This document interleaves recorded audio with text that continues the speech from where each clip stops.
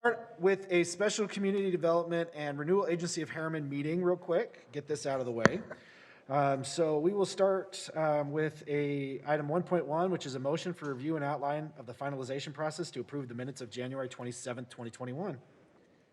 Mr. Mayor, I will make a motion to have the minutes of January 27th, 2021 be prepared and distributed to each member of the redevelopment agency board.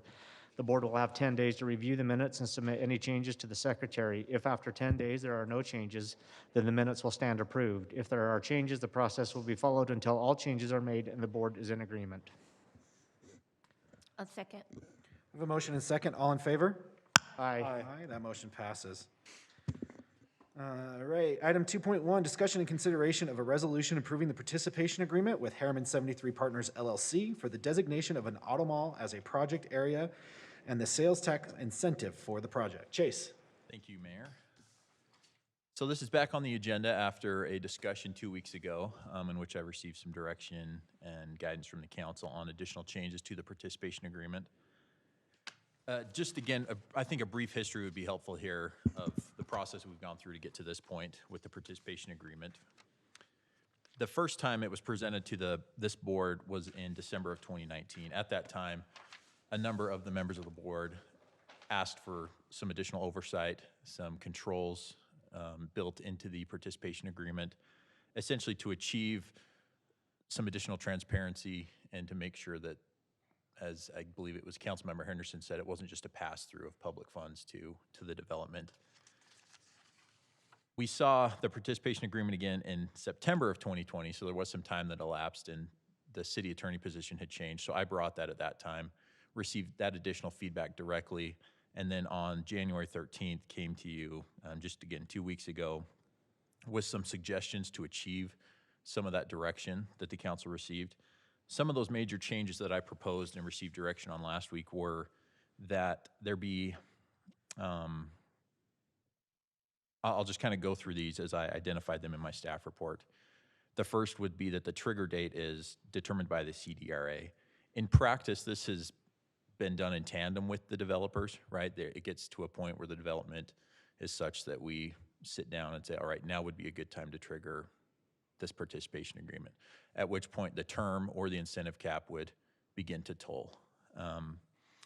So that has been added and is included in this participation agreement that you've seen in your packet. The second item was an incentive cap. At the last meeting, we discussed briefly, and I believe it was Mayor that brought up a potential incentive cap of 15 million. We didn't have a lot of additional discussion on that. It was kind of at the end of the meeting. So we can discuss that again today. I have included a proposed incentive cap of 18 million, and I justified that based upon some of the figures that I provided last week, some of the studies that we received from GSBS as well as from Zions Bank, and looking at the potential cost of public infrastructure as well as the direct incentive to end users, be those car dealers, service stations, those types of things that are anticipated to be developed within that area. Chase, I got a question for you on that real quick. Was that a number that you came up with through your own efforts, or was that done in conjunction with Herriman 73? That was my own efforts. Okay. And they have reviewed this draft participation agreement and had no feedback on that particular cap. And again, that was based upon those studies that we have reviewed, as well as some of the figures that I was able to review from Draper, who had recently built a much smaller, quote-unquote, auto mall. I believe they have 2 or 3 dealers within like a 30-acre development. And so that number is actually smaller than the incentive that was provided to those Draper dealers. But again, as I identified last week, our location is different. The circumstances with our development being larger, the potential for a greater number of dealers changes, I think, that incentive cap slightly. The third control, or the third item that I built into the participation agreement based upon the direction from the board, was that the participant will be required, I'm gonna go back really quick. I wanna touch on one thing related to the incentive cap. And that was the division of that incentive cap. So one of the things we discussed last week was, and this is something that, again, Councilmember Henderson brought up, why wouldn't we pay this just directly to the end users? In looking at this particular development, it's similar to what we've done with Anthem. The developer and the end user are different parties, and the developer has upfront costs and public infrastructure costs that they bear in order to make the development suitable for the end user, right? That's consistent with what we've done in other areas, including Anthem. So in that light, and I believe I received direction on this, was a portion of the incentive cap go directly to the developer for those public infrastructure costs, and the remaining portion go directly to the end users. But we allow the developer, or the participant in this case, to commit those funds to the end user so that they be paid by the CDRA directly to the end user, who, again, can commit those. The split on that was 40% to the, and this is what I'm proposing, 40% to the developer, and that covers essentially the costs of the public infrastructure with a contingency of about 10%. And then 60%, the remaining amount, to the end users. So that leaves about 10.8 million of that 18 proposed incentive cap for the end users. Any questions on that split? Sorry, I glossed over that when we were talking about the incentive cap, but I think that was an important piece as well.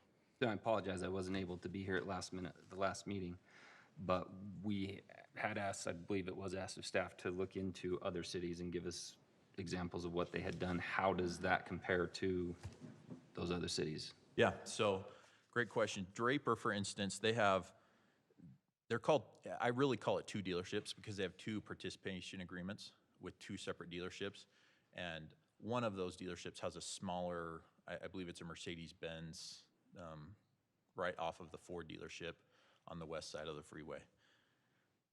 So in terms of their participation agreement, again, it's just with one party for about 15 acres of land. They received $3.1 million over 10 years, a waiver of all impact fees. And I wasn't able to calculate those impact fees, but I imagine Draper's are a lot lower than ours because their development is further along. But I guessed maybe about $200,000 for 15 acres of commercial development. And then the city actually paid $200,000 for road improvements within that development. So about $3.5 million for one of their dealers was the direct incentive that they received over a So they didn't give money to the developer with this percentage? In that case, the dealer was the developer. There was no different ownership there, so. So that's the thing that I have heartburn with this on, right? And I don't know if it's too early to go there, but I don't want to, if you're Sure. No, I think. talking about this particular issue, what I have problem with this fundamentally is the way this was proposed to us, looking back through all my notes and everything, it was, if we want to have an auto mall, we need to pledge sales tax money. That's the only real lever that this city can pull, right? 'Cause we don't have property tax, those kind of things, unless we're going to do a property tax CDA and get the other entities involved, which I would propose is what needs to be done if we want to pay for infrastructure. That's the way that those things are done. The sales tax was the incentive to the dealerships. They're going to expect a sales tax incentive from the city. And we said, well, yeah, that makes sense. We would do a sales tax incentive for the dealerships. It was not to build infrastructure for a separate developer and give them the money and then let them try to use that to incentivize the dealerships. So just from a fundamental point of view, like this is straying into an area that is not what we originally set out to do. And I think is kind of dangerous. If they were one and the same, then that's easy, right? They're one and the same. Here you go. We don't care what you use it for. That's the incentive. That's what we pledge to it. But that's what we've done here is said, we're going to pledge the sales tax. That's the only thing we can do as an incentive to get dealerships here.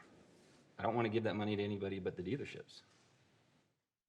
Like if we want to help with infrastructure, then we need to do a regular CDA, get the school district and the county to participate in that. We now will control the fire district and the police, the public safety district. Like we can do that if we want to or need to. Like that's what should pay for infrastructure, not the sales tax incentive that's supposed to get the dealerships out here who, by the way, we don't have any. They're not on the line. They're not, knocking on the door saying, yep, we'll come if you give us 100% of it. That's not, how are we gonna get them if we give half of it away to build the road?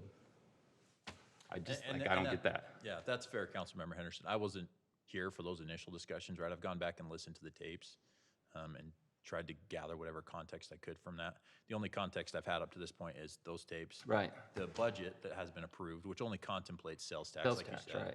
The interlocal So, agreement. and here's the thing, is at the time, I get that we had the county was not exactly working with us on these sorts of things at the time, but now I have different people in those seats who are a lot more receptive that make up the majority where that could be done.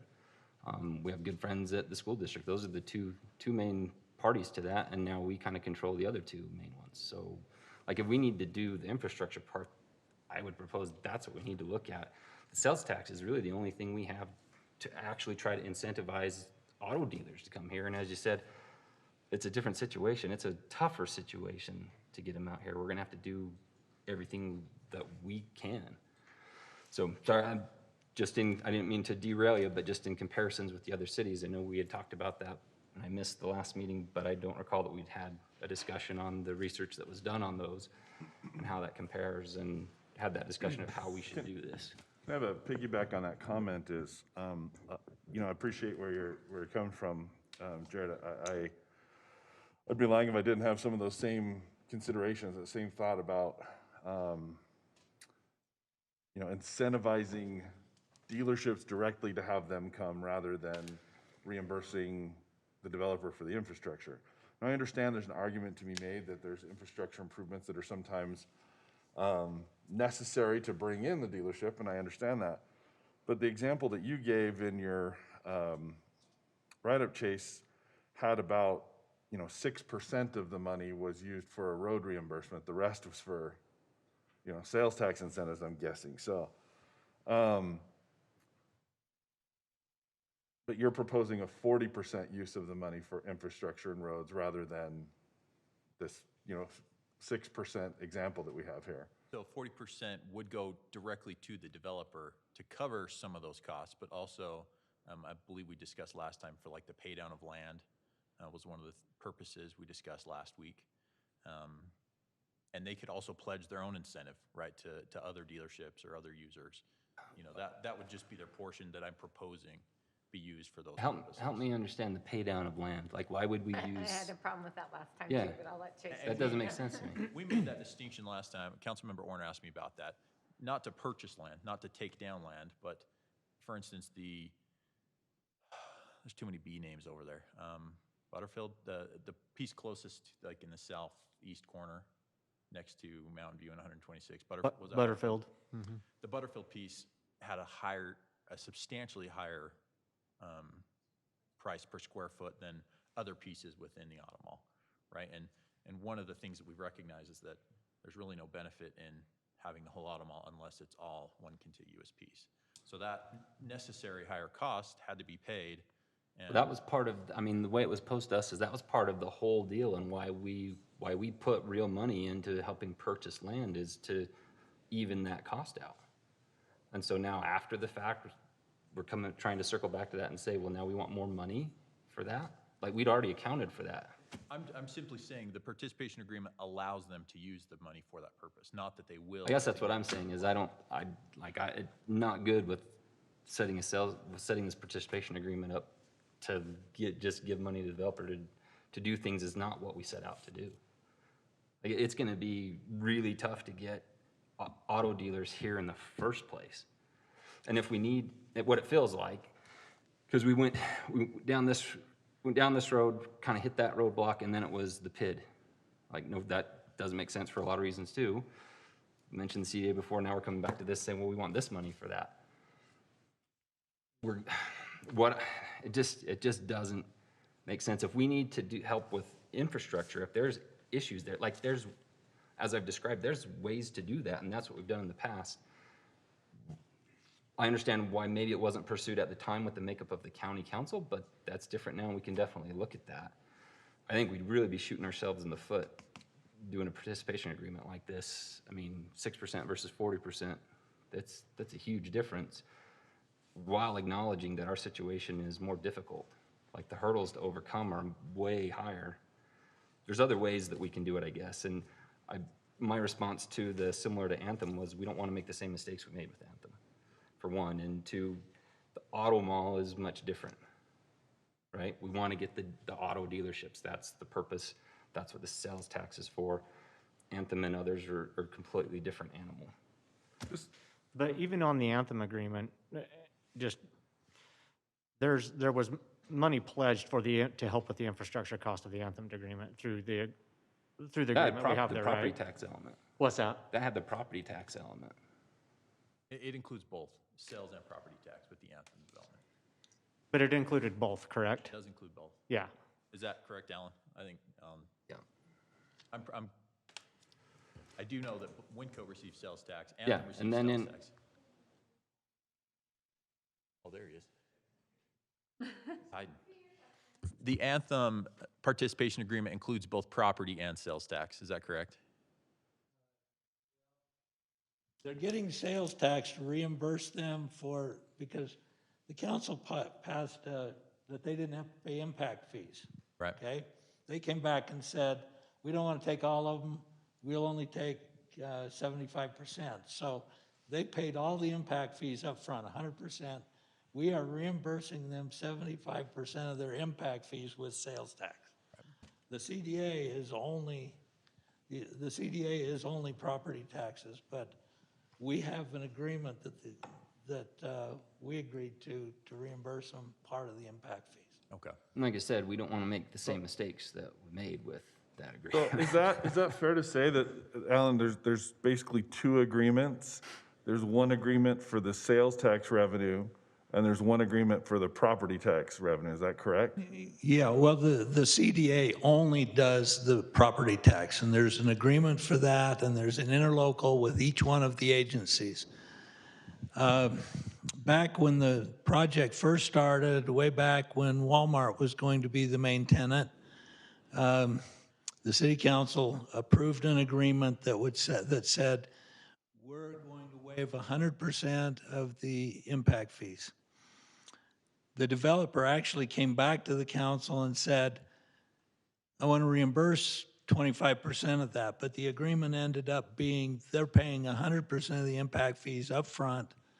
As we collect the sales tax on their development only, they get it reimbursed until they get back to 75% of it. So there is, yes, two separate agreements.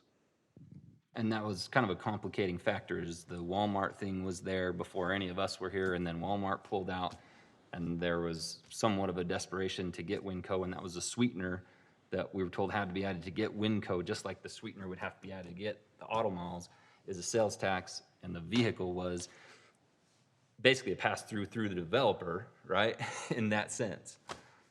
But my understanding too on the Winco is that I guess you can call it whatever you want. We simply matched the offer that they were going to be getting in an adjacent city in order to do that here, so. Well, That let was a me just competitive back up a thing little after bit. last- There's actually three agreements, because there's a separate agreement with Winco than there is with the rest of the Anthem development for sales tax. Winco is getting part of their sales tax back, but they paid the full impact fee, and, we agreed to give them $400,000 of rebate on the sales tax to equalize the cost of their property here with the one they had in South Jordan. So there is a separate agreement with Winco, then there's one with Anthem for sales tax, then you have the CDA for everything, so. So, Alan, just a clarification then. So basically, when you say equalize the property cost, explain that a little bit more. Well, they had agreed to go into South Jordan already. They were making plans to go there. Our property was a little higher. Our incentive was to say, we want to make the cost equal here to what it is there, and then they chose ours over that. The whole incentive to Winco was to bring our costs down to what they were paying. But what At you're, that what point- you're saying then, Alan, is that we used sales tax money to bring down the cost of the land. Right. And it was at that point, right, either And that was the only lever the city had to pull after doing all the infrastructure stuff. That was already done through the regular CDA. And it was just the way that all of that was structured already and the deal that the developer had worked out, that we use sales tax as an incentive to that number to get Winco here. That was the incentive, whether it was in the form of land or infrastructure, whatever, that was the amount as the incentive to the end user, however it got to them. Right. At the No, end, we I get there. totally get that. But my point, really, my point is that that's essentially what is being asked for here. I disagree. It's essentially the same thing. We're It's a pledging little bit- sales tax dollars. It's different, because I think there's two things. We have a precedent that says we will use sales tax as a way to bring down the net cost of what the land is, right?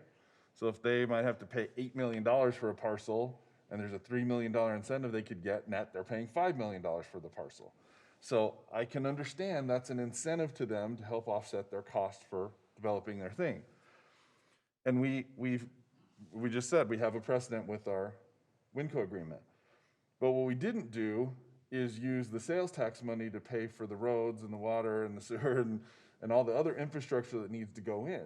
Without an end So- user and on that- the And I line. think, and I don't want to put words in Jared's mouth, but I'm speaking for myself, and I think this echoes his concern is, we want as much money as possible out of the sales tax revenue to go to the dealerships to incentivize them to come. And that there are other mechanisms that can be used to help pay for the infrastructure, reimburse the developer's cost for infrastructure, which is more of a typical, CDA with, TIF money with all of these participating entities through interlocal agreements, right? And so I think that there's different levers to pull for different things. And I think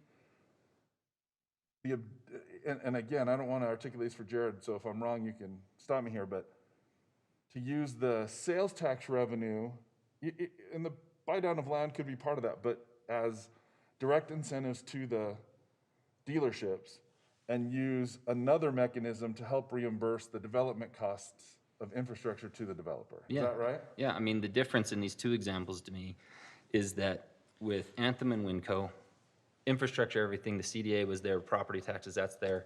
The anchor end user comes in and says, we need an extra incentive, right? And we said, we can use sales tax as that incentive to get that end user that's on the line to lock in the deal. And we said, that's the amount of money we're gonna pledge from that source. It doesn't matter what it was, how it was used to pay for, that was the purpose. Here, that's not the purpose. We're saying we're going to give up nearly half to the developer for the infrastructure stuff, which greatly limits us to be able to get the end user. There's no end user on the line. There's not the anchor tenant. To me, this discussion would be different if we had the end user. If just Larry Miller Group or Ken Garf or, whoever they are, right? If there was that end user coming in like Winco and saying, we will sign on the dotted line if we get X. And they'll say, if we can give them X, great, let's give them X and you guys can figure out how to do it. But that's not the situation. Yeah, and the other part too is in your example, Chase, that it was a $3.5 million incentive to get one dealership in. I mean, if we're talking 6 or 8 dealerships, we don't have enough to give them all $3.5 million. Well, right? I think that was quantified by the fact that getting somebody next to I-15 is quite different than the location we're talking about. And I think commensurate with that is probably a we different need more. level. Yeah, it might be more here than No, I don't 3.5 think million, so. right? And to they get bore the somebody quick. development costs in that example that I So described. what I'm saying is if the infrastructure is an issue and we want to look at doing a CDA with property tax, then we need to do that way. We'd be shooting ourselves in the foot to pledge the sales tax to the infrastructure, and then we have nothing to incentivize the dealership.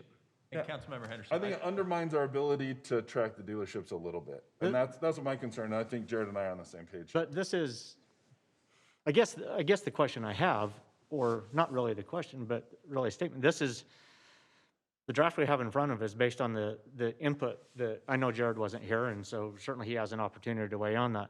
But the information that he received from us is what's in front of us, and now what I'm hearing is that you're not okay with that. But that was the direction he got from us 2 weeks ago. As far as me, to speak for myself, I responded to that and said, I don't want to make the same mistakes. I mean, that was the issue. That was what was presented was, we want to do this similarly to Anthem. And I said, I don't want to make the same mistakes we made there. I'm just saying that what we have in front of us to consider tonight was the direction that Chase received from us 2 weeks ago. But I'm hearing that now that's not, that wasn't the case. I'm just trying to understand where there's been a change, because you were part of that discussion 2 weeks ago, Steve, and I felt like we had a very productive conversation that night, and we really came to really a lot of good consensus on that. With the four of us that were here. Again, I recognize that Jared wasn't able to be here, but even that's if- not part of what I'm hearing right now. And so that's a little bit frustrating. Even if I were here, Clint, I mean, I've looked over all the information after that meeting and disseminated what's the result of that.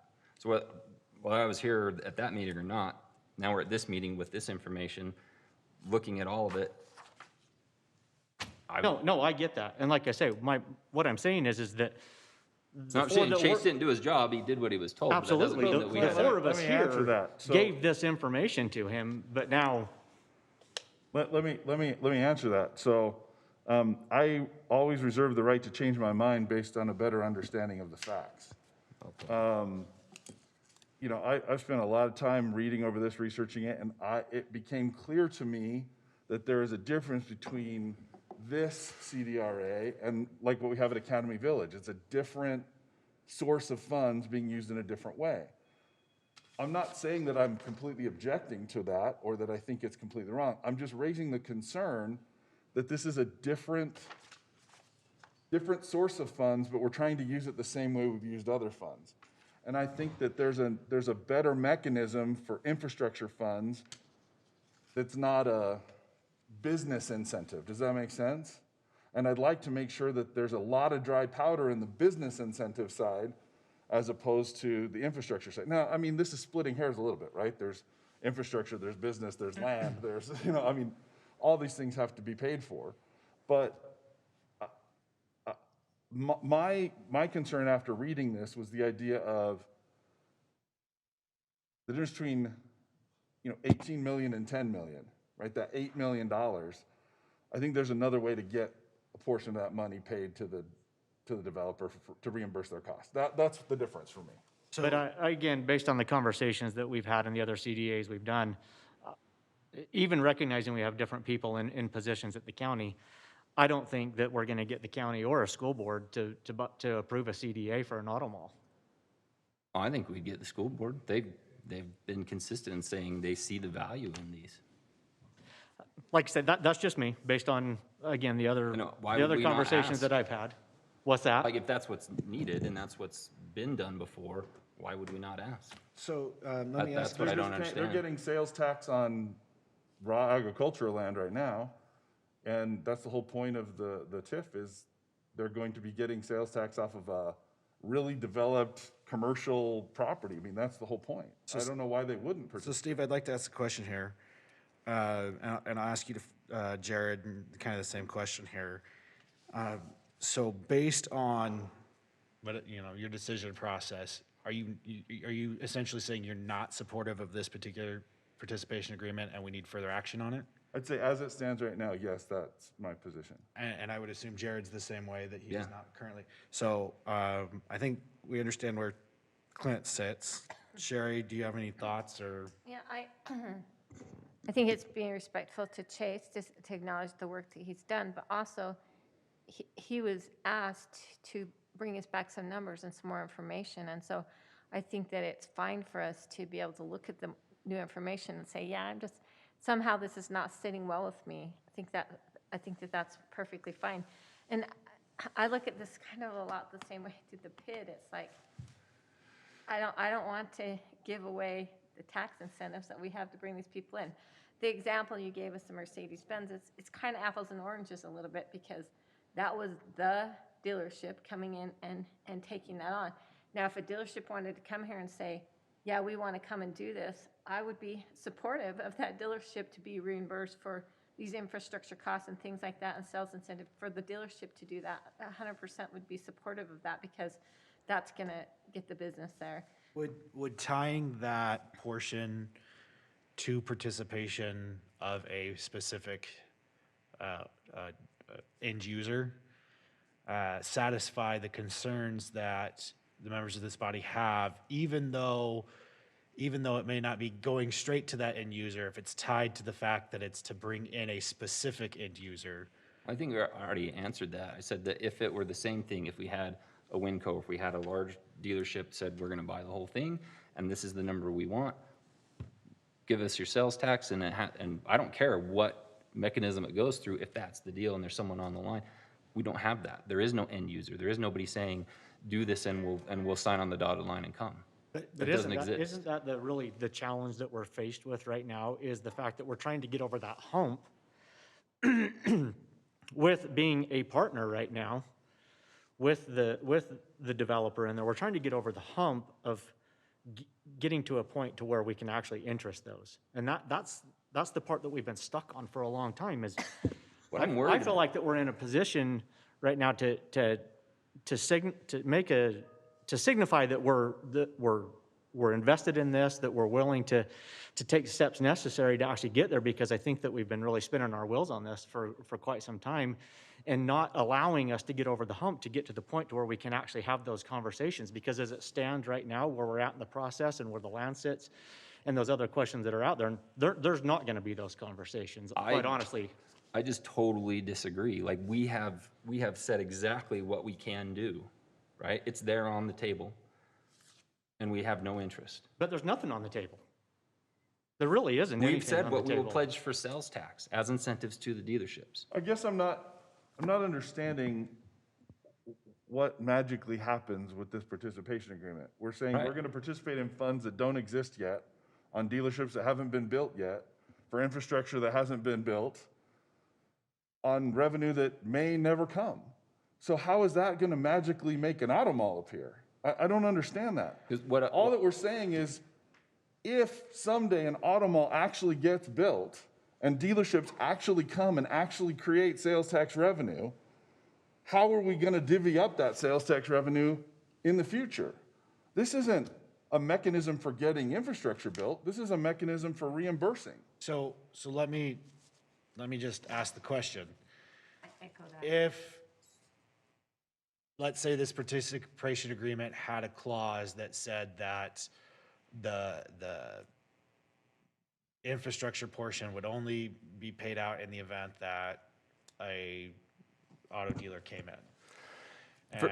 And that allowed, and so that if an auto dealership never came in, then that portion would not ever be sent to the developer. Would that satisfy? If they don't come in, the other portion doesn't matter either, right? Yeah, It's all on the count, right? I'm just trying to make sure I understand, and part of my question is, because I think I'm clear that this particular item is not going to pass in its current state.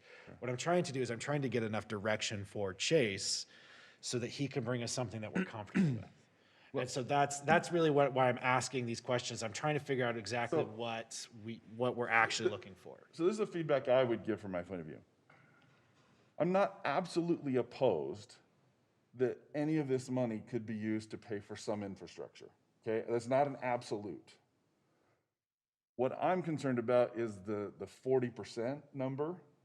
And again, it's not necessarily 40% for infrastructure, because it says 40% could be used for infrastructure and land pay downs and stuff. I guess I'm just uncomfortable with up to 40% being parceled for infrastructure reimbursement. That's where my concern is. What would you be comfortable with? I don't know, I gotta think about that a little bit, but the example we have is 6%, maybe that's a little small, maybe 10% is a reasonable number. I'm just spitballing here, I don't have a good number, but something where there's a carve-out for, infrastructure reimbursement, there's a portion that could be used for either land buy-down or, incentive to the dealership, right? And then there's, the biggest portion is made as direct incentives to the dealership in any way we can. So does to that make answer your sense? question, David, and I think it's a good point, right, is one, so what direction can we give, not just to Chase, he's the attorney, our economic development team, the developers, they need to know what to look out. For me, one, unless I missed it, I went back and, scrolled through the meeting last week and tried to pull out bits. I haven't seen like the information that we asked for as far as detailing what other cities' agreements with these have been. I think some So of that that we- was in the packet sent out. Okay, so I must have, like I said, I must have missed it as I kind of skimmed through, but I think we should kind of have that again. As far as what would I be comfortable with, is when it comes to sales tax, without the end user ready to sign on the line, I won't sign off. Personally, I can't sign off on anything. Okay. Right, because then you just get into the ifs, ands, or buts, and like, it's pointless, right? If our partners are coming to us and saying, well, we want to use some of those CDR, historic CDR, CDA, whatever we call them now, levers to help with the infrastructure, then let's look at those, right? But from going back to these dates, December of 2019, September of 2020, we've said, at least looking at my notes, I've been kind of said the same thing every single time is, why would we give the sales tax money to the developer? That doesn't make any sense. And we keep coming back to it and back to it. So if the key issue is that they need help with the infrastructure, they can't pay the impact fees up front and be reimbursed, which is what's typically done, right? If there's some sort of capital need there, then that's what needs to be addressed. Yeah. And we need to look at the ways that we can help with that, right? Which is going that route, which we just haven't done. It hasn't been done. I've not been a part of any conversation in that regard. The only thing that we've talked about with sales tax in this regard was the incentive to the dealerships. And honestly, there just aren't any. It's almost like, not almost, it is an ability to get additional revenue from other interested parties, the property tax revenue recipients, to invest in this, as well as us investing in the sales tax revenue from the city. It brings in more partners to develop this auto mall. And I think it provides additional capital to our partners to say, look, we've got now a capital source for the infrastructure, so now you're free to use this money Right. to really incentivize the dealerships. Use 18 million, ride it all out, instead of a portion of that having to go to them to build a road. I think that's where the fundamental issue I have Yeah. is I want dealerships incentivized so they come. And I think it's key. Okay. It's key for me to articulate that that's the purpose of the sales tax. And I think we've mentioned this in kind of the last real discussion we had about the auto mall, was that we were concerned that there might be capital issues, and the pieces that have been sold off so far are not auto mall, right? Potentially a restaurant, if COVID goes away at some point, we can get going, might be a sales tax revenue, but the other two uses aren't sales tax revenue producing. Those And are we all had a part of the whole project long area. discussion on making sure that that's the case. Those And are all- those areas have been included in the auto mall area. I'm sorry, Chase, what was that? So those are all part of the project area. That's what I and just would said, they've been generate sales included. tax towards So this. this is what I think is important for me to articulate. What concerns me, is the red flag about this for me, is that what this says, if we're going down this road, is that the sales tax is the low-hanging fruit, that if we agree to this, is easy to get back on those initial items, and that's all we're ever gonna get is those small things that come in, because we're using that money up front for those to just piecemeal this along, and we'll never get what was intended, the auto mall, right? We had several discussions on whether even to include those areas in the auto mall area or have them excluded. We'll include them, but that's a real danger to me, a real red flag with this request, and the way this keeps getting pushed, is that this is the low-hanging fruit we want to use for those immediate things that are not the auto mall. All right, so just a couple things. One, I have a quick question for Chase. When you made those calculations, did you look into the fact whether or not the land around, or the land that those dealerships in Draper were using, was already developed with infrastructure? So there were already public improvements around there. So the and public some- improvements were already in place? Some of that $200,000 that went to the Larry Miller Group was for additional improvements in order to facilitate the But there was, development. there was quite a bit of improvement already there? There was. Okay. They had to build a stem road between the Mercedes and the Ford dealership Okay. to get access points. Just a question to make sure that when I'm looking at this, I'm comparing, improved land versus unimproved land, like understanding what we're looking at. Second thing is I think we've tried to give some direction. I would recommend, since it does not look like this item will be approved tonight, that we table this allow us to go back to try to make some changes, see if there's another item that might be more, or another process which might be more appropriate, but still allow this particular item to sit out there so that we can bring it back if is needed. But at this point, I don't think we're going to get much further than we have tonight with our discussion. So I'd recommend a motion in that manner to table it without date so we can move forward. So moved. Second. Okay, all in favor? Aye. Aye. All right, so that item has been tabled without date. We would ask staff to work with the applicant to find the appropriate course moving forward. All right, with that, that was the only item that we had, so I'll accept a motion to adjourn the Special Community Development and Renewal Agency meeting. So moved. I have a motion from Sherry and a second from Clint. Sure. All in favor? Aye. Aye. Aye. Thank you very much. We're going to move straight into our city council work meeting. So the first thing on tonight's work meeting is a review of this evening's agenda.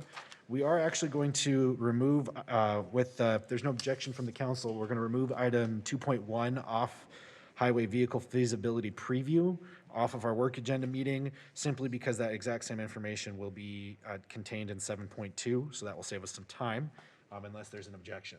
No, just to clarify, because I know we have a resident here that's here to listen to that, but the reason is just so you don't have to hear it twice, so we can move along with the business.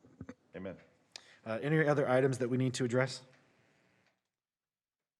Any future agenda items that, sorry, go ahead, Clint.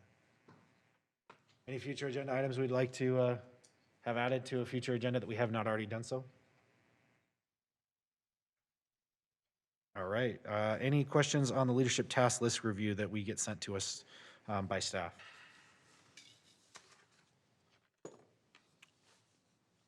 Seeing none, so we will continue to move on. By the way, staff, thank you very much for those. Those are very helpful. We appreciate it. So we will move straight to 2.2, discussion and creation of a council subcommittee to recruit a city manager. This is our item, so what do you want? So I'll just echo, because I think I'm the one who kind of started this conversation, is making a lot of thoughts in a succinct fashion here. I believe that it is the city council's responsibility to hire the city manager.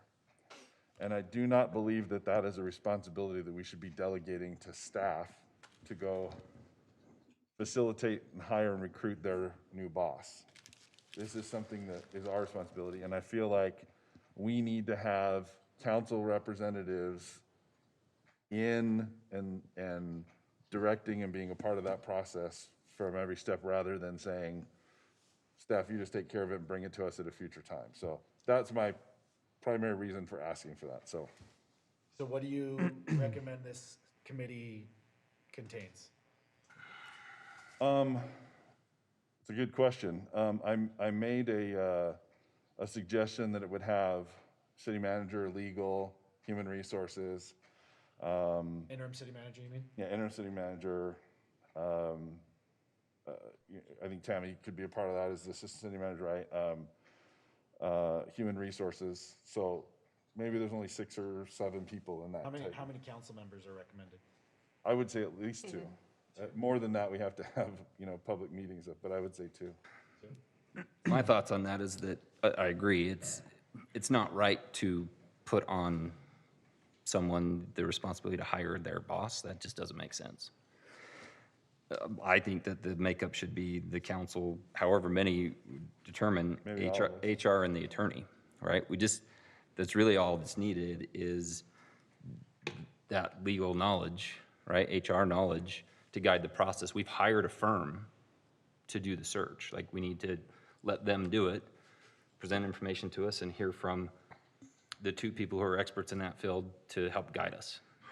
I would agree with that. Only the thing I would say is I think it's fine to notice meetings if we need to notice meetings. I think anyone on the council that wants to participate in that should be participating in it. I agree. Well said. A couple of thoughts on that. I mean, obviously, I agree. I think that we should be involved in the process, and you know, I have been involved in the last couple of weeks of those meetings. I think it's been helpful. I think that as we do more of those, it'll be able to allow us as a council to have better discussion. Because I'll just be completely honest, I don't think that we're getting what we paid for right now. And being part of those meetings over the last couple of weeks and seeing the progress reports that have been sent out week after week for a large national firm that has the reach they do and the expertise that they do, there's been minimal changes in those weekly reports that have been coming out. I think that a lot of the actual quality work that's been done has actually been done by our staff. In terms of the brochure that was designed and sent out, I know our staff did most, if not all, of the work on that. So again, I think we need to obviously limit staff just because of the things that have been mentioned in terms of, you know, this person will come in and be appointed by the council, but will be directed over them. I need to limit that, but I think we need some of the expertise of our staff in there because, again, they're the ones that on a day-to-day basis have to keep this process moving, quite honestly, because we can't be here all the time as council members to do that. In order to keep it moving, in order to honestly keep some of that pressure on to make sure that things are moving, I think we need a couple more of our staff in there to help allow that to do. Certainly, there's the legal aspect. I think when it comes to HR, I think that we can reduce that down to either Travis or Tammy, because Tammy is actually over HR. And so I think that we can reduce that down. And if No, we, Chase not. is It's- over. I mean, sorry, Chase says, communications, my apologies there, but the communications piece of that I think is very critical in it right now. And again, not limiting, the one thing I have to obviously make sure is that we're protecting the process, and so that if any of our internal people are interested in being part or considered for that, then those people obviously can't be part of it. That would be an unfair advantage that we're doing it. And I think that those conversations can be had, but we need to have probably just a little bit more staff, and maybe it's only one more staff, maybe it's two more in there. Again, I don't. If I might articulate just one thing about that, Clint, and I want to make sure that this comment is an and to this discussion. This isn't the reason for this discussion, okay? I want to be very clear because I'm appreciative of our staff, the hard work they do, the quality materials they produce, the time and effort and thought process that goes behind what they do. What I'm concerned about is there is a difference of expectations between the hiring firm that we recruited on how they go about their process and our staff's idea of what that process should be too, right? And so my concern is that there are expectations of the number one recruiter in the country to do something different than what their normal process is. But there's also a point where they've agreed to provide certain and produce certain things for us that they may be falling short on. But as the ones responsible for not only authorizing their hire, but they're looking for the candidate for us to hire to make that decision about. Thus, I think we really need to be involved in the process more. We need to engage ourselves in it. So I that's absolutely really what it agree is, with you, so. Steve. I absolutely, and like I say, I'm not saying that, I hope my comments weren't construed to be that I wanted to push that responsibility to staff, because I'm not. I'm just Sure, saying. and I understand where you're coming from. I'm just saying that on a daily basis, we have to have some staff involved, and I just don't think it's fair to put it on just one or two to try Be and able to keep. receive updates and communicate Absolutely. things. I understand. I think there's a But responsibility. I don't know that I necessarily agree with that, because that's why we've hired the best firm in the country. Like, we need to let them do what they do, and if in the end we decide that it's not what we wanted, then we make that decision, but we have to let them do what we hired them to do. I agree. We have to We let can't them do what they micromanage them do. and tell them that we want them to do it the way we do locally, even though we've hired them to do it a different way, But at right? the end of the day, I don't want to get through a whole process and then say, we don't like what you did and have to start over. That's why I think that we do need to be involved in how the process goes and I to think make sure that they are meeting the expectations. I'll give you an example. There's a couple of people listed on the weekly progress report, and have been since the start, that are listed as in the pipeline. And I can tell you, because I've had conversations, that I have went directly to a couple of those people that are listed in the pipeline, and those people had no clue what I was talking about when I said, have you had any conversations with the firm Robert Half? So those are the types of things that, for me, just kind of raises a flag to say, we've got a person that's in the pipeline, which again, when you talk to them and they say in the pipeline, they're having conversations, they're moving them through this potential process of them becoming a candidate. And I can tell you there's people on that list that have not had a single conversation with Robert Half. Well, and that's a real concern. We need to clarify what that status means, right? Right, but- Have they contacted them? How much a contact? Was it a phone call? Was it an email? And what But progress? don't you think that's I don't know our what that means, responsibility yeah. to clarify Right, we that, need to not get on staff's that. responsibility? So Right. If we're not doing any work, yeah, we got a problem. We need Right, to and hold that's accountable. honestly my concern. So I'll give you a similar example. When I was running a department, that was a large part, my main part of my job was hiring people, and I had to report to New York on my progress. And on that progress report was names of people who I had gotten their resumes from the university, and I've filtered through those resumes and pulled those out, and I put them on the list. I haven't talked to them yet, but they're on the list because I've gone to those, found those, put them there. I'm going to talk to them, right? Then when I have the talk with my supervisor, then we talk about each one in turn. The supervisor is us. It's this body. We're the ones hiring them. I don't think it's fair to put that on staff and say, we want you to manage the process. That's why we hired this firm. It's us. And to me, the only people that we need to, I mean, and if we need to consult staff along the way, great. But I think the only two that need to be involved, like in every one of our meetings, is HR and legal. Well, just like that list that you're talking about, I've never seen that. Right. And The what? the list, the update you're talking We about. just got the update in an But my email that point is, last I've never weekend. seen it. They've been pushed out a couple of times by staff. To us? Yes. To the whole council? Yes. Okay. Yeah, I've missed it too. I It haven't comes seen with it. the leadership task list. Oh, got you. kind of buried Okay, under there, yeah. Okay. Anyway, I just think it's our job. I think that we need to own it. I don't think we should have staff having to manage it. I think it's our problem, our responsibility to take it and manage it and run with it. If we have to have a meeting and we say, you're the chair of this because you have time to run it every day, then that person can do it, but I think council should own it. And if there's a Don't difference in disagree. expectation, that's our fault. Like, we need to talk with each other and say, this is our expectation of the firm. Yeah. That's how I feel too. So, still looking for direction. My suggestion would be HR, legal, and again, as long as it hasn't changed, our interim city manager is part of the three staff. And then, again, as many councils want to, I'm just telling you, I've been involved and I want to stay involved in the process. I think that's entirely appropriate. So I agree with you, Clint, at this point. I would say that HR, the HR manager specifically, because even though HR might report up through legal, HR has a specialty in that field, and so I think it is appropriate to have the HR manager specifically. Our city attorney, our interim city manager, and then any council members who wish to join. And I might even say we name all 5 members of the council to this committee. And Does anybody not want to participate? And if you can't, yeah. I think the challenge is, especially for staff, is when it comes to noticing for the meetings and stuff, I think, again, don't want them to have to go through the effort to notice if we don't need to notice. Does that make sense? Sure.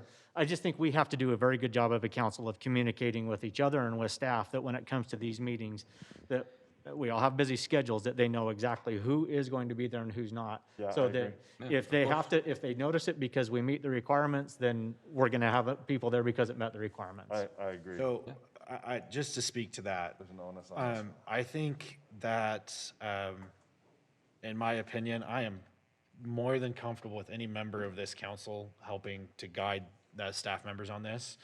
I think this would be a particular group that I probably will not attend very regularly unless there's a specific issue that needs all of our attention.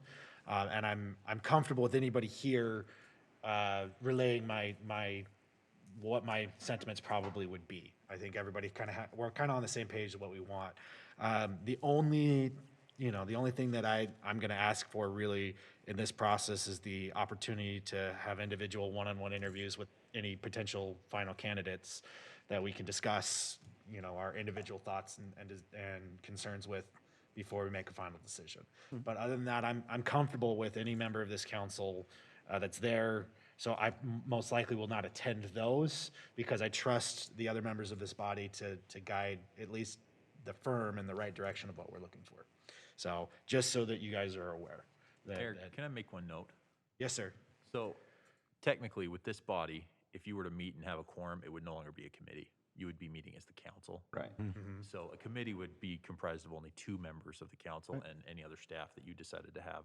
So that would just be my direction, is if you're Anytime going there's 3, forward- it's a quorum and it's Yeah, a, if you're going forward with the assumption that any member of the council can come to these meetings, it would no longer be considered a So committee. are we so let me ask the council members this. Are we expecting,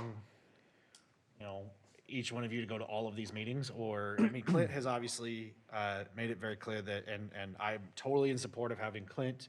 If we have one other member that is confident they would be able to be at all of those and participate, I'd be happy to support them, and then just having it as a committee, and then if something does need to come to council, those 2 members can bring it to the council. So I guess the I think- alternative, it's either a subcommittee with 2 members, or it is a We're doing it in council. special work meeting that the council's having, right? One or the other. And I'm comfortable with either designation depending on how many council people want to. Frankly, I think participate. a council or a committee is more appropriate because we're looking for direction to the hiring company, not looking to make a decision right now.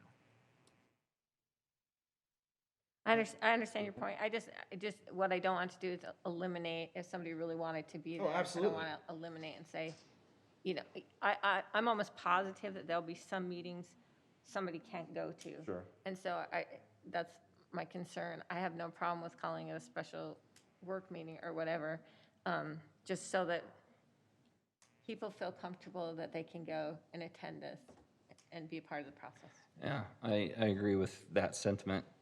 And I understand the difference between the two. Personally, I want to be involved. I look at this as one of, if not the most important decision that we will make. I am in agreement. And I don't want to miss any of those conversations.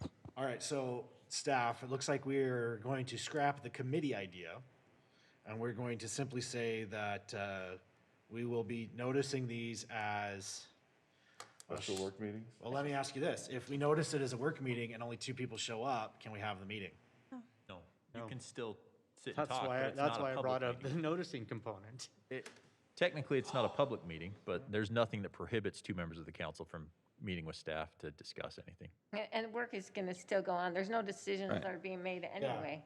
So maybe Doesn't I, matter. But we are putting, we are Work meeting asking, at the best, right, which is a non-actionable. we thing. are asking more of our staff in order to proceed. Again, It's I'm true. fine either way, but we are asking a lot more of our But I staff. think it would Here's be, the- I think we just need to know if one of us can't be there. So it sounds like all 3 of us, Clint and Jared and I, and Sherry, want to participate as often as we possibly can. And there may be times where we can't. So we set it up as notices as a work meeting in advance. And then if we find out a day before, we can cancel it. if Jackie wants to weigh in. So on those meetings, you're only required to have a 24-hour notice. So if you just decide the following day you wanted to do one, we would make that time. However, if you're going to talk about direction giving to the firm that you chose to hire, that is an open meeting that cannot be conducted during a closed session because you wouldn't be talking about a specific person's qualifications. I would expect that all of these meetings are probably going to All end up these being open. open, yeah. Yeah. And that was a, Into hiring and interviewing, that Yeah, might be. that's when I feel I'm probably going to step more into that process is when we're looking at actual specific candidates. Can I ask a question then with regards, and honestly, Chase, I'm going to look at you on this, legal, and you can represent an HR. Going through a process like this, do you see any potential issues that can arise by going through this type of a hiring process in an open forum? So, yes. Yes is the short answer, right? And it's hard to articulate what all those potential issues could be. And it really comes down to what it is that you're discussing about the individual. right, well, it doesn't, well, I guess maybe we need to clarify expectations, because what I envision this as is one, as far as the noticing part, say for other boards that I'm on, we have committees. finance committee, or government committee, whatever, and it's noticed that as a public meeting, because even though the board members who are designated to be on that committee don't constitute a quorum and make it necessary, any board member is welcome to be there, so they just notice it every single time, right? Yeah. Just because that's what the rules are, right? I don't anticipate us having open discussions about individual people. If that's going to be done, then that is a closed meeting. This is just the company that we've Yes. hired telling us this is where we're at in the process, Yeah, general process stuff. And I think, as a matter of fact, Chase, you might support this or not, but I think we should probably refrain from talking about individual names in an open meeting. Yeah, that's what I'm saying, is that wouldn't happen. That shouldn't happen. That's part of the actual interview process. This is just general stuff. Right. Right? This is more the liaising with the recruiter. There is a whole different My understanding, part of the process when we get to interviewing people. but my understanding is, being on the last couple of calls, is that we will get to that as part of the process, as part of the people that they have moved to development as potential candidates, and they start looking for that input from And us. that's perfect. If they And want to so- discuss individuals, then we do a closed meeting because we're discussing individuals. You can generic that kind of stuff so easily. Candidate A, candidate B, candidate C. We can do very generic on any of that, so we're not specifically naming an individual in a public meeting. No, I the mean, challenge in think- that is that that's not how they're displaying the information when they're going through it. Well, and that's something we can communicate to them, that we would like to participate in that, and because we are an elected body, we err on the side of transparency. So if people want to know what's going on, people can know what's going on, but I want to know what's going on, and I'd like to be there and to be able to participate in that. You want to be there, Jared wants to be there, and Clint and Steve wants to be there. So I don't think anybody should be eliminated that process because it has to be noticed. I think that the direction to Jackie would just simply be notice all these meetings. They just automatically get noticed. That way she doesn't have to go, oh, should I notice it or should I If not? we fall short of 3, we just have a meeting. Yeah, and which is all we're having anyway. No, my comments are only to protect the integrity of the process. Right, and if, That's only what I'm concerned about, is If they making sure that we protect that for the city and for the potential candidates themselves, too. Absolutely. if this firm is as good as they're supposed to be, they'll have experience with this, right? Yeah, And if they haven't, they should be able to adapt to the simple distinction between discussing an individual and discussing generalities. yeah. and- One piece of legal advice too, maybe for the council going forward, is there is a way that you can discuss individuals in an open meeting. And in fact, there are a lot of cities that do their interviews for these types of positions in an open meeting. And then the deliberations for that person are shifted into a closed meeting. And so that, again, that it can be done appropriately, and that's something that you can continue to discuss and work with Robert Half on that. Like, as Councilmember Smith said, it will get to that point eventually, right? Where Yeah. individual names will be brought up, and there is an appropriate way to do that without creating liability for the city. I love it.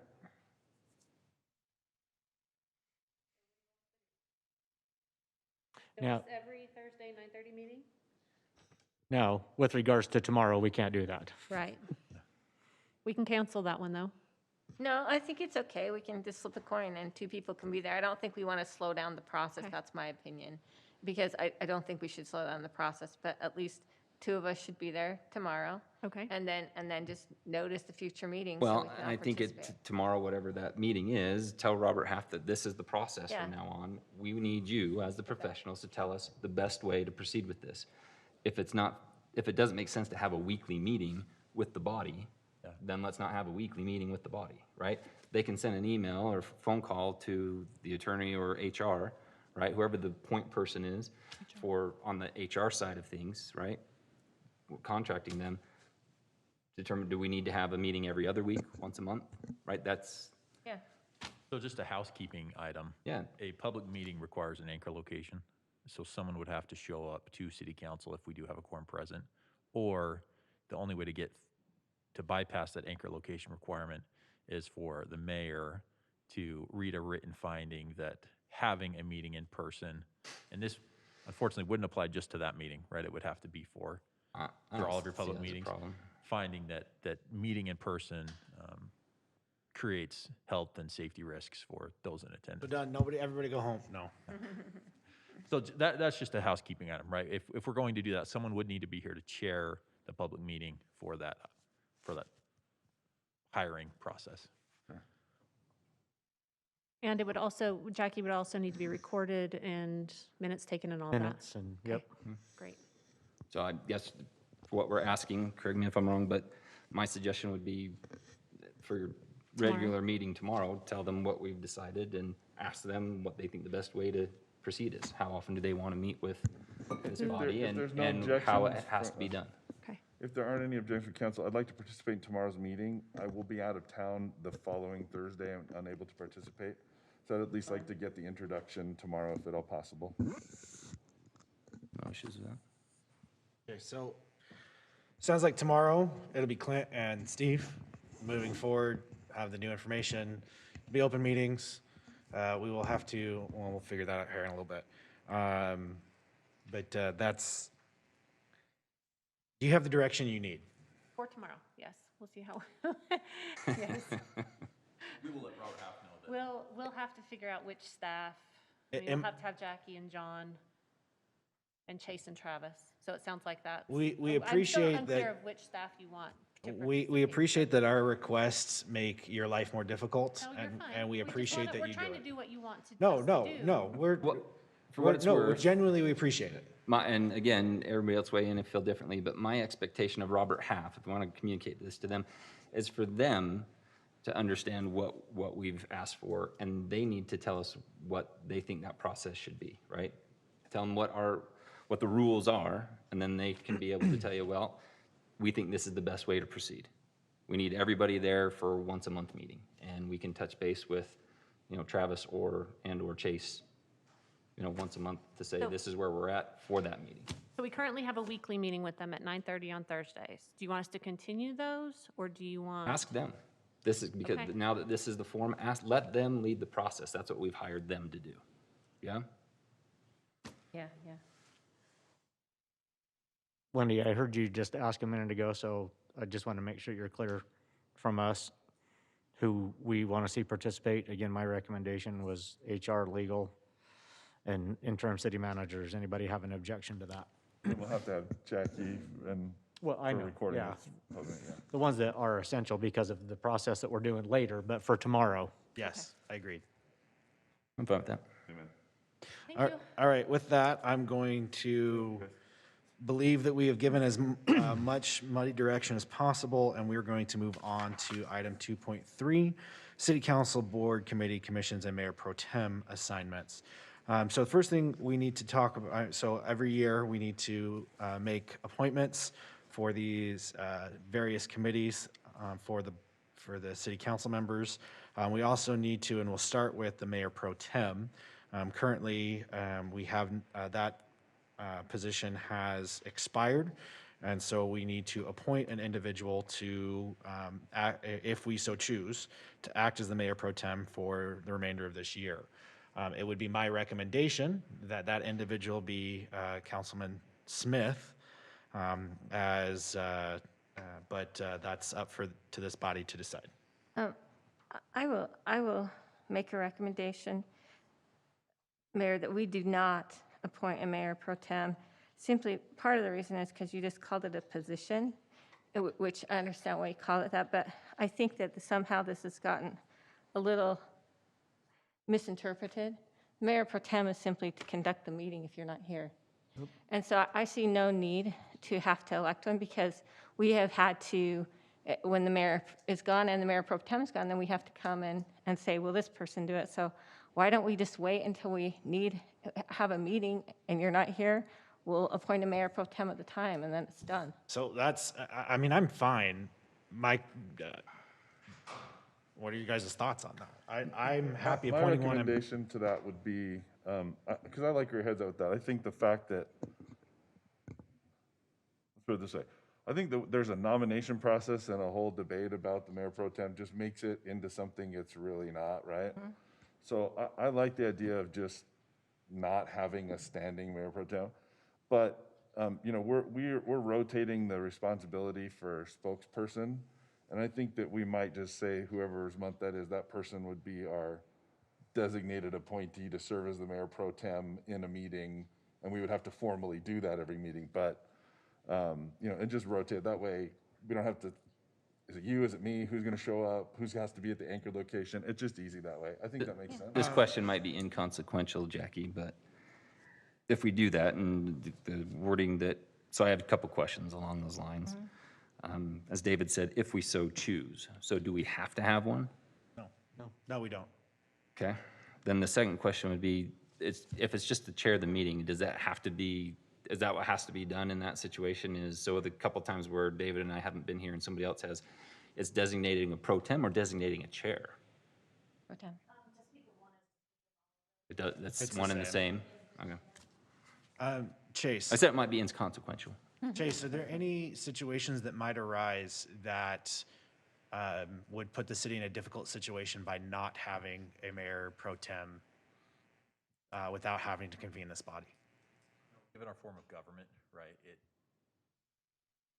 have to have like a deputy mayor, or in this case, a mayor pro tem, to fill in.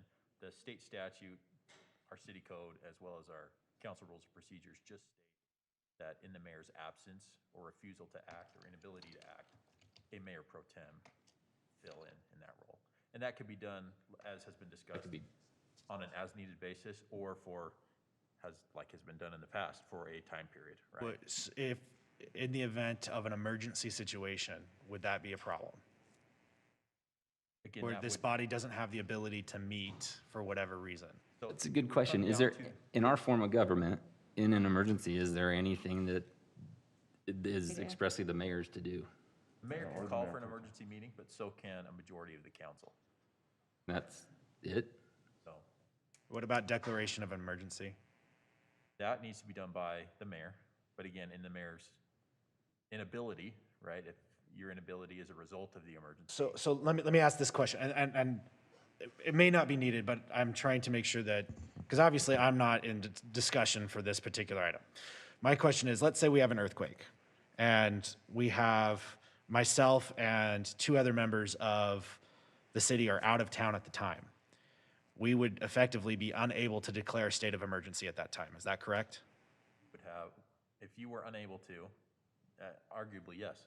Okay, so there is possibly a situation.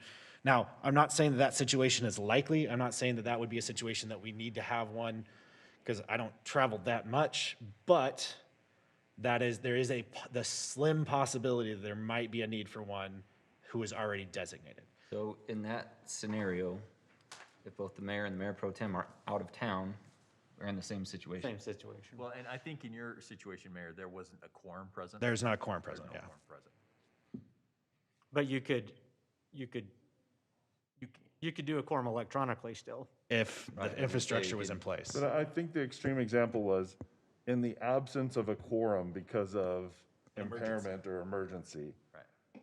We would be either the mayor or the mayor, without a mayor or mayor pro tem being one of the two remaining, our city would be unable to issue a city declaration of emergency from the mayor. Which I guess the question would be the state would probably override the anyways. state or Yeah. the county I- or, I'd have to does look at- our police chief have certain I ability believe there? the city manager may in our form of government. I'd have to review that state statute to be So correct. I'm fine. That Like, could be I delegated think, to him as I part think, of his. I think, There has to be a delegation all the way down, I right? think our city manager did announce the last Correct. emergency, I right? believe we did that by resolution, though. And if I recall, again, this is me trying to memorize all of state code, the city manager can declare it, and then the city council has to reaffirm it after 30 days, after a period of time. Got it. So they have a temporary time. Correct. okay. Which may be the solution. Like that's, the point here wasn't to say we have to do it. The point was simply to elicit that there's a possibility that we might have a need for one. I doubt that will happen. I've been here for 3 years. It hasn't happened, but the moment we don't recognize that that's a possibility is the moment it will actually happen. Yeah, I just think that the scenarios, that there's coverage in the scenarios. Jared, do you have any thoughts? No, I just kind of whispered to Clint through the crack in the glass that there has to be contingencies all the way down, right, in the code. I mean, not gonna be left hanging. But as far I as, have to admit that I didn't know that all this time I thought we had to have one, like it was a requirement sort of thing.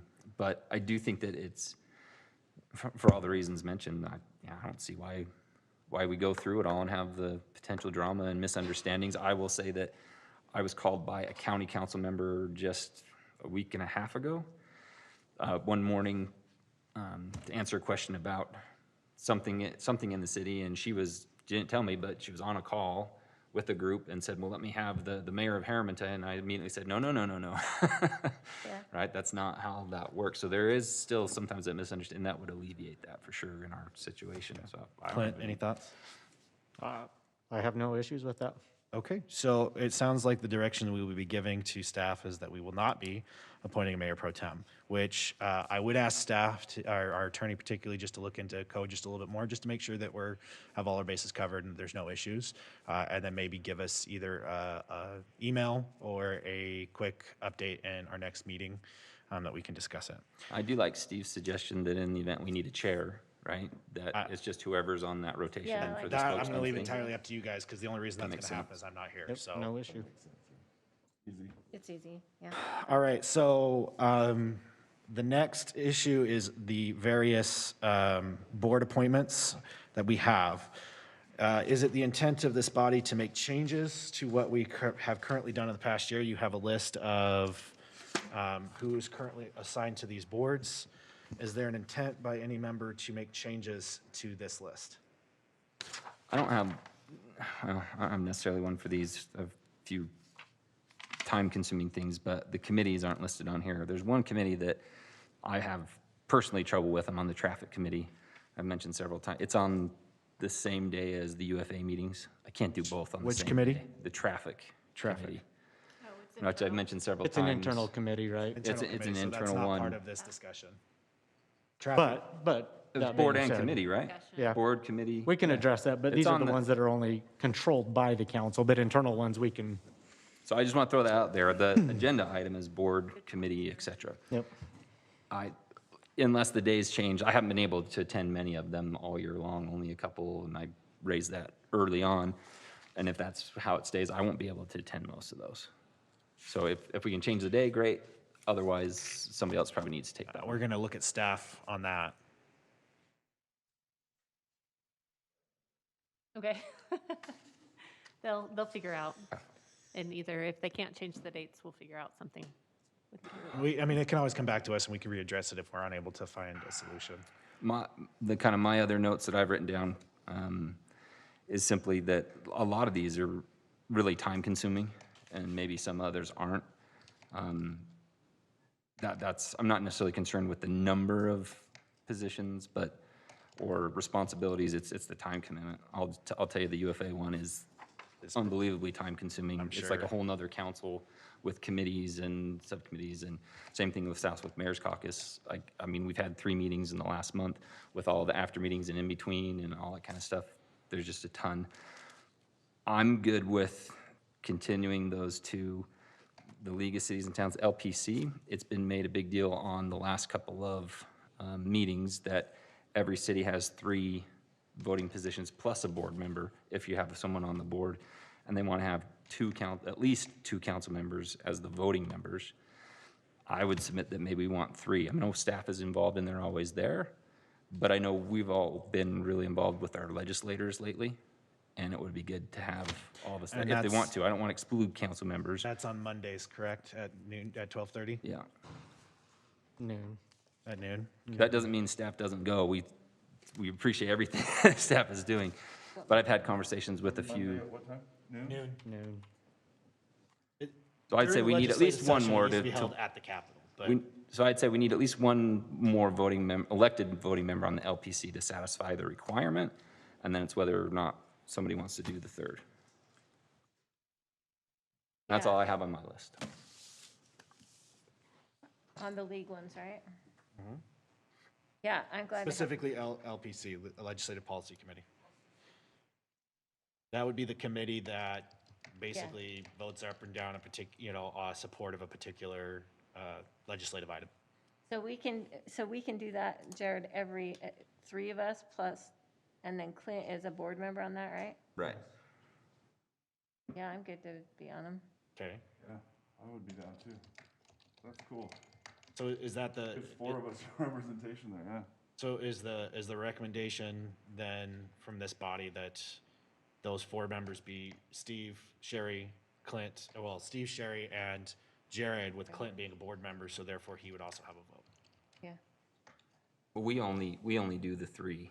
Yes, so, The board is a yeah, separate. so it would be Clint's a board member, so it would be Jared, Sherry, and Steve is the three that would be. And again, that doesn't mean we don't want staff to do what they're doing.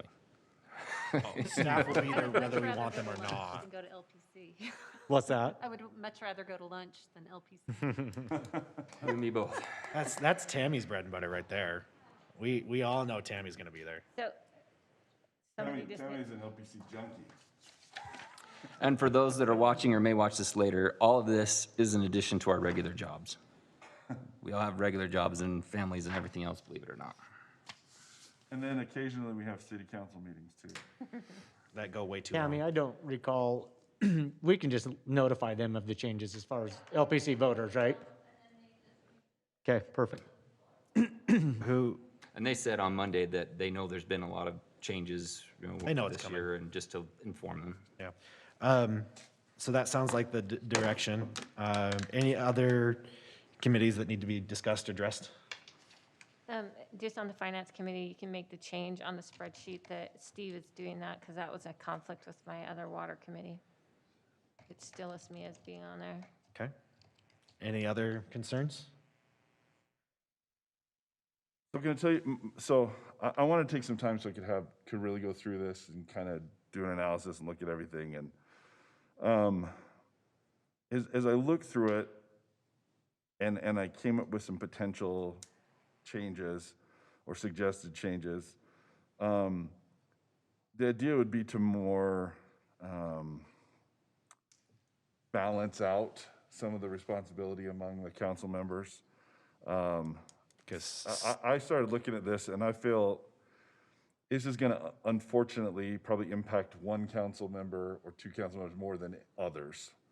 But I saw that as it's currently constituted, Sherry represents us on 2 boards, and Clint represents us or through other assignments on 8 boards. And I thought that was a little disproportionately low for Sherry and a little disproportionately high for Clint. And so my recommendation would be to generally keep the assignments the way they are. I couldn't find any specific individual assignment that, okay, this needs to be switched or that should be switched. I think everybody's doing a fairly good job. And again, I know this is probably, it seems like a seismic shift, but it's really not intended to be so, is that on COG and COM, if Sherry would be willing, I might recommend that we appoint her to those positions and give Clint a break with now his new responsibility with the league and other stuff that he's serving on. So It just I'm seems gonna- a better balance. I can see some value in that. However, I believe Clint was just elected as the vice chair for that organization. And so we would be giving up some of our, of COM. So we would be giving up some of our institutional effectiveness if we were to remove the person who has been there and put somebody new in that it would not be fulfilling that role. And again, I understand the objections, I understand, I'm just offering a suggestion that there could be benefit in just balancing out some of those assignments. If there's another assignment that, would be better served by, that may be a better alternative for Clint or something like that. So Steve, kind of balance, because the way I figured it out is we would all have either 4 or 5 assignments if we made that switch. Well, if I can, I'd like to speak to a couple of things there. One, I do have 7 current assignments. That doesn't count the inside subcommittees, which we all serve on. I do have 7. And 4 of those come through assignments from additional bodies, whether it be the county mayor or COG, or generally the other ones that make those alternate assignments. And generally, those alternate assignments, again, come from participation in some of these other ones that the council does have, responsibility over to appoint. I did, as we kind of initiated this discussion 2 weeks ago, the one comment I made then and the one comment that I'll make again now is that I think that deference should be given to the people that are currently serving on those roles and not make assumptions really for them in terms of that. And one of the things that I would ask anybody that they serve on a committee in terms of maybe recommending a potential change is what that person that's currently serving there feels like, or what their opinion is. And I honestly haven't had anybody ask me that, which again is what I'd ask anybody. And what I'll tell you is... How do you feel about that? Huh? I wasn't here last week, and I honestly, as I looked through trying to prepare for this, I tried to go back to the other meetings, but since, at least in the emails, we weren't going to talk about that one last time, I skipped forward. I'll ask you. Yeah, no, and like I say, the only thing I said last time is that I think deference should be given to the people that are currently serving on them. And that's all that I would ask at this point as well, is that deference be given to anybody where somebody is looking at making a change. And I'll tell you that I'm invested in each of the committees that I serve on that this body appoints to, and I have a desire to keep serving. The Conference of Mayors, as the mayor just mentioned, just recently was appointed as the vice chair for that group for this year. So again, making a change there would automatically lose that representation, that opportunity for additional representation for the city. That doesn't go with the person on the board, that goes that the board elects that, as those positions open up. So, COG, again, active member of COG, and as a result have been able to help not only get appointments for myself on additionals, but have helped other members get additional appointments on other committees that come out of COG by advocating for them, which we're able to do successfully for Councilman Shields, last year. And so I think that there's, again, merit in continuity. I think that there's merit in,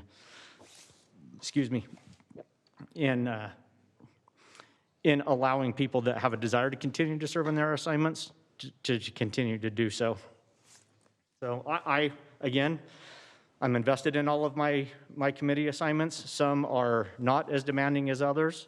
Jared talked about the UFA board.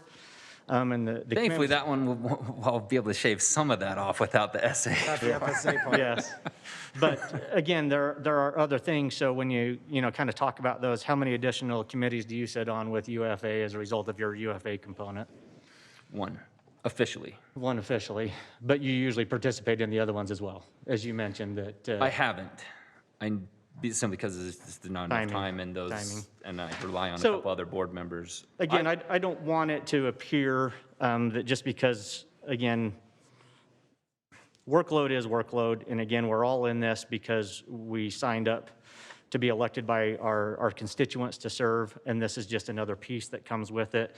And sometimes those demands are great that are talked about, but all I can tell you is that I've committed that I will serve in any capacity that this body asks me to for the benefit of our residents. And again, I've enjoyed it and I have a desire to keep serving on those ones that I have. Can I ask a couple questions? Can I just make one comment real quick before you do that? Just the intention of making it was, there's no, how do I say this? There's no intention to try and remove anybody from responsibility. Does that make sense? There's no intent to say somebody should be intentionally replaced or that they're not happy there or they want to make it. That wasn't my intent, other than to say, I think that if Sherry is willing, we could have her represent us in other places besides the 2 that she's got and be more active in some other committees. And that seemed to be where there's an opportunity to make some change. So That goes was- along was with my only question. reason for the I need to suggestion. interrupt all members of the council for just a second. I'd like to remind the audience that we do require that masks are being worn at all times, and that we are asking everyone to social distance as well. So if you are not with people from your household, we would ask that you do your best to spread out and follow those guidelines as have been directed by the county and the state. Thank you very much. Sorry, go ahead. No, that's it. I'm good. Because that actually goes along with my questions. Usually, the list that we go over has like all of the committees, right? And which was kind of what I was expecting to go through. So for, along the lines of what the question Clint asked me, so for UFA, there's three subcommittees: finance, governance, and benefits and compensation. All right, so I'm officially on one of those. Each board member, right? The board members comprise those subcommittees. And it's just the board, like that's the makeup. Like we can have one alternate board member who can go in and out, but we don't name multiple people to that entity. There's just an alternate. If I can't be there and there's something important, we could name an alternate to be there. So is that the case with is it 3 main assignments and then you said 4 that come through those? Or those directly set up that way that it's a subcommittee of that committee, or it's another organization that committee appoints people to, where we could appoint other people? Because I'm looking at this list going, as I said earlier, to me it's not necessarily about the number, it's the workload. And I've made it kind of a running joke since the day Steve came in last year that I'd nominate him for everything. No, Sort of thing. I Right? don't want any of those, thank you. But I'm looking at the list going, you correct me if I'm wrong, but mosquito abatement probably isn't that time consuming. No, and there's a subcommittee with that too, the budget, or the audit committee, so I'm on that too. And this might speak to somewhat of what Clint's saying, is that my first 2 years on the council, I wasn't on anything except for basically a kind of a token, come to the LPC meetings. But I was new and I didn't know anything, and I was fine with that. I need to learn how everything works and whatnot. I don't know if, I'm asking Steve directly if he feels comfortable taking on a little bit more now. I think we kind of left it that way early last year. Same thing, Steve's new. We're all entrenched in where we're at. Let's let him get his feet wet. There might be an opportunity to give him a little bit more as well. Coming back to my direct question for Clint. I think you're missing my point.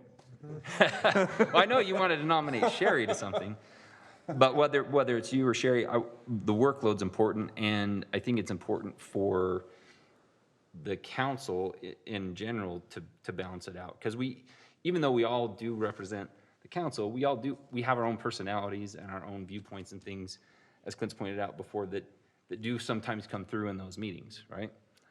I'll raise my hand first.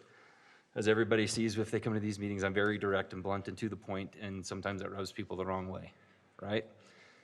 I don't want to be on every board and have that be what everyone thinks of Herriman City. So I think there is something to kind of spreading the load, but only where it makes sense. You know, a brand new council member who isn't up to speed needs to get up to speed.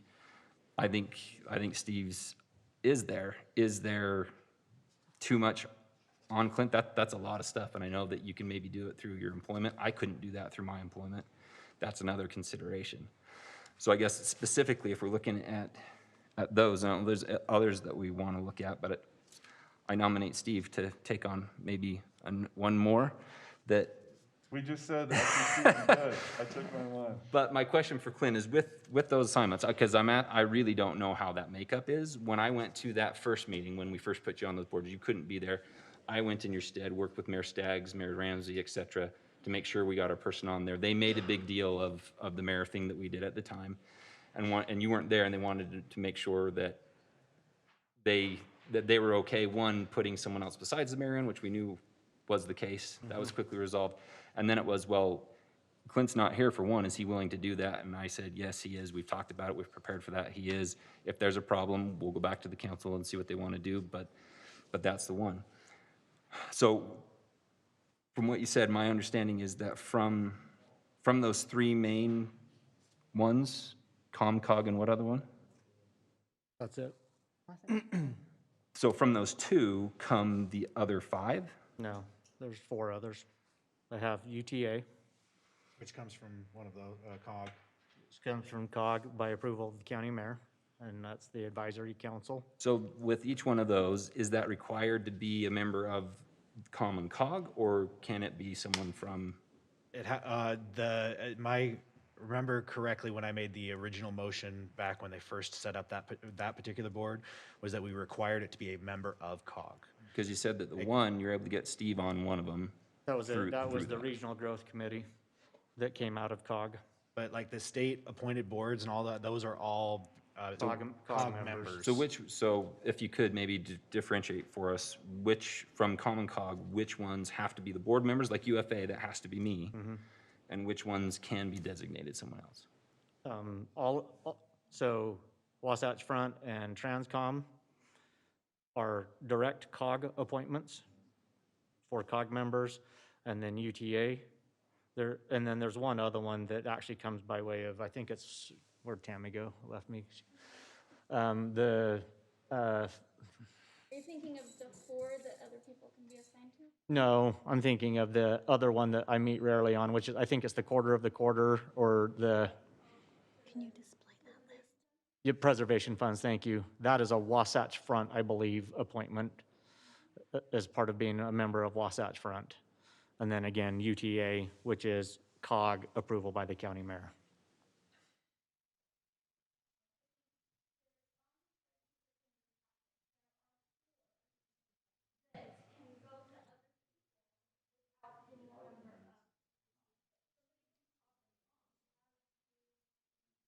Nominate. Nominate them. So Yep. which are which? What are those for? It's Those aren't the ones ones that I'm on. exits. Those are other Public ones Works, that she's Association talking of about. Municipalities, The Quality ZAP and Advisory. the Yeah, ZAP. Regional Growth Committee and? Yeah. Okay. So, Which Steve is on now, right? Sorry, what was the third one? ZAP was the last one. There was something, Association of Municipal Councils. there was something advisory? it's the Environmental Quality Advisory.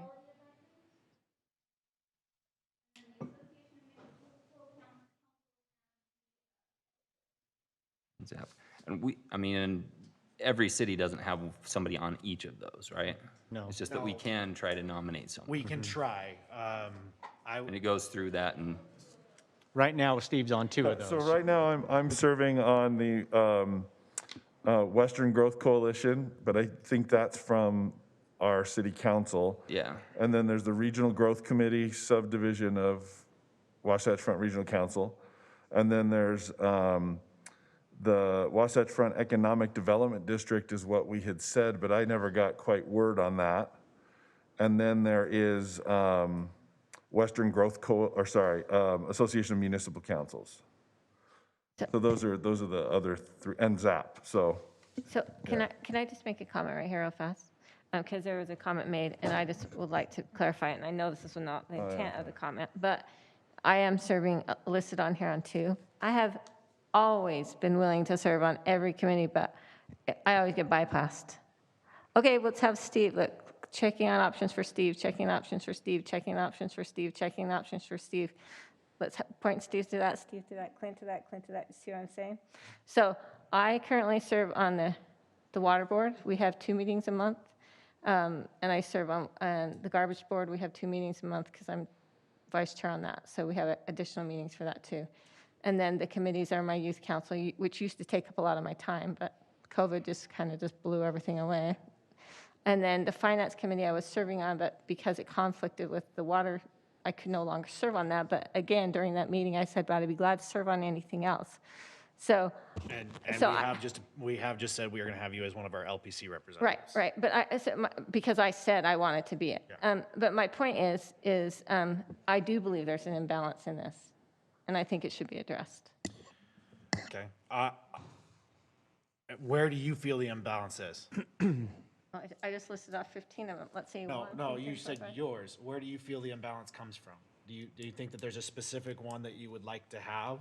No, I don't want to take anyone's jobs, for heaven's sakes, but I think it's also important to remember, I understand the positions here, and I understand the camaraderie and the relationships you build and the respect that gets built by serving on a board over time. I appreciate that, but the thing we have to remember, we are elected officials, That cycles all the time. So these boards are very used to having people come in.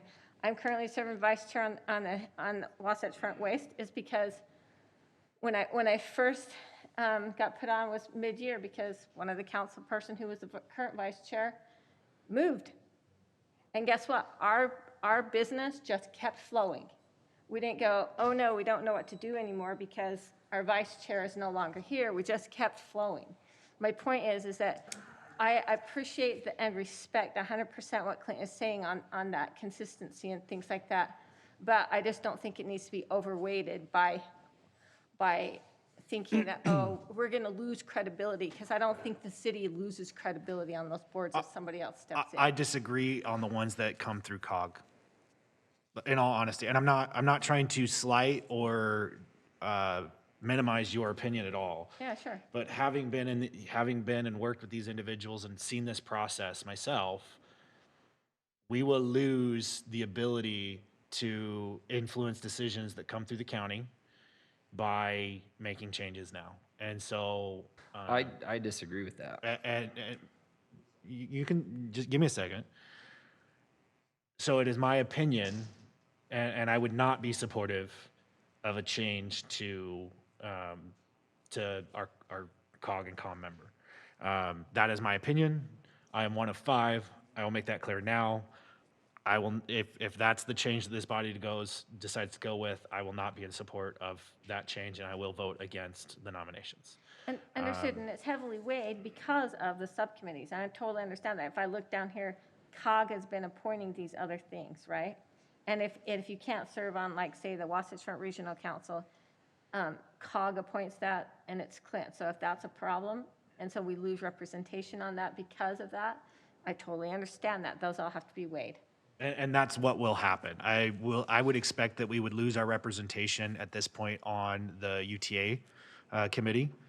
I would expect that we would lose representation in Transcom, which has the most effect on state spending on infrastructure road funding.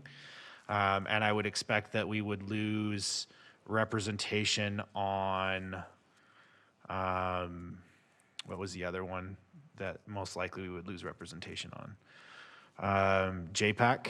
JPAC, yep. We would lose, which is, so those are 3 very substantial places of influence that we would most likely lose our representation on. Not just influence, but any representation at Right, all. no. We would no longer be Sure. members of those. Sure, and I probably should turn down my volume just a little bit, because that makes it sound so attacking.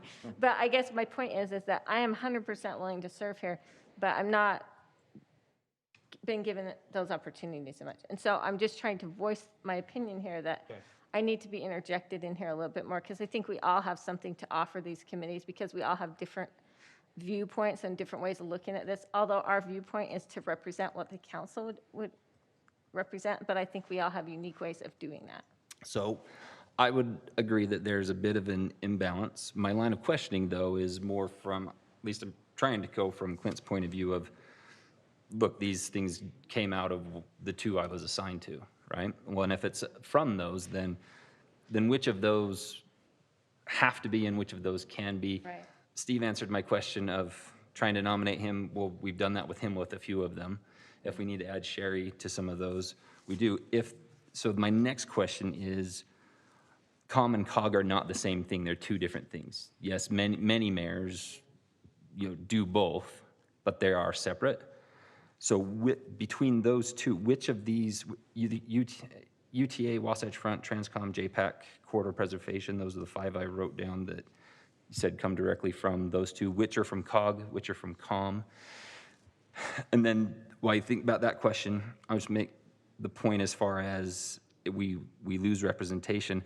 I disagree with that 100% because we have representation there. And then when it comes to those boards, the 6 Southwest cities, the Southwest Mayor's Caucus, we worked really hard to work together. And when we made that change, David was on the UTA advisory board, and he made that point at that time that if we removed him, we would lose that. So we collectively talked to the other 6 cities. I mentioned I worked with Mayor Staggs and Ramsey that day, Timothy, et cetera, and they agreed that Herriman should keep that, and they wanted to keep their seats on the others, so we worked together as a block to make sure that we got that regional representation. That still happens with those. I will concede that there's a risk, right, that might not happen if they don't get support from the board, because there's others that want those positions. But I saw that in action that day when we made that change, and since then. So I'd come back to the question of which of these kind of offshoots are offshoots of COM and which ones are offshoots of COG? They're offshoots of COG. All of them? And then the Corridor Preservation Funds and Regional Growth Commission were offshoots of Wasatch Wasatch Front Front. Regional Council. One of those has been designated to Steve, but not the other. Can the other be designated to someone else? If you notice that the spot on Wasatch Front Regional Council is appointed by COG, so that one is specifically through COG.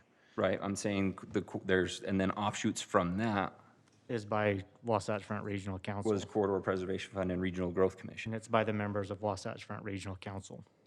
But we have Steve on one of them. Right, because we nominated him for that one. So can we do that with the Corridor Preservation? Well, you can, but I can guarantee you it won't go to our person. Yeah. It will get lost to another entity. That's probably one of the most Guaranteed. prized, and everyone fights for that one specifically because it's money, because that's where monies are specifically delegated through, and it takes several years to get onto that committee. And so if we were to remove our current representation, there would be a fight to get anyone else other than us on that So represented. where do Public Works, Associate Municipal, et cetera, are those under COM? Those are COG. all COG. COG. So they're all COG. So what does COM do? They're a group of friendly people that talk to Just legislators the mayors and that like sometimes to work sit around together. and be mayors? Yeah. Well, because I offense go to to, any mayor. because I go to those meetings, I will say that that is not it. Obviously, the mayors come together and have real issues that they discuss, that Yes. they network with each other, and that they work together for solutions. And then, of course, that carryover then is to those other positions and members of COG and Wasatch Front and those other things. So though COM makes no direct assignments to any of those other committees, I don't want what that group does minimized in any manner And because I apologize if my offhand comment of trying to be And slightly me funny too. Like I wasn't said, no intended offense to so anyone. It is an important group. it's no different, honestly. It is no different than the Southwest Mayor's Caucus. Yeah. Basically, okay. Just with I that kind I of would larger agree with group. that. It's just a larger version. It's just a larger version of that. I would completely agree with that. So, Again, one thing, I was recently, by that body, put in as the vice chair of that group for this year for COM. Again, that doesn't go with whoever has the position. That would just be reappointed by the group, should you guys choose to remove me from that. So then there's the League of Cities and Towns. And that, I do want to bring that one up personally. Which one are you talking about? The board, right? And that's a separate process. Prior to this year, I'll admit, I was surprised when in the one meeting when you just announced that you'd been put on that board, because in the past, that was brought to us, who do we want to nominate as a city? That's not how that process works. I know there's no set process. No, there absolutely is a set process. Anyone can nominate anyone. In the past, what we have done is we've talked about it, who do we want to try to get from our city on that board? I've I'm be just honest making the with you, point that that wasn't done this time, and that is an extra one. So if we don't do anything with COM or COG, I would propose that this next year, that we change that one. Did we change which one? That we, as a council, designate someone to be on the league board. You can't designate someone to be on the league board. We can nominate someone. sure. Yeah, absolutely. Yeah, we can absolutely nominate someone as a group. But So I guess the question is, if, Would you be willing and I to don't give mean that this- one up if that's what we wanted to the do? league board? Right. No. Why would he give it up if Why we would I can give it up? If let we me say can this, nominate one somebody thing I else as don't- well, why would we give it up? But here's the question Because I there want is to no, ask. okay, just time out for a second. There is no guarantee that just because we nominate somebody, they get put on the board. Well, and why couldn't we nominate two people and have both members on the board? Okay, here's my question though. If we didn't nominate you, who did nominate you? And if it's not the city of Herriman that nominated you, who is it that what group are you representing by them nominating you to that board? That's what I'm trying to figure out. I will Are tell you that I do not know for sure who nominated me. All I know is that I had 2 nominations. I had 2 nominations, and the indication has been that one came from outside of our city. At least one. I don't know. But that was nominated by peers and constituents that said, there's openings on the league board. We are accepting nominations for those. The process is that anybody can nominate somebody for that. In fact, people can nominate themselves. I have an issue with this line of questioning if we're talking about this specifically when we didn't have the exact same conversation about Sherry being the vice chair and so-and-so being whatever chair. Like this to me being a It is very clear. I have a hard time with. It is with very this. clear that right now, The vice chair? that I'm being, Or, that my whatever your positions, role That's is that's a on- board appointment. Yeah, Well, those and are that's those are totally different. that's It's a board appointment. It's no and different than. From the and current who members appoints of the board of the Utah League of Cities and Towns? Members of members of the Utah League- board, Members of the board or members of the league? members of the board. Members of the Nominate, league make members of the nominations. board nominate their own leadership. And so But they don't nominate members of the board that comes from the league members. so regardless, Say that again? League members nominate people for the board positions. so for League members, elected officials, Yeah, like I said, people can nominate themselves. Clint, where I'm going with this is that it's been voiced that there's an imbalance. If you want to retain Common Cog for the reasons you've said, I'm suggesting that the league thing to me happened differently than what we have done. However that is, I think Steve's question is important because it's viewed that you're representing the city, right? And if that's the case, then what we have done in the past is who do we want to nominate, knowing they may get on or they may not. But that was brought to this group. That wasn't done this time. And So I'm glad let me that we ask a have someone question then. there. Let me ask you a question But the then. point is that there is an imbalance.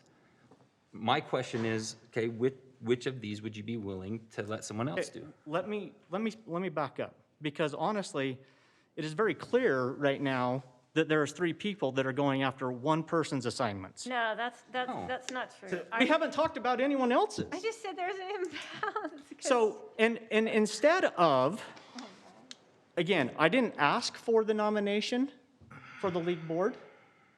I didn't solicit it. I didn't do anything. I knew that I'd got nominated, and I got a call one day from Mayor Pike from St. George that said, congratulations, the board has selected you to fill one of the open seats. And instead of this council looking at it as the opportunity that we have to increase the representation for our city, right now, I'm basically saying, okay, well, pick one and give it up. We all have an opportunity to serve and to represent our city, and we should support each other in every role that we have to do it, regardless of if we feel like, I understand the discussion about there's an imbalance, but guess what? I never asked for the imbalance. Neither I did I. was It asked. concerns me I was that you asked wanna by this keep it. body to serve in these 3 boards right here that this body has responsibility over to appoint. And because of my service on these 3 boards, I have done what I think all of us are expected to do, and that is to go in and to represent our city and look for other avenues to increase our reach and to increase our influence and to increase the opportunities that we have to advocate and bring things back to our city. That's why I've gotten those other appointments. And that's why, honestly, I've been able to be asked to serve in some of the leadership positions in those other bodies. Again, I'm currently the vice chair of COM. I am currently the vice chair of the UTA Advisory Board.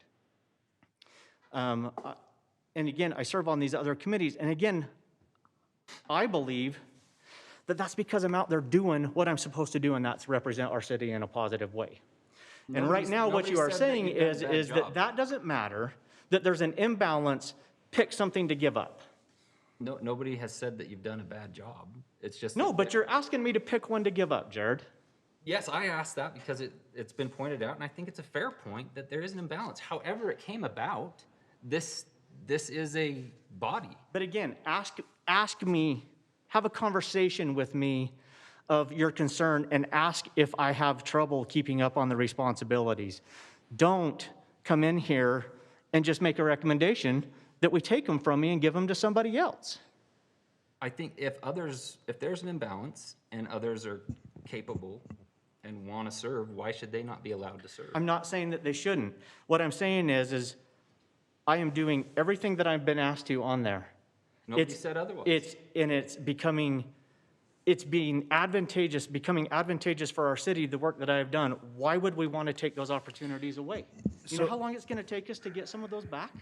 I disagree. So Then you haven't been there to see the process, Jared. I've been there and seen it. So I'm gonna look at this, as I'm looking at this list, and I know there might be some, I see Active Transportation Committee, we don't have any representation. Budget Committee, we don't have any representation. RGC TAC, I think that's a staff position, so, but we have other ones that we don't have representation. Why are we not trying to get somebody representing us for the block grant committee? I kind of agree with Clint here. I feel like this is an attempt to remove an individual from positions that he's been doing. Mr. Mayor, Is the way it point of comes. order. I'll give you a second. Let me get my statement out first. That's the appearance that I am perceiving, is that this is an attempt to remove somebody from a position that they've served very well in. I disagree with that. I think I've made that clear. And I'm wondering why we're not trying to fill the gaps as opposed to remove somebody from something that he's already doing. So that's my concern. Go ahead, Steve. So two things. Number one is, just as awareness, we are 30 minutes past the start time of our general meeting. And we we have a lot of topics in here to discuss, and we have residents and interested parties here to discuss that. So I think we should consider adjourning the work meeting. So and this proceeding is to something our- that we need to have for, excuse me, let's have some decorum, please. This is something that I believe is on our, I think the action item, Mayor, was just simply for the mayor pro tem. Do we it's have for to have? both. 7.3 is for both. Do we have to have all the committee assignments decided tonight? I feel that that's something that we should get figured out tonight. We've already pushed this back 2 weeks when it was supposed to be done in our first I'm meeting. just asking if any of this requires action in our other meeting other than, because these are assignments. Yes. It's only the mayor pro tem that's Nope, on there? COGCOM, mosquito you. abatement, caucus meeting, UTA advisory board, all of those require us to make those Wait. appointments. Sorry. Okay, with that being noticed, then I want to make one other point of clarification. And I said this at the very beginning. My recommendation for balance, it does unfortunately disproportionately impact one of the council members, who happens to be Clint, who has more assignments and sub-assignments than any other member does, and Sherry, who has the fewest assignments of any member. My recommendation was that there may be some options to exchange some of the assignments and responsibilities that Clint has and allow Sherry more opportunity to serve in some of those responsibilities. That is not saying Clint needs to be replaced. That is not advocating that we should be undermining each other. That's not a personal attack on any member of this council. That's simply an unfortunate byproduct of the number of assignments that are there. Now, somehow this has devolved into some kind of a personal defense or anything like that. I'm upset by that because of the fact that I'm vice chairman of Associated Municipal Councils. If Sherry wanted to serve on that, I step down. It's not a big deal. What if I asked to serve I on have that? an opportunity, but it's not the end of the world, one way or the other. I serve at the will of this body. And if this council makes a decision, they want to make a change, we make a change. Because these are not our boards. The people in this room are going to be voting this year for at least 3 positions on this council. We could have 3 changes, and all these boards and assignments are going to get changed next year as well. Okay, so we give up a So year's worth of influence. We're always changing, we're always making new assignments, we're always gaining and losing influence in these committees, we're always gaining spots and losing spots on boards. To suggest that that is somehow a crisis or an end of life as we know it is a vast overstatement. Steve, I apologize, you're right, you made those statements up front, and maybe I took it down in the weeds too much. I was trying to approach it from, okay, I think you have a point there. Help me understand how these work, Clint, and where you see the imbalance and what you think you can give up. I didn't mean it to go that direction. I would just say that these are not our boards. Yeah, we work hard in them, and I would hope that each of us represents the city well. And we, all of us, as far as I know, have been asked to serve in other capacities because we're trying hard to represent the cities well. But when we start taking too much ownership of them and forgetting that we're simply a representative on these boards and represent this body, that concerns me. So I think it's important to take ownership in the fact that you want to do a good job, but I feel like we've gone way beyond that in this conversation. There are simply boards and committees that this body needs to decide who can serve on those and how to balance out the responsibilities on this body. Okay, Jared, I'm going to try to get some consensus on some of these things real quick. Jared, who is your recommendation for COM? I'll turn back to Steve and and ask him what his original, I tried to go a different direction, and that obviously didn't work, so what's the suggestion? Who is your recommendation, Jared?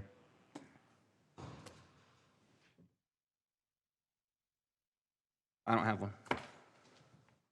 If you don't have one, I'm getting the I'll feeling. defer to the rest of the body, what their recommendations are, and So when it comes down 50-50, what are you going to do?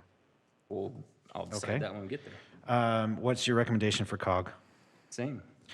Do you have any you want to make any changes to any of the other ones? That'll be my answer to all of them. Dave. Okay. Move on to somebody else. Steve, COM.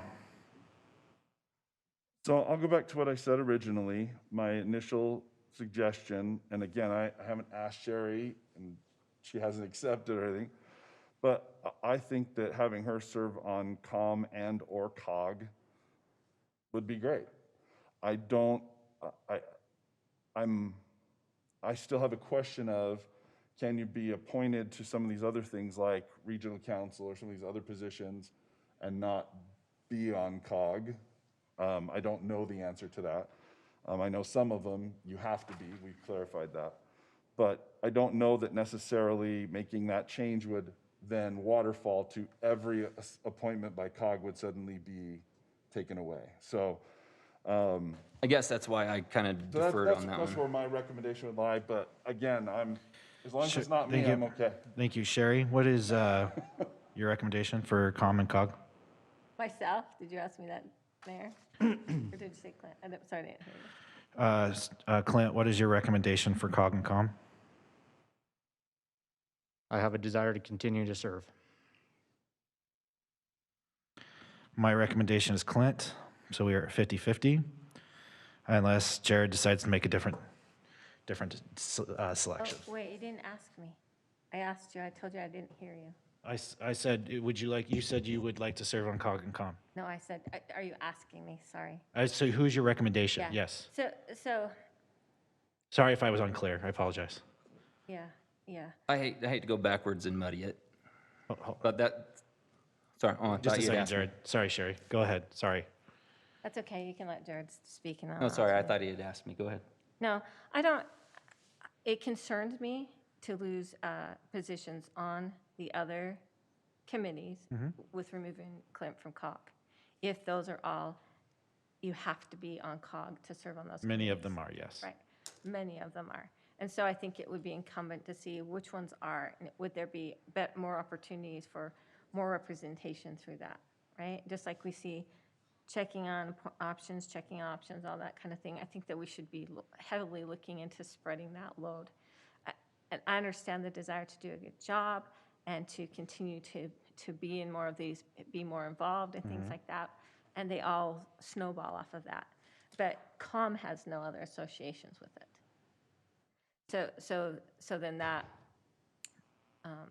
argument kind of goes away from me. It's like, That's why I was trying to kind of distinguish between COG and those sub ones and then COM and the league. But I understand the complications with the league. So if it's one or the other or both, I don't know which one we're, So- if I had to choose one or the other, and if Clint's adamant that he wants to keep the league, then I'd say Clint on the league and COM and Sherry on COG. On COG or COM? Because COG's the one that would, COG would be Sherry if Clint wants to keep the league. so COG is the one that all I'm the not, other can I, subcommittees can I are. ask a question here, though? Why is the league even part of this discussion? Because it's representative of this body. But it's not, no, hold on.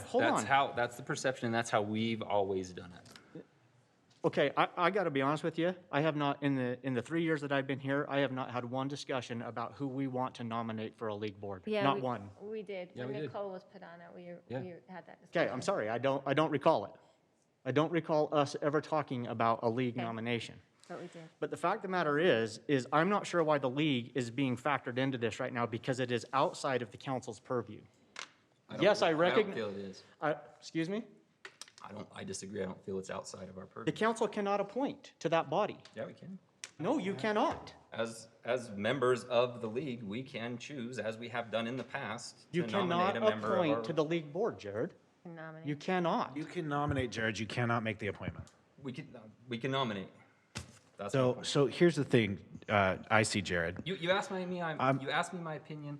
No, I went through no, it's everything, fair. trying to see My things from your question point is of view, is Clint. why is that becoming a contingent factor on the rest of these assignments when it's outside Because of there's the? an imbalance, and that's part of it. But that didn't come by my choice or by your choice. It shouldn't be factored into the We'll fact have that to agree to disagree. we're talking about city council authorized appointments, and now I'm being penalized because Clint, it's somebody not about else you. appointed me. That's what's disturbing me about this. It shouldn't be about you.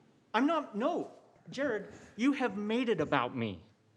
We have not talked about Go back one and look. I don't other. think that's the case. We have not talked about one other person's assignments here tonight and taking them away from them when they have a desire to serve. Can I offer one thing from Article 4 of the Utah League and Cities of Towns, Section 2, Method of Selection? At least 3 months prior to the annual convention of the league, the executive director shall send notices to all member municipalities stating which offices are to be filled by election at the annual convention and inviting the member municipalities to recommend the names of elected municipal officials to fill the vacancies. The notice shall state the date by which the recommendation shall be received and the name of the person and address to which the recommendations are to be submitted. The notice shall also include a statement of the qualifications a person shall have to serve on the board. This section of the league bylaws suggest that an opening should have been made noticed to this body, and this body should have made a recommendation on who we Had wanted the to option nominate. to. It is. Now, it is that doesn't preclude any other body from nominating you, Clinton. That's not what I'm saying. Correct. But this body didn't have an opportunity to appoint someone to that position. And so that's where there's a breakdown in the process there, that this body didn't get to nominate somebody to serve on that board. And so the fact that you're serving there, it's kind of irrelevant to whether or not this body got to choose that position. Does that make sense? No, it doesn't. Because if somebody else nominated you, they feel like you're there representing them, and our city didn't get to nominate somebody to represent us. But I am not here. The league is there to represent all cities. All cities. Not just Herriman. Nobody that serves on that board or as officers on that is there representing just their city. The league is to represent all cities. And somebody felt like I was a good person to be nominated to be able to represent all cities. And I can't tell you, I'm sorry that that's the way that it went down. It wasn't me. Clint, I hope you're not, I'm not saying that you shouldn't have been nominated. I'm not saying that you're a bad guy to be serving on there. This is not a personal attack against you. It feels This is- very personal, Steve. I'm trying to make a distinction that the city of Herriman has the opportunity to nominate our representative. And we on- traditionally do. A representative on the board for the League of Cities and Towns. It is probably the single most influential lobbying body for cities and towns that exists in this state. I don't disagree. And it's incredibly important that we get to vote for somebody we feel is going to represent this body the best. So- Now, that's so not saying what it's I'm not hearing- you. I'm not saying it's not you, but I'm saying this body didn't get to deliberate that. This body didn't get to make that nomination. That's not an indictment on you and the position you hold. You are very much making it feel like an indictment on me. I'm sorry. My intention is to say this body should have should have had an opportunity to nominate someone. And I can't tell That's you, it. and I can't tell you why that did or did not happen. That is not on me. I'm not saying it is. Nobody has. But you guys are placing it on him. But you are placing it Mayor, on me. I think that We're with identifying respect to the that it's- public, we need to make some nominations I will and not, take a vote. I will, and move forward on this. well, and that's kind of, We can circle the drain for 3 more hours. Let's do something. so I have two, so once again, I will nominate Sherry for COG. Do the initials, because I can't hear. Council of Governments, COG. Council of Governments. Steve, who do you want for COG?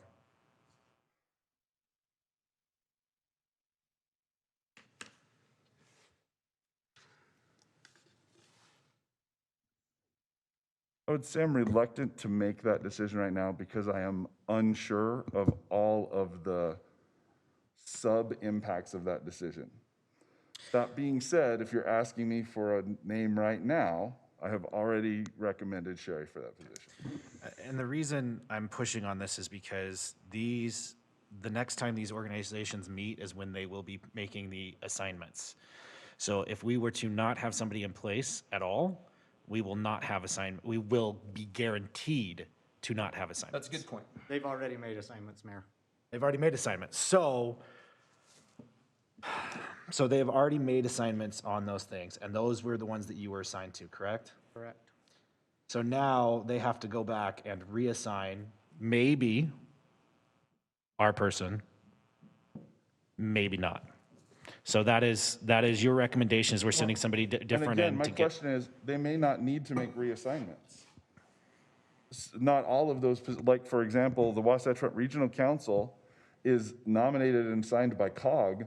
You don't have to be a member of COG to serve on that. Just like you don't have to be a member of COG to serve on the Regional Growth Committee or But you do or for, Transcom or those other ones, right? They're all sub-portions that are assigned, so. but you do for things like the UTA Advisory Board. So and I there will be understand that. things that we are giving up, are potentially giving up. So you continue to make that same recommendation? At this point, yes. Okay. Jared, you said Sherry as well. Sherry, what is your thought on COG? Well, I'll serve, Is that your recommendation, is that you serve?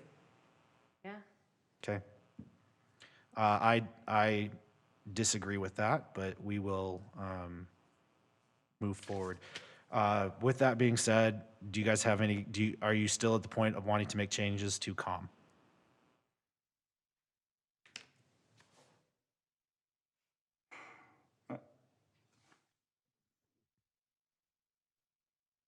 At this point, I don't know that that's the most important thing to make a decision. I mean, if, again, I don't want to We, underrepresent Sherry here or say I don't want her to make a change if she's interested, but, Clint did make the case, he is the vice chair there, has been elected, and If you're asking, I don't necessarily know that that's a major, I know nobody's asking me, but if there's anything that I can at least say and advocate for, I don't care about the vice position of chair. It was simply a matter of a point of fact of discussion. If you want to take COM, I think that we do harm, and this isn't an argument for me to keep it, but I think we do harm in representation of our city. If you are adamant about taking something from me and helping to spread that out, that's fine. I would say, please take COM. And let's not jeopardize, at least at this time, this cycle, since assignments have been made, those that we have on COG with the uncertainty that's in there. As council members, do you disagree with that? Given the discussion and the whole league and everything, I'll stick with Sherry on COG. Steve, what's your thoughts on that?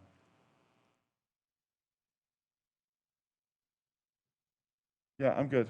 I think Sherry could serve on COG. I'm good. On COG or COM? You said, did we change our position on COG? Well, I'm asking, would you have an issue with COM instead of COG? I'm not opposed to either one. I think Sherry would serve great on either one. I think Clint's done a good job serving on either one. That's not the point of who I think should serve there. The point is Sherry is underrepresented. Okay, so. And I think she had opportunity, and those are. So we've had a request by a council member that instead of COG, Sherry represents us for COM. Is that something you can be supportive of, or would you still rather have her on COG? I would still rather have her on COG. Sherry, do you have an opinion either way? No, I'm good with that, but I also think that, some of these Clint will continue to serve on, right? These subcommittees and stuff. Not necessarily. There's no guarantee. There's no guarantee. But given the opportunity, I assume he would want to continue to serve on the ones that, Wasatch Front Regional Council, there's no reason why he can't continue to serve on that. We don't know. I thought we just determined that. I can't answer Anyway. that question. So I think that there's going to continue to be plenty of opportunities to spread that out and have additional people serve on it. So your answer is still I'm trying COG? to keep it the way it was. Okay, so with that, do you guys, who do you want to appoint for COM? Are you comfortable with Clint for COM? Steve? Would you be comfortable with Clint?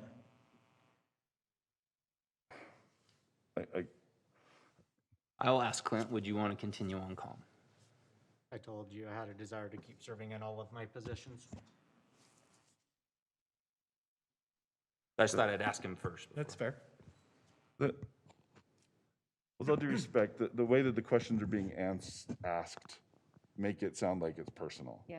Like I'm trying, I am And I want simply, to be really careful about that because I'm not, this isn't saying one person is better than the other. This isn't saying one person isn't doing a good job or not. That has nothing to do with I'm the simply trying to decision. get us to a resolution on this item so that we can get on with the rest of the business of the city. So I don't have any objections to Clint staying at Conference of Mayor unless Sherry feels strongly she wants other position. She can take one of mine. I'm happy, believe me. So Sherry, would you be fine with Clint then? Yeah, I'm totally fine with that. And Okay. this never started with me being super mad. What the point is that we need to find some balance in these committees and have a balanced So representation. with that, are there any other of these appointments that that we don't control? Because we're probably going to have to come back also, so I need help from staff at this point. Tammy, which one of these would I need to, since, like, for example, UTA board, that one is an appointment of a COG member. Do we know which ones else are COG members that we would have to make a reassignment on?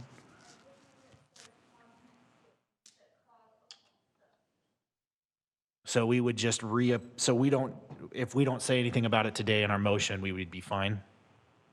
Yeah, you don't need to name those. Well, this body doesn't appoint. Yeah, so which ones of these do I need to knock out and which ones do I need to? These. I've got this whole list and UTA advisory board is on there. So that one's a COG, I'm trying to figure out which ones of these I need to mark Is out. it just this list that was handed to us? It's the small. It's this one? It's this list. Fantastic. That's what I need to know. All right. Give me a second here. So with these other items, Salt Lake Mosquito Abatement District, Southwest Caucus, Sewer Valley District, or South Valley Sewer District, Utah League of Cities and Towns, UFA, Wasatch Front, Waste and Recycling, and Western Growth Coalition, is the council looking to make any changes at this time? I would put this out there too. with the Southwest Mayor's Caucus. Again, I think Jared's done a good job. He's built some good relationships. He's represented us well. If Jared was, Sherry, if you were looking for another board, that might be one I might recommend a change on too. I'm not trying to necessarily, again, take something away from Jared or make a replacement there. I'll be happy to give up anything if somebody else wants But to do if that's it. something you would be interested in, that would be another area where I would perhaps make a recommendation of a change. Although I should say, the discussion we had around that last year, it was very important last year with Olympia Hills and everything that was happening. This year, it's not as much. There's still a lot that's going on. I'll give you some of my report there, but as has been discussed with all of them, if somebody else has a desire to serve there and the majority here, I have no problem saying, let someone else do it. Just seeing that what day, you guys meet this, which Wednesday? Fourth Wednesday? Have another board appointment. So that would be my recommendation for the Southwest Mayor's Caucus meeting. I'm fine with that. Jared, do you want to keep it, or do you want to give it up to Sherry? I'm sorry, I checked out for a second. Well, Southwest Caucus, do you want to keep it, or do you want to give it up to Sherry? For balance, and I know you guys have been good to help me recently with some time commitments and issues I've had personally. Those are the two main ones I have. I'm fine to continue serving on those. So you would like to keep Southwest Caucus? If you guys are okay with that, I'd like to keep those. Those are the two main ones I'm You involved only in. have two, right? Yeah, and we're all going to be on the LPC, right? Yep. So Sherry, do you have any objection to Jared continuing to I don't serve? care. Okay, so we're going to leave Jared there. All right. Any other items we need to discuss? Okay, so it looks like we have exhausted our conversation on that particular item. With that, while we do have one more item, the point has been made many times that we are now almost an hour behind where we should be. So my recommendation is that we adjourn, or temporarily adjourn our city council work meeting, go into our general meeting, and we will have a short 5-minute break between the two. So moved, Mr. Mayor. Second? We have a motion by Steve and a second by Sherry. All in favor? Aye. Aye. Aye. We will begin at 8:03.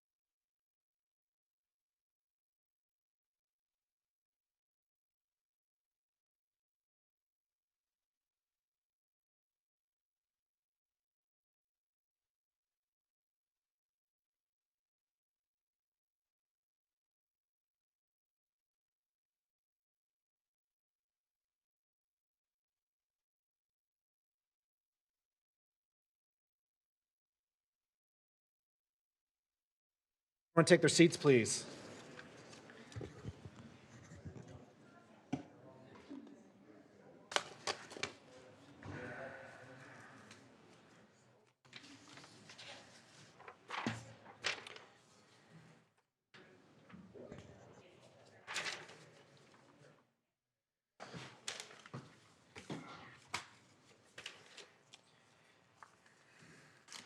So as you can all appreciate, we have vigorous discussions, and we appreciate that you have sat through one of those vigorous discussions as we work towards finding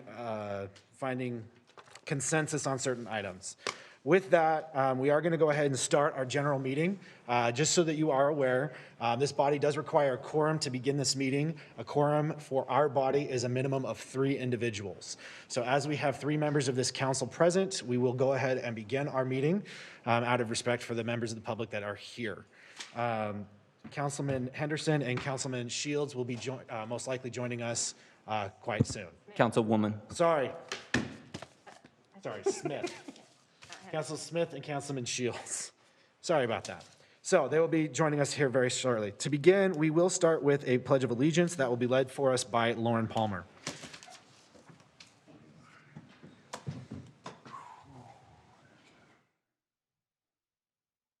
I pledge allegiance to the flag of the United States of America and to the republic for which it stands, one nation, under God, indivisible, with liberty and justice for all.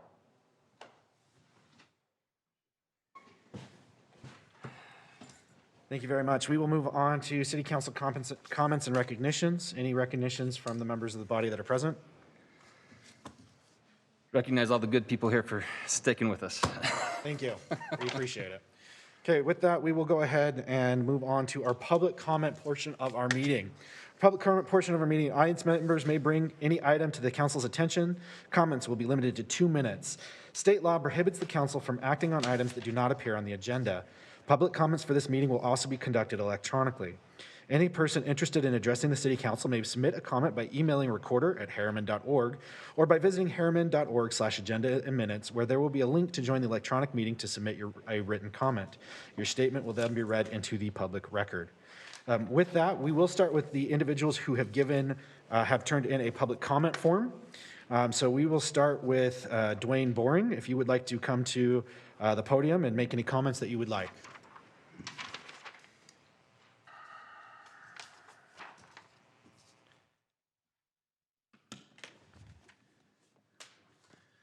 Good evening, Council.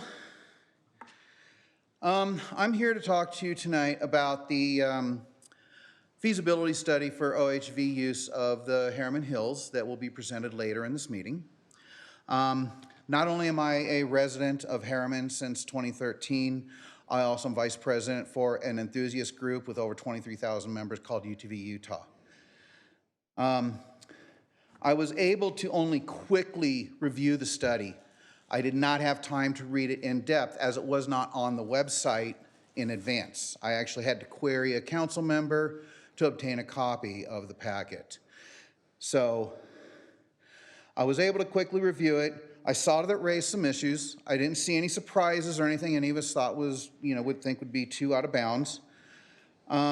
Many issues that were raised, the city already faces. For instance, they're already being faced by bicycles and horses and hikers, for instance, with rescue.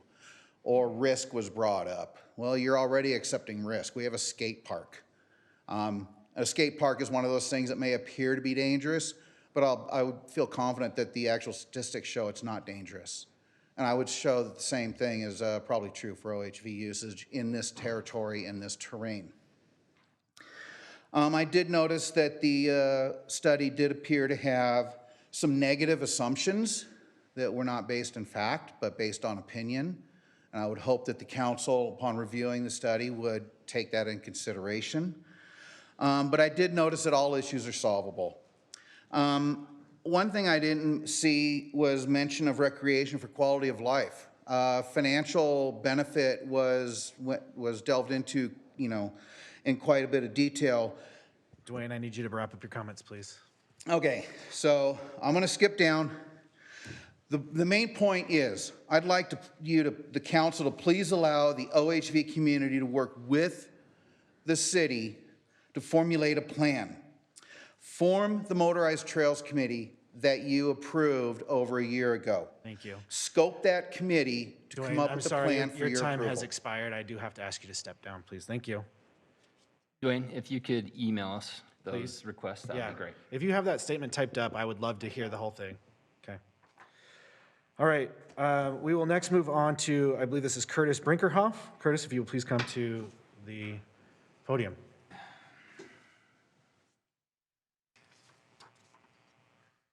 Curtis Brinkerhoff. I'll be as brief as possible. First thing, water. You guys talk about water a lot. You've talked about it with the treatment plants. That's all great. You've talked about the money you have to fund the treatment plants.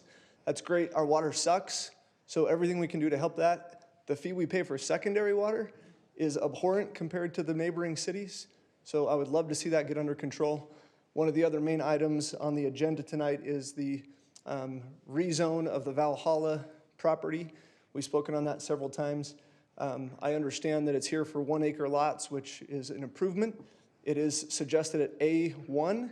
I would love to see that remain an FR1 zone because of some of the protections that come with that. I think that's important for our community. Really like Val. If he came and said, I want to get this for my family, I'm all for that. He's a great guy. His family's great. But pulling this into the overall subdivision, there's some other impacts that I think it's important to protect as much as we can. So I think that's really important for us, and I appreciate it. Thank you very much. We will next move on to Rebecca Brinkerhoff.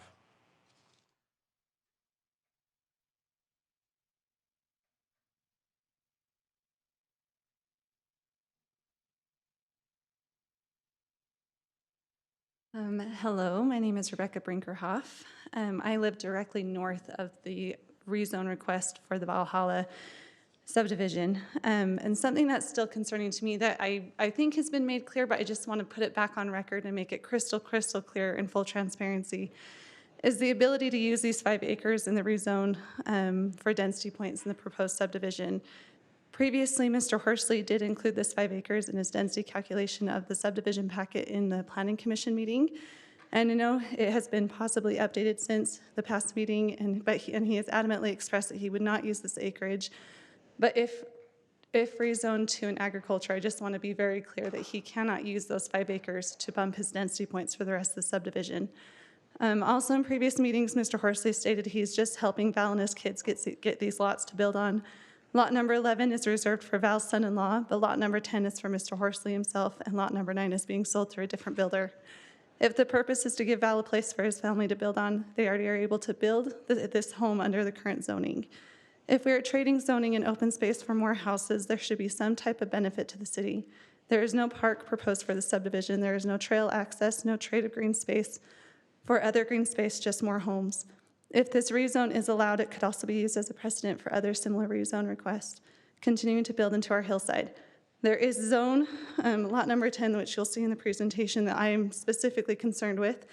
The house will wholly be built on 20 to 30% slope, butting into 30 and greater % slope, which really concerns me with how much excavation into the mountain. Ultimately, this rezone request does not conform and goes against our general plan for our city ordinances and our city code, and I respectfully ask for you to not support this rezone request. Thank you. Thank you very much.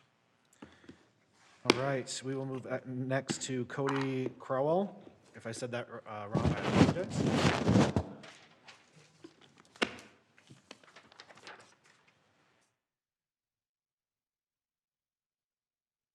And I'm representing a group, so I might be just a little bit longer. I'll try not to take the whole time. So I just want to start off by thanking the city council. I know this is a thankless job, and I don't know how much you guys make, but it's not enough for the hours and stuff you put in. And I also want to, 2 particular big issues that I have kind of noticed coming through the auto mall and the city manager. I just want to know it does not go unnoticed how much thought that you are putting into that and how much you are breaking down, digesting the information that's coming from the auto mall to make sure that our city does benefit from this and doesn't get taken advantage of. So big thank you to you guys and this council for that. That does not go unnoticed. I'll be speaking about the item number 10, the Valhalla development. I've talked to you several times about this already. With the development that's accompanying it, we support the general design of this development. As you kind of discuss agriculture versus forestry recreation. I do ask that you guys do hammer out the details. I think the mayor brought up forestry recreation, keeping it forestry recreation last time. So it'd be nice to kind of hear you guys hammer out the details versus agriculture versus keeping it forestry recreation. I'd really appreciate hearing that and choosing which one you guys feel like is best for the city. I'm going to end.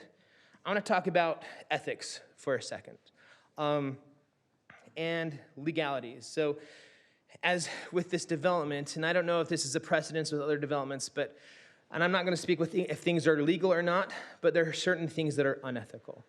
And I bring that up because I don't think I'm ever going to be able to speak in front of the city council again with this issue. I don't think this development's probably never going to come to you guys again. But I think it is very wrong for people to be able to buy lots and put money down on lots that don't exist, on land that hasn't even sold. When lot numbers have not been counted yet, when subdivisions haven't been created, when the land purchase hasn't even been made, it is wrong. Whether you want to argue legalities or not, that's not my job, but ethically it is wrong. There are people that have sold their homes in Ohio, that have sold their homes in California, that have moved into this development that were under the impression they would be in their home by around Christmas time. And then they were promised it was going to be in January. And then on and on.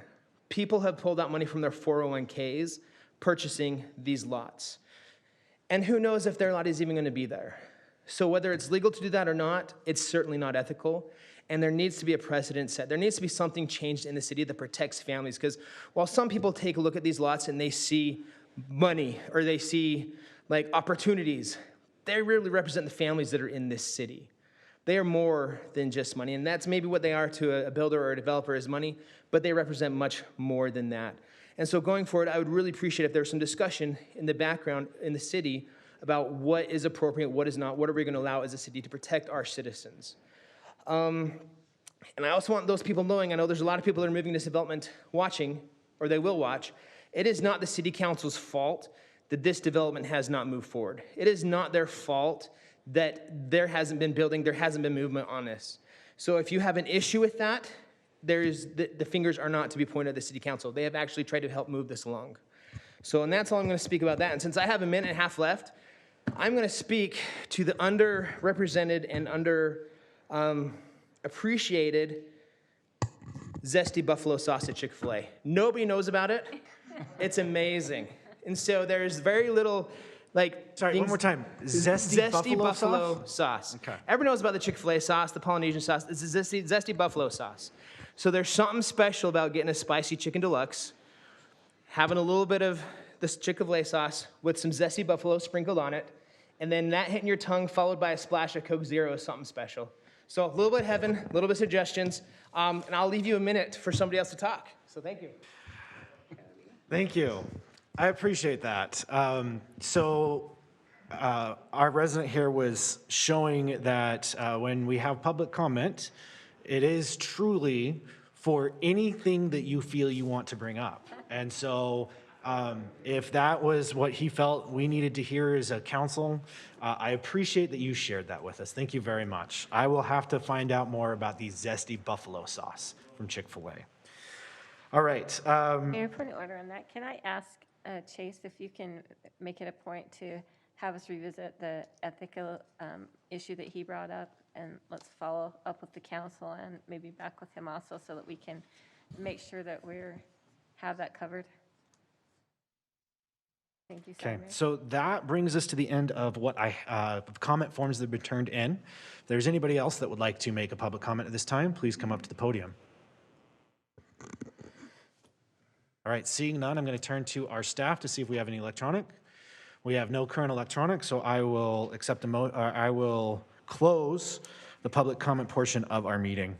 With that, we will move on. I'm going to move on to City Council Board and Committee reports. Are there any reports that need to be made at this time? No, this time. I do. Okay, go for it. Now you guys sat through that whole thing, I'll tell you a little bit about what all those are. I mentioned it, some of them are extremely time consuming. As much time as we spend here, there's an inordinate amount of time spent on these other things. So I represent us on the Unified Fire Authority Board. Beginning Alan can, or Chase can correct me if I'm wrong on if it's January 1st or a couple days after that, we separated from the Unified Fire Service Area, which is the taxing district. So how it worked before is we were part of that district along with many other cities that are members of that district. The money just went to that pot. And then that board decided what to do with that money. Basically, they just pass it through to Unified Fire Authority. UFSA board, oh gosh, is what, 13 members? And the UFA board is 18 members. So there's 13 people. I'm our only representative on that board, one of 13, to decide what happens to that money.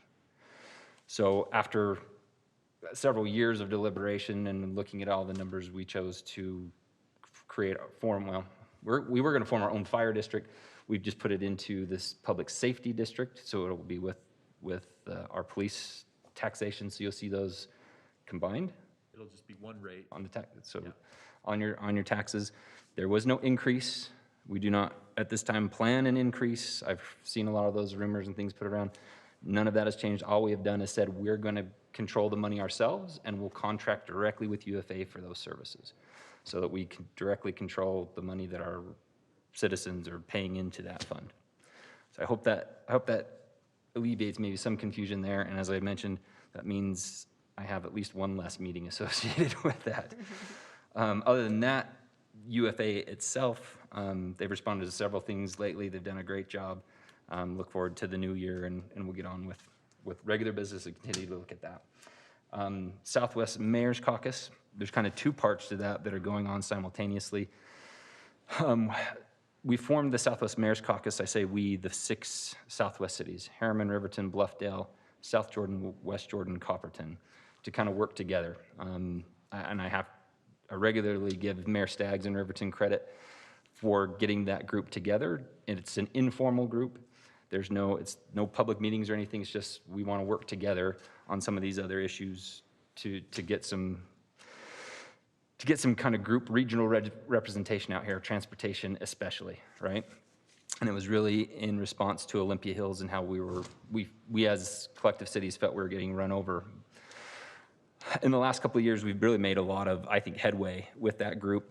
Just that you all know, with the legislative session upon us, the Southwest Mayor's Caucus meets with our area representatives. All of the representatives and senators for those 6 cities enjoy coming to our meetings every week or every other week now with COVID to talk about the issues that affect our cities, and they then advocate with the legislature to bring those resources here. So as they talk about a transportation bill and some of those things, we're working hard with our area legislators as a voting bloc to do that. We had a meeting today in which several of our representatives, and I'll call out Representative Tusher, who made a point to tell us we are working as a bloc.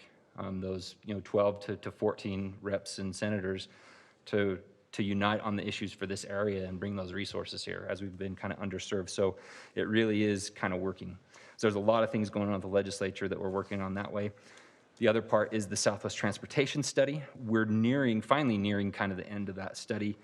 We're meeting later this month to talk about kind of the scenarios that have been presented and agree on what we think should be our priorities going forward to try to obtain funds and have a real plan, rather than have these studies that I'll reference one that was done by the state in 2008 that said that 90th South should be an east-west freeway.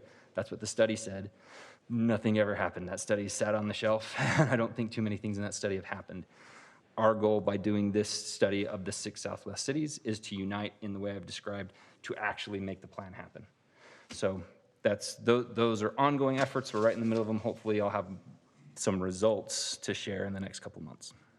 Mayor, I do have something to just advise you guys on. Part of our discussion in the at Wasatch Waste was we are going to once again revisit coming out of a special service district and just going into a normal district.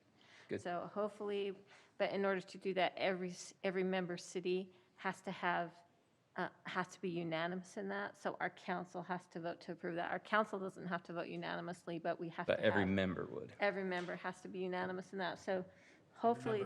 To clarify, every member city. Every member city. So hopefully we will get that moving internally and can bring that to you pretty soon to see if we can. The special service district, basically, it's just another huge layer of bureaucracy which costs us money and time to get anything done. But we still have representation, so every city that participates in it has an elected member on the board. So it's not that you lose out on representation, it's that you lose out on a whole nother level of bureaucracy it has to go through to get anything done. So hopefully we can get that special service district changed and just have autonomy on that board so that things can get done. Sorry, that's huge progress, just, Yes.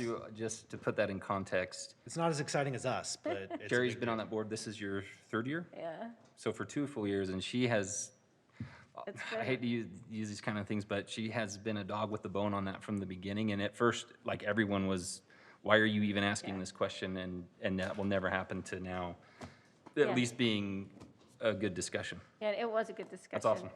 We have to get the county to agree to it, but All right. hopefully with some change there, it will happen. I'm going to move us on because as much as our residents love hearing us compliment ourselves, I'm awesome, by the way, just in case you guys, oh, I'm sorry. I was a joke. Please take it as such. We will move on to reports and presentations. First one is a presentation of the Utah Transit Authority Microtransit Pilot and 5-year service plan. I'm guessing Carlton is not here because I don't see Don't a see him. very, very large individual here. So who would be representing UTA for that? What? He's electronic. Oh, hey, there you are, Carlton. No, we're happy to have you digitally. Just so that those in attendance are aware, Carlton is the UTA board chair. So he is joining us by phone. There he is.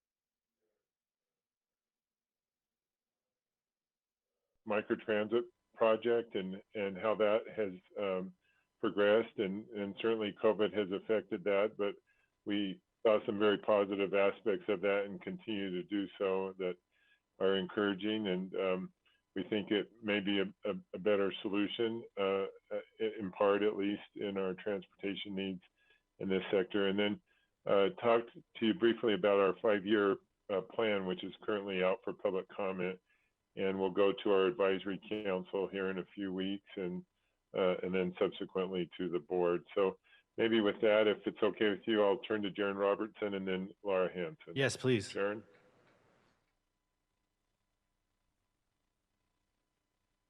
Jaren? I just got a text message from Jaron saying his computer just shut down. Yeah, he looked Oh, of really course. still. Technical difficulty here. Well, I can do this. If we want to go to the next slide, and I'll kind of walk through this. Are we triggering that? Videos, yeah. Just as a reminder, UTA On Demand was a partnership with a private entity by the name of VIA, and through an app, individuals could request a ride, and it also allowed us to test some emerging technologies to try to improve mobility. It's a coverage-based transit service, so with communities that are non-grid, a little more spread out, it seemed to provide a better, closer service than our traditional flex routes or fixed routes might have done, and it also provides a very needed and essential first last mile connection to rail stations. And then most importantly, we believe it improves the customer experience and also has some improved operating efficiencies. We could go to the next slide. Our test pilot started in November of 2019, and we had some projections outlined that to accomplish these goals, and they were very much on track. In fact, in many ways, in early March, we were exceeding our original expectations on this service. But then COVID-19 hit. We, rather than just discontinue the thing, we knew that there was ongoing needs still, regardless. There are essential workers that need to get to employment, others who needed to move around within the economy. So we initiated some additional cleaning and safety procedures. We We modified how many maximum riders could be in one ride to 3 so that there was space in the vehicle. And then, but we did suspend our promotional efforts and just monitored that service. Next slide, please. This just gives you that trajectory of ridership. As you can see from late November to early March, ridership actually was quite strong, and we were looking at this, and it was a really important piece. One of the things that we continue to see, even during the COVID, the WAV stands for wheelchair accessible vehicles, and the number of individuals still requesting rides who were wheelchair or had some kind of dependency remained quite high. And one of the things we noticed in a lot of those rides is those were often within the community itself or to needed and essential services. And then, as you would imagine, during that period, the shared rides dropped quite a bit. Earlier in our test pilot, shared rides were, it's what you hope. You hope to get as many people on one ride as you can do so, and that was limited. And then first mile, last mile connections into transit were an important piece of that. Why don't we go to the next slide, and Jaron, I'll let you take it from there. Thank you, and I am so sorry for that timing. Talking about Herriman, microtransit ridership specific to Herriman, we wanted to look at one of our best knowns. I assume Carlton was able to talk about the impacts of COVID, and so we saw some great ridership leading up to that. And so we looked at March, where we're able to pull some specifics just to Herriman. And so what we saw is out of a total of 658 trips, we had 577 trips with origins in Herriman, 519 trips with destinations in Herriman, and of those, 60 trips started and ended in Herriman, with a total ridership of about 17% of that 6,058. That put us on average for about 47 average daily riders. And then I think Trustee must have talked about our wheelchair accessible trips, which is a little bit low for Herriman for the month at 3. But we did see of all those trips, about 30%, 37% of them were first and last mile trips. So those trips either started or ended at one of the rail stations within the service area. We also wanted to kind of look at what was happening with our flex routes in the service area as well. So with that data, we did a year-over-year comparison, looking at August, September, and October. Obviously, COVID has had some impact on that ridership, but you can see, looking at the 2019 data on the F547, we averaged about 113 trips per day. And then the 534, much lower at just 17 trips per day, for a total of 136 trips per day in the Herriman area. With microtransits, we do believe we saw some transitions with some riders moving from flex routes to that service. But obviously not all of those riders made that transition. And so and with a combination of both microtransit and COVID, you can see how that ridership has really declined over the past year, with just on the F547, just over 29 trips per day. Hopefully the council is aware that we have suspended the F534. That happened last April in response to COVID. You can advance the slide, please. Just a quick overview of what ridership and really looked like when you want to look at trends. Really a great start to the microtransit pilot. March, again, was we saw some of our best ridership, where we surpassed 500 trips per day. But obviously with COVID, you can see how that just really had an impact on the service. Fortunately, we were able to do some projections on the data we did have with the microtransit service. And what we did really see is that we do project that we would have maintained probably around 400, 500 trips per day had COVID not hit, really meeting and exceeding our goals for the service. And so while we've had to manage through COVID, we really do believe that this has been successful in helping people move differently across the community. And I'm about to show that in the next slide, but really some good ridership and for various different use cases. If you'll advance the slide, please. So here's probably one of my most favorite slides. I hope council is familiar with the service area. So this picture on the left is the service area in blue. And so as we've talked about in the past, that as long as anyone is in this blue area within our operating hours and days, they're able to use the service.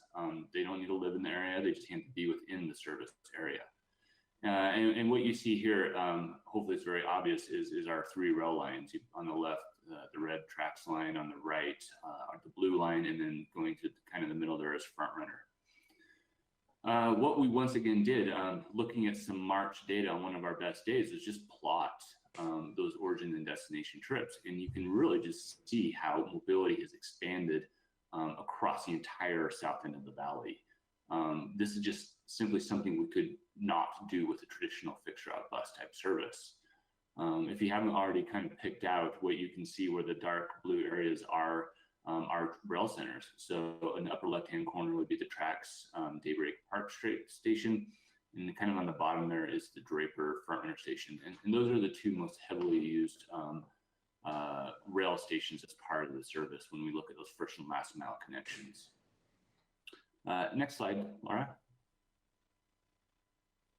Just to kind of wrap this up, if this hasn't already been noted, we're extending the pilot to the August 2021 change day.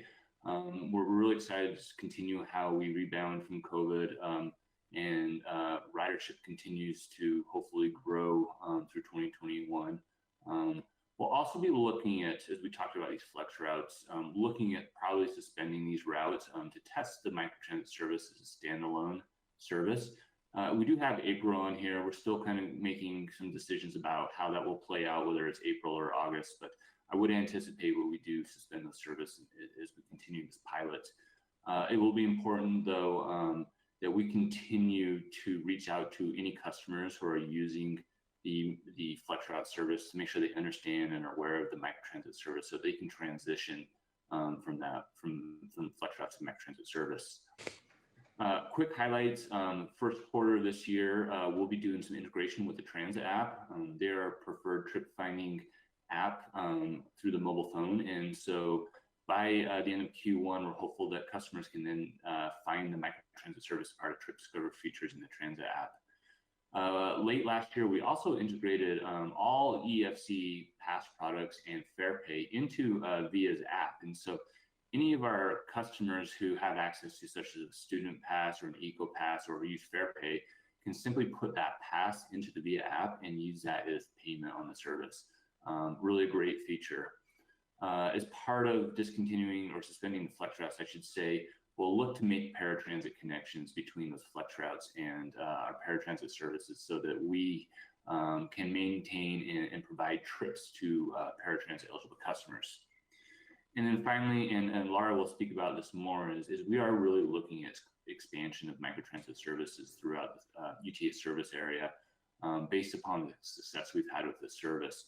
And so as you'll hear more shortly, you'll see how we've kind of evaluated future opportunities for the service. And so with that, I will turn my time over. Thank you, Jaren. Could you advance to the next slide, please? I'm going to go through these slides pretty quickly because I know you have a big agenda and we're a little bit behind. But we are here to share our draft 5-year service plan with you, invite you to review it online and provide some comment. I don't have the URL link on here, but you can navigate to it right from our UTA homepage, rideuta.com. The 5-year service plan we developed in the middle of the COVID pandemic, and so it's kind of a unique time to be doing some planning. Everything that we have included in this plan, which is kind of our best guess of what we'll do in the next few years in terms of service changes, will really probably start in 2022 in earnest, and we're really focusing on 2021 as being kind of a stabilization year, recovering our ridership, allowing our labor resources and our financial resources to stabilize a little bit. Next slide, please. The main point of this slide here, without going into a lot of detail, is that the 5-year service plan is really step 2 in a 4-phase planning process. We start with strategic planning, working with the regional transportation plan that Wasatch Front Regional Council produces, looking 30 years into the future.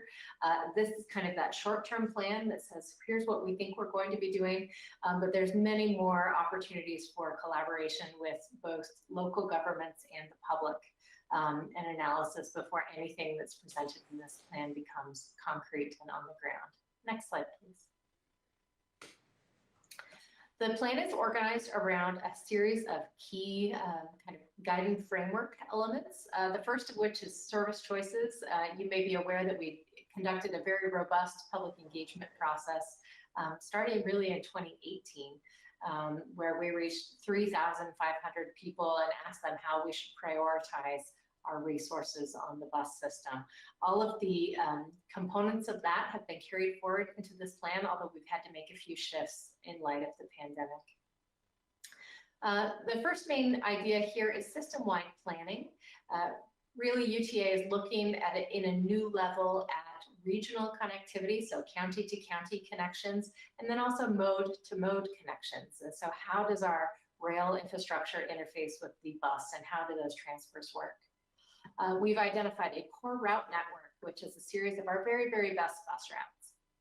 They run early in the morning, late at night, 15 minutes or better frequency, 7 days a week. The idea here is that this is not just your average local bus. This is really high quality bus service. Throughout the pandemic, we've seen a shift in travel markets and travel patterns. Our 9-to-5 commuters really made up a huge part of our ridership prior to the pandemic, but dropped off pretty dramatically in March. That said, we saw really steady ridership exist on some of our routes that served essential workers, kind of those core routes that really got people to jobs, to education. And so we've included in this plan a shift towards more all-day service to accommodate those people who don't necessarily work the traditional 9-to-5 schedule or 8-to-5. Along those same lines, we've expanded our hours on many routes. So we operate earlier in the morning and later into the evening. So if you happen to have a shift from 5 in the morning to 11, you'll have a ride where you need to go. New technologies, Jaren's just shared a whole lot of that, and you'll see that in the next coming slides. And then we're also laying the foundation for some new projects that are in the works. Next slide, please. So now to get to really the nuts and bolts of what's in the proposal. We're increasing service on the west side of the county with new connections to the airport, inland port. We've got new service proposed on 3600 West, on 5600 West, and 3100 South in the kind of Magna West Valley area. We're improving frequency and hours of service on many routes, so you'll see much more all-day service on the west side of the valley. I mentioned the core routes. We're preparing for these future projects like the Mid-Valley Connector, 5600 West Express Route, and the South Davis BRT. Some improvements in the Rose Park and Glendale neighborhoods of Salt Lake City. Next slide. We see a strong market of riders traveling from Front Runner to the University of Utah or Research Park, and so we've really streamlined those connections to make that a smoother trip. And because of the great success of the microtransit pilot, pending what we see in the continuation of this pilot, we're proposing to keep this as a permanent solution in this part of the area. It seems to be much more effective than the fixed routes and flex routes that we had in place prior. And so if the remaining parts of this pilot remain successful, that's something that you may be able to expect in the future. And then a new transit hub in Salt Lake City and all-day service on many routes. Next slide, please. This is just a map of kind of what the service area looks like in Salt Lake County. The blue routes are all-day service, and so you'll see some nice increases there. The gray circle represents the microtransit pilot, and there's a little pin, a little flag about located on top of Herriman, and that's to indicate that this is an area of future study. We know that there is a Southwest Salt Lake County transportation vision planning process underway right now. We will update this plan every couple of years, and as the recommendations from that planning effort are finalized, we'll incorporate them into this plan and start thinking about how we'll implement it. Next slide, please. I'm not going to go over this in any detail, but we do have some sections in the plan that talk about the vision, other planning projects that are underway. This is kind of the unfunded portion of the plan, and so you can navigate this as an interactive map in the website. Next slide, please. And similarly, this goes back to my earlier comments about how we're really using 2021 as an opportunity to finalize this plan, do some studies, watch the data, begin planning, but really start thinking about implementation in 2022. And I believe that is my last slide. You can advance one more just to see. Yeah, I think that's it.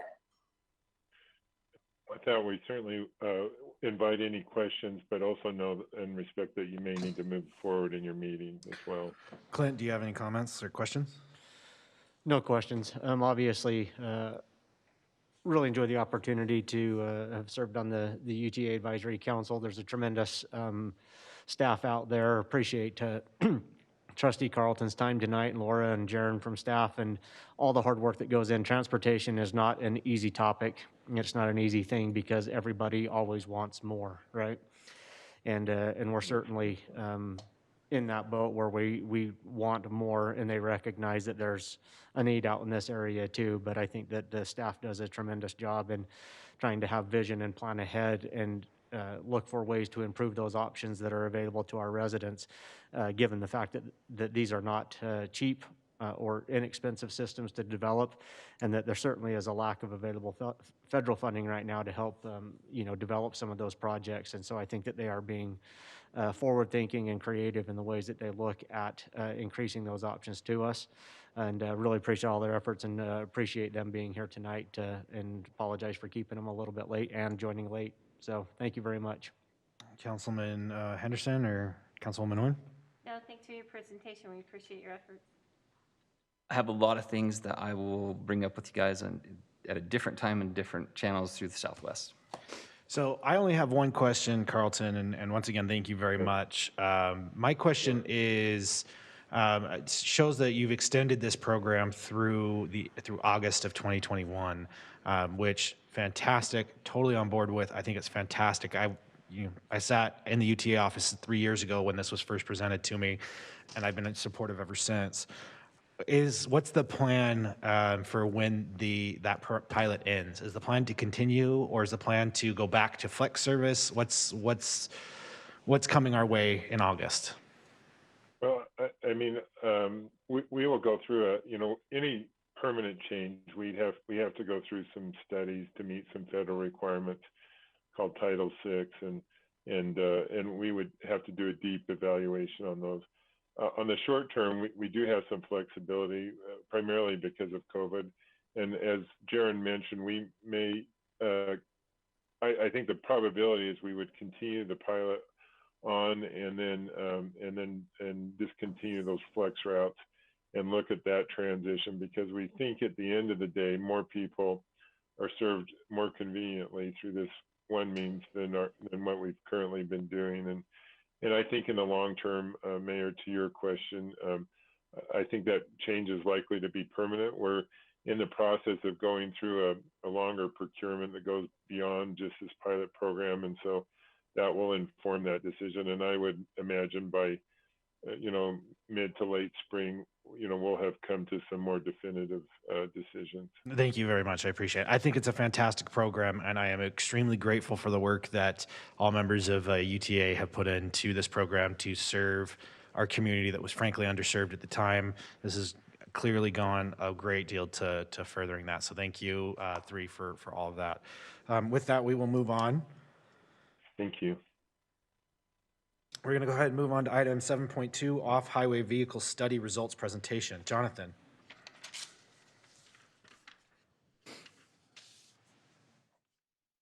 Good evening, Council.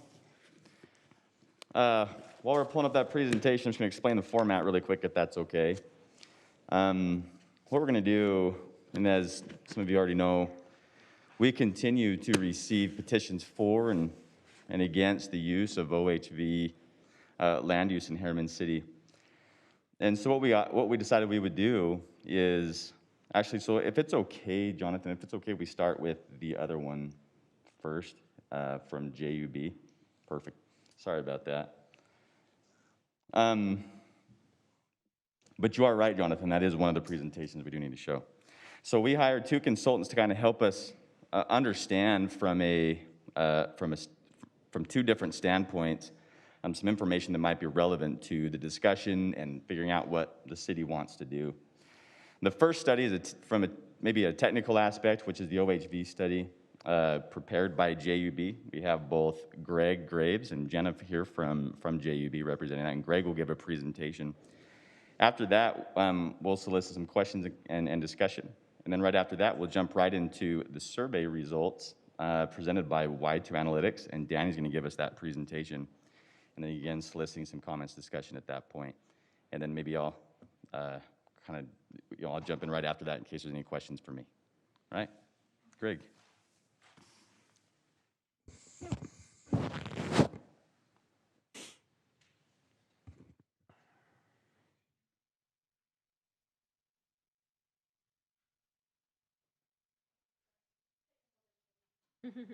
Okay.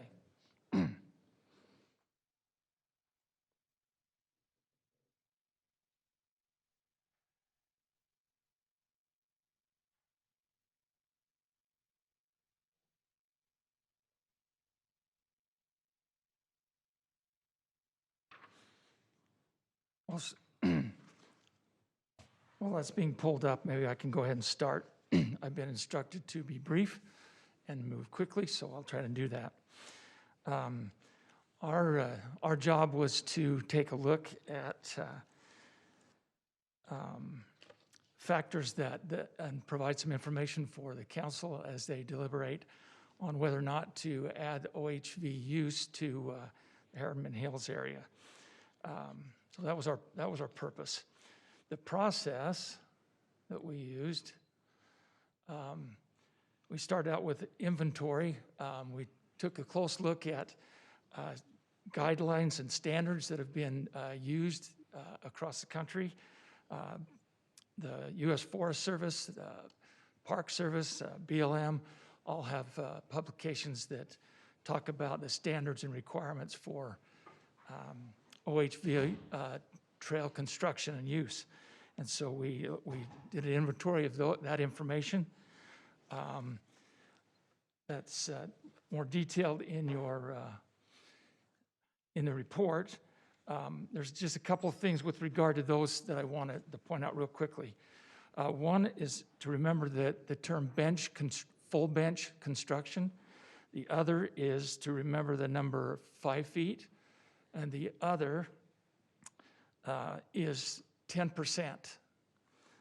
And those will make sense as we get farther in here into this presentation.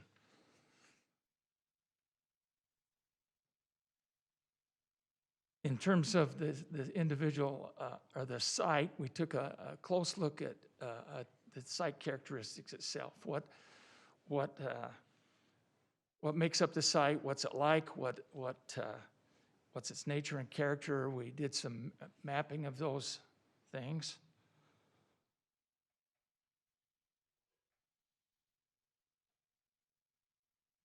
And here are the things that listed here that we took a close look at. I won't spend a lot of time with these, but I will show you the maps and information we generated from that. Afterwards, we did analysis on these things, looking at the characteristics of the site and how they are applied to OHV use and what kind of issues that might generate. And some of those issues are listed here on this particular slide.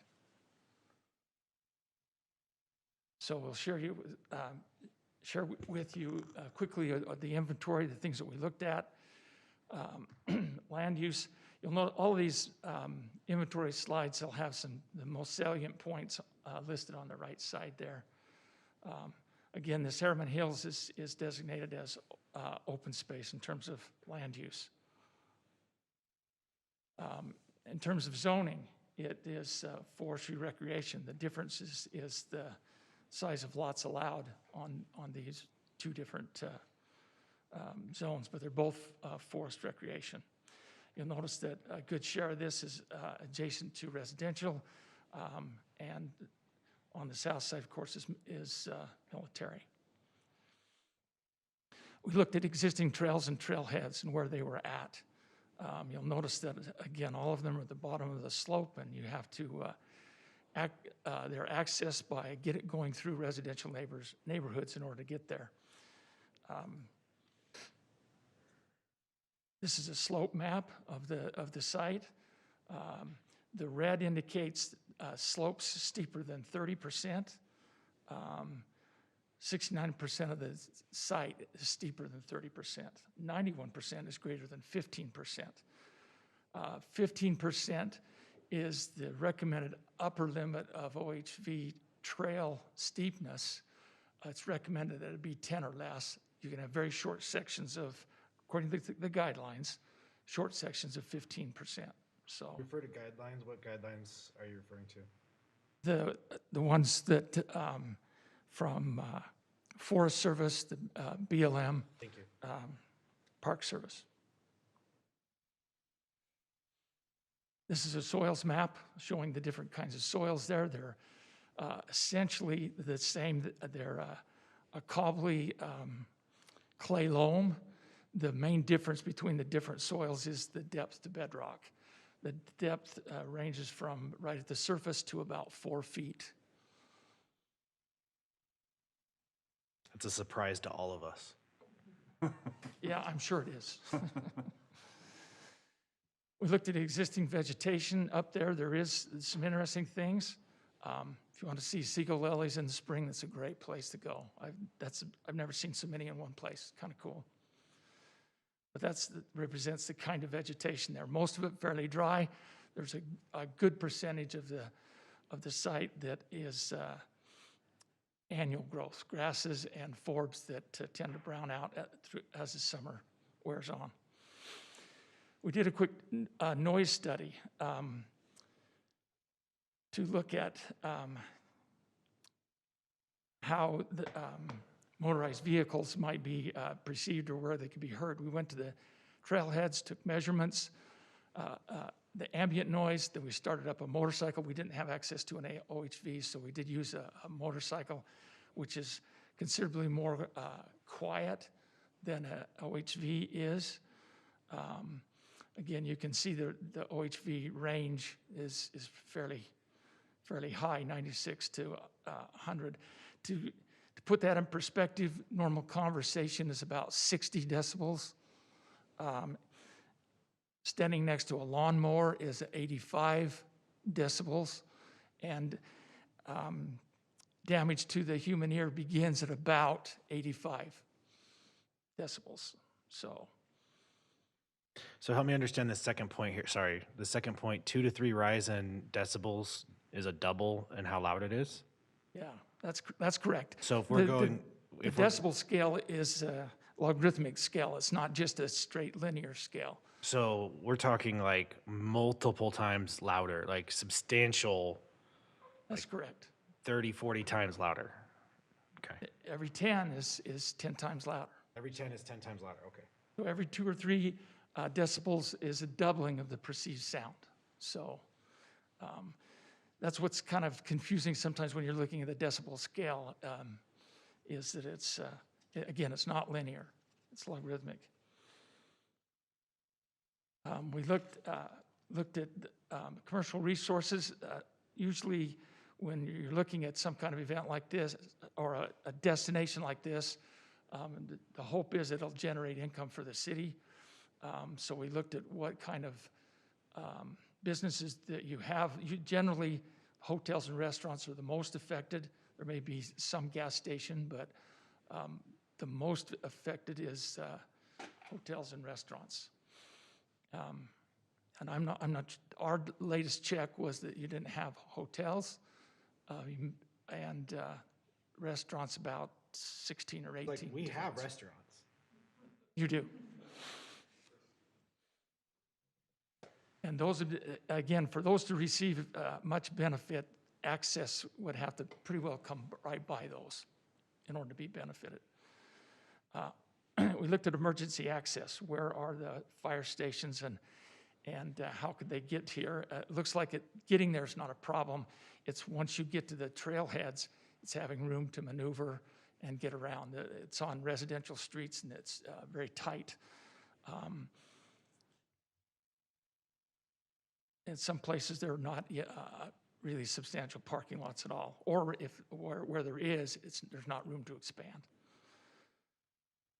So after quickly looking at all of these characteristics of the site, we applied those to the use of OHVs, did some an analysis and study, and identified several issues that the characteristics and the use of OHV generate that need to be looked at.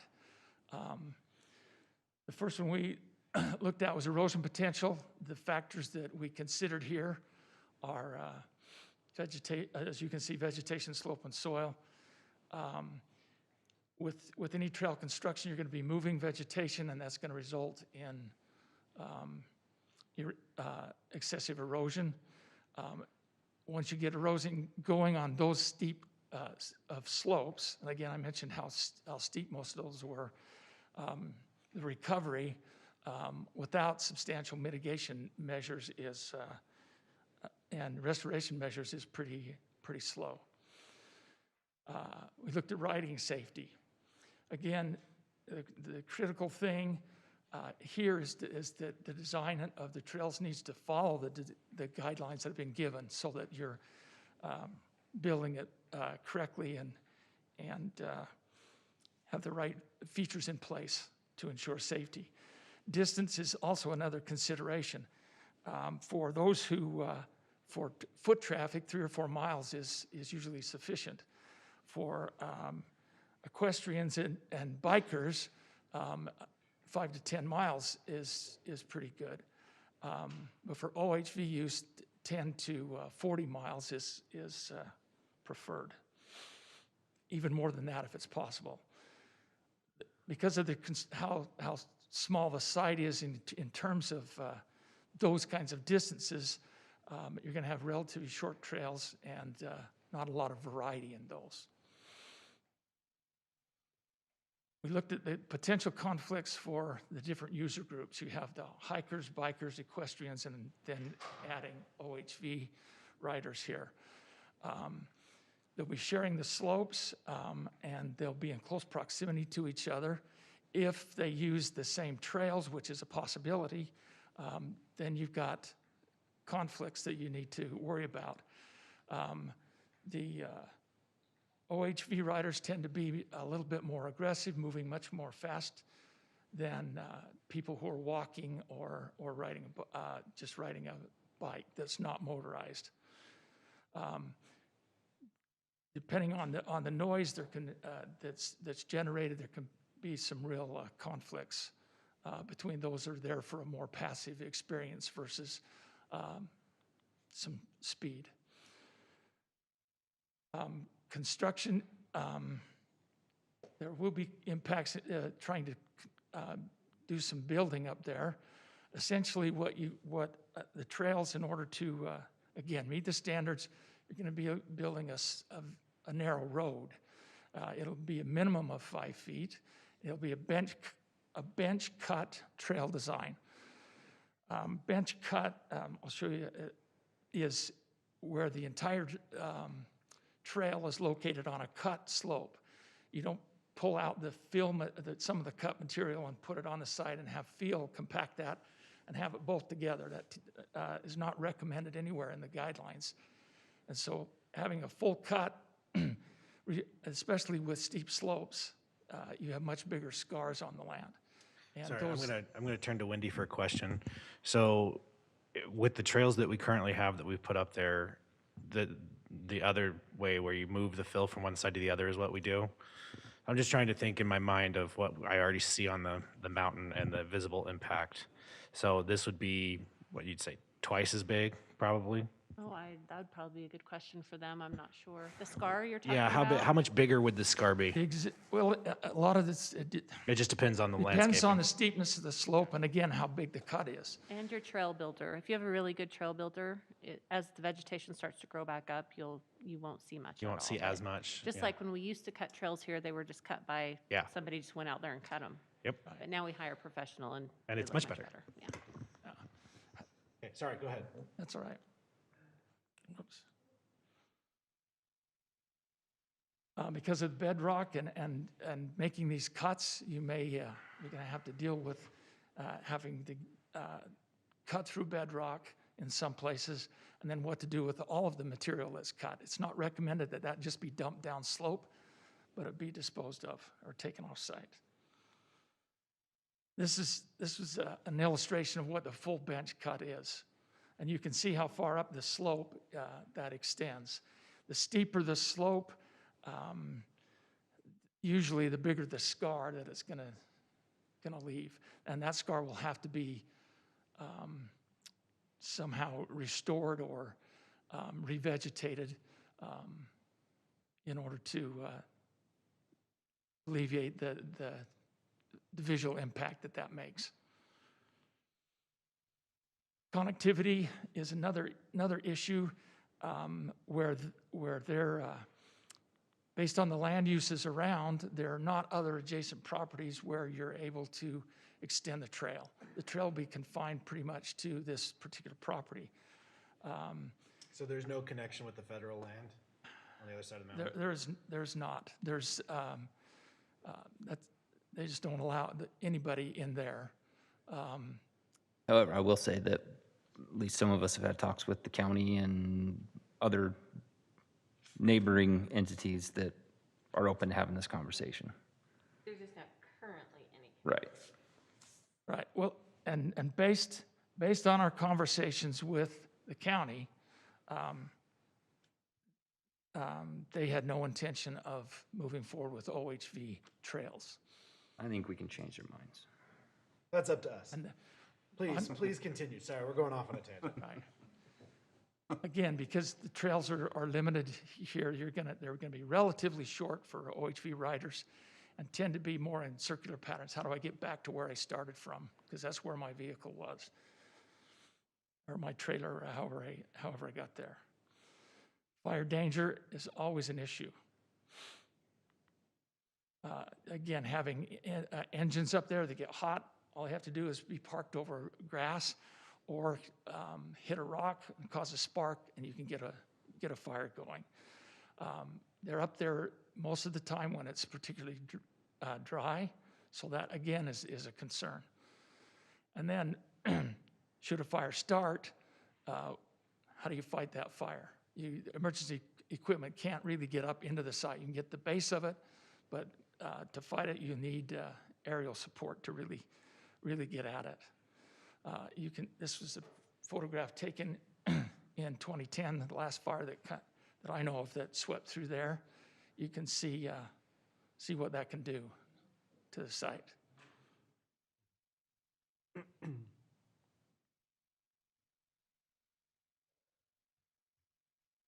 Again, emergency vehicles, we've talked about that, how they can get there, but they only get at the base. If there's accidents or anything up there, they're going to have to find a way to get up there without driving. At the trailheads, there's very limited parking place. In some places, there is no parking other than street parking. And so you're competing with residents for parking space. And also, if you've got emergency equipment there, how do you maneuver that just on these small residential streets? The last thing that I wanted to just bring up is the liability that you're going to have to look at. We're not lawyers. We don't pretend to be, but we do know that accidents sometimes happen, and they're often litigation occurs when that happens. So the city legal team is going to need to take a look at this, determine if the risk is worth the benefit. It does have, you will have to look at it. How the trail was constructed and how it's maintained will have a important bearing on your standing in terms of accidents and things that happen. So again, following those guidelines will be critical. And because of the risks, there may be other insurance impacts. Again, I can't tell you what those are. That'll have to be worked out with your legal team. So as we looked at all of these factors, all of these things that characteristics of the site and the impacts that we see,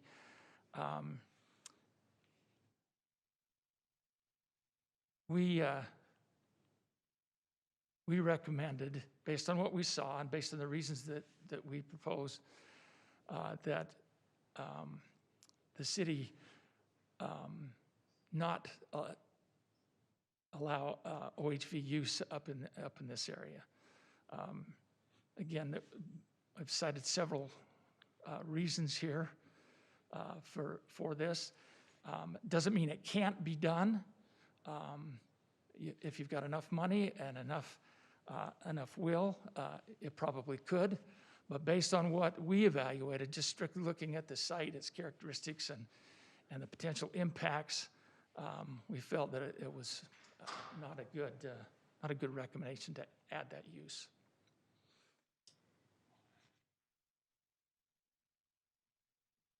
Any questions? I mean, we kind of asked them while we were going along, so. No, I just felt like it was just a continual list of why not to do it. You couldn't come up with a single reason of why to do it. If I may, I'll say my interpretation is the study's a starting point, and they have to look at it as with existing conditions. So in the vacuum that is the current conditions of the city, my interpretation is that's the starting point, and there's lots of those things that can be overcome, but they can't. They don't know that. They don't know what we've been working on. So these are the negatives that we would have to address. These are the issues that need to be addressed. Got it. Again, if you can mitigate these conditions, it can be done. Got it. Again, realize it's going to cost some money to do that. Sure. Without addressing any of those, then that has to be the recommendation, right? Right. There may be others who have some ideas about how you can mitigate that. Again, we were looking strictly at the conditions of the site and what that tells us when you introduce this new use into that area. So Yeah, I have one question that was brought up by a resident earlier. There was a question regarding the validity of the assumptions made. Do you have any specific response to that? I don't know what the gentleman was referring to specifically. We just looked at, we do a lot of work which we do this kind of site analysis and evaluate that based on proposed uses. Okay, and that's what, I think that was the reason why I asked which guidelines you were using by, so I could get a better idea of kind of where those in the report, assumptions we are cite coming them specifically in the back, so you'll see the ones fantastic. that we have. Awesome, thank you But very much. again, they're Okay, thank you. national guidelines. Thanks for your work. We appreciate the work and we appreciate the recommendation, because I definitely don't have the expertise to do that, so. I think we're gonna turn it back, are we going back to you? No, yes, no, yeah? I have one comment to make, if I Oh, can. go ahead, Jerry. Just to touch on the other 2 points that Dwayne brought up, as he sat through kind of our long-windedness to make his comments. I really would like to see you send the rest of your suggestions. And like I said, at least I have viewed this as kind of the starting point, and then getting that committee started to look at mitigating those things and working with other partners and whatnot. So I really would like to see your suggestions on those other things. I've talked at length many times about the potential financial benefits if these things are done properly. If the city's gonna own the mountain, we need to make use of it. It needs to benefit the city, not just be there. So I just want to let you know, I really want to see those. You weren't given the time that maybe we should have. I'd like to see that, and then I'll do what I can to make sure that we get a committee going. Jonathan, back to you. Anything for me? I is there a second study that we're looking at? Yes, there is. So if it's okay, I'd like to introduce Y2 Analytics, and Danny from Y2 is going to provide us that information. We also have Kyrene with us, who is also instrumental in this, so. We know Y2. They are a fantastic organization, which we continue to appreciate their work, so please. Yeah. I'm also good at sanitization. There we go. We like working with Herriman, and do you have a preference, mask or not? It's up to you. It's easier to hear you without the mask, but if it bothers you, you can leave Okay, it on. we'll take it off. We'll try to make this quick and let you understand me throughout, so that works well for me. So no introduction needed, I suppose, but what we were enlisted to do in this study was looking more at recreational amenities at a higher level and citizen priorities. So that's kind of where we are, but what we did do was we did ask some very pointed questions towards OHV that we will highlight in this condensed version of our report. But before we do that, just want to give you an idea of who it was that we talked to and where this data is coming from. So back in 2017, as you know, we created a panel of citizens that we have gone back to many times in regards to different issues facing Herriman City, and that has been refreshed back in 2019, and this list contains residents from the voter file supplemented by a list of residents that was given to us by the city staff. And for this survey specifically, it was email invitation only, and responses were collected right during the election, the late October to mid-November. And that's, I guess we should keep that in mind. And we did see that reflected in our, the percent feedback that we received. So out of 12,000 emails delivered, there were 453 citizens that responded, and each email address was only allowed to respond once to avoid ballot box stuffing. The median resident took about 10 minutes to finish it, and ultimately we ended up with about a 4.55% percentage point margin of error, so keep that in mind as we look at these numbers. And those respondents that we did receive back were weighted by age, gender, and homeownership, just to better approximate the city demographic composition. We want to look at 4 of our main findings in respect to the OHV vehicles, and I guess in general for this whole survey. But ultimately, residents are really pleased with their overall quality of life in Herriman, as well as the current recreational amenities provided by the city. Also, respondents are primarily interested in new trails. That includes walking, jogging, running, and hiking. And they're also very interested in some sort of water facility, outdoor pools or water parks. Shocking, I know. That it seems not like Herriman at all.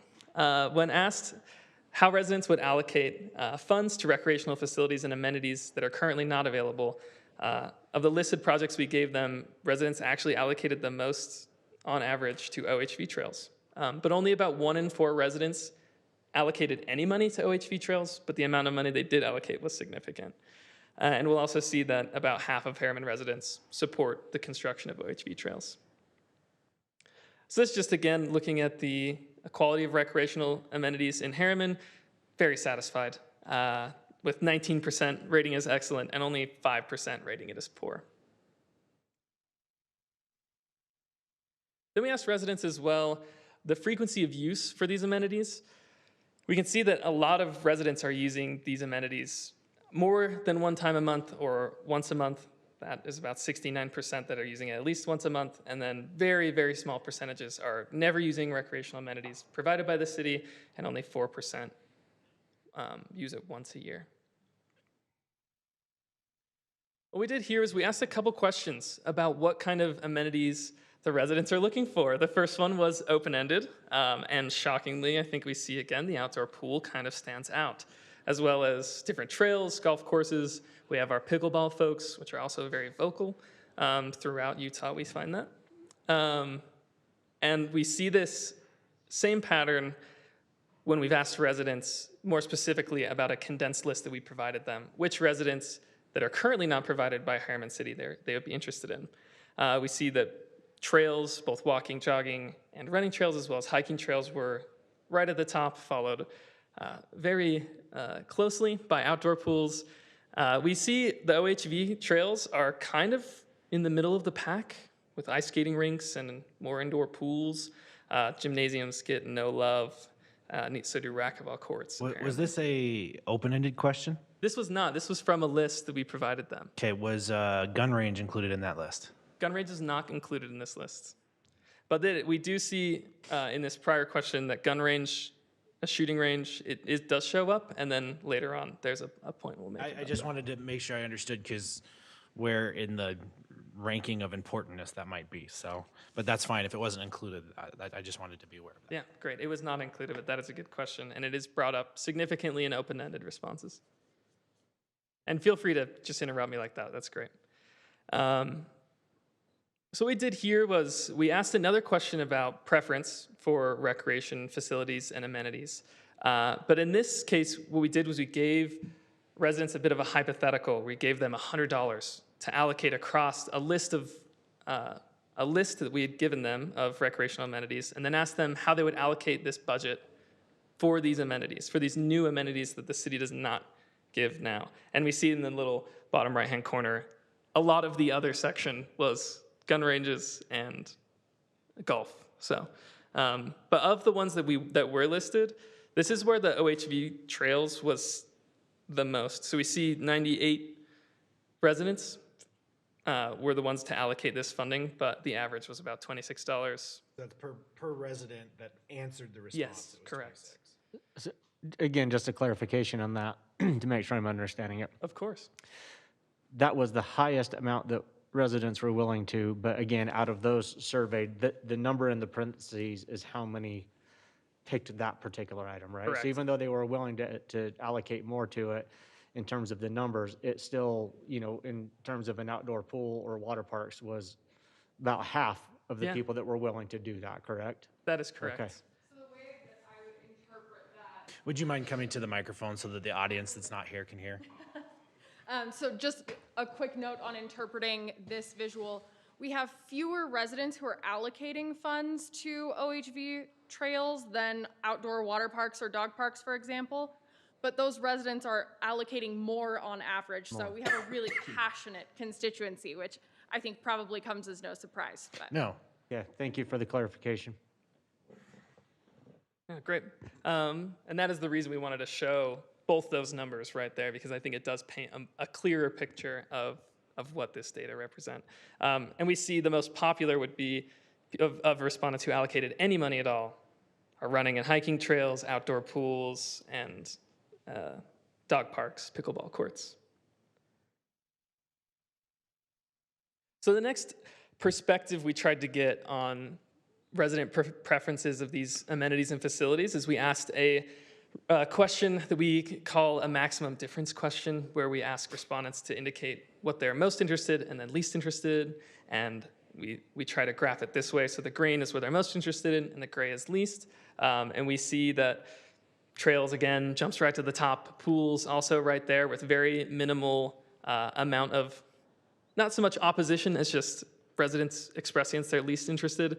But this is another point where OHV trails stick out a little bit in interesting ways, where 41% of respondents indicated those trails as their least interested amenity, and 14 their most.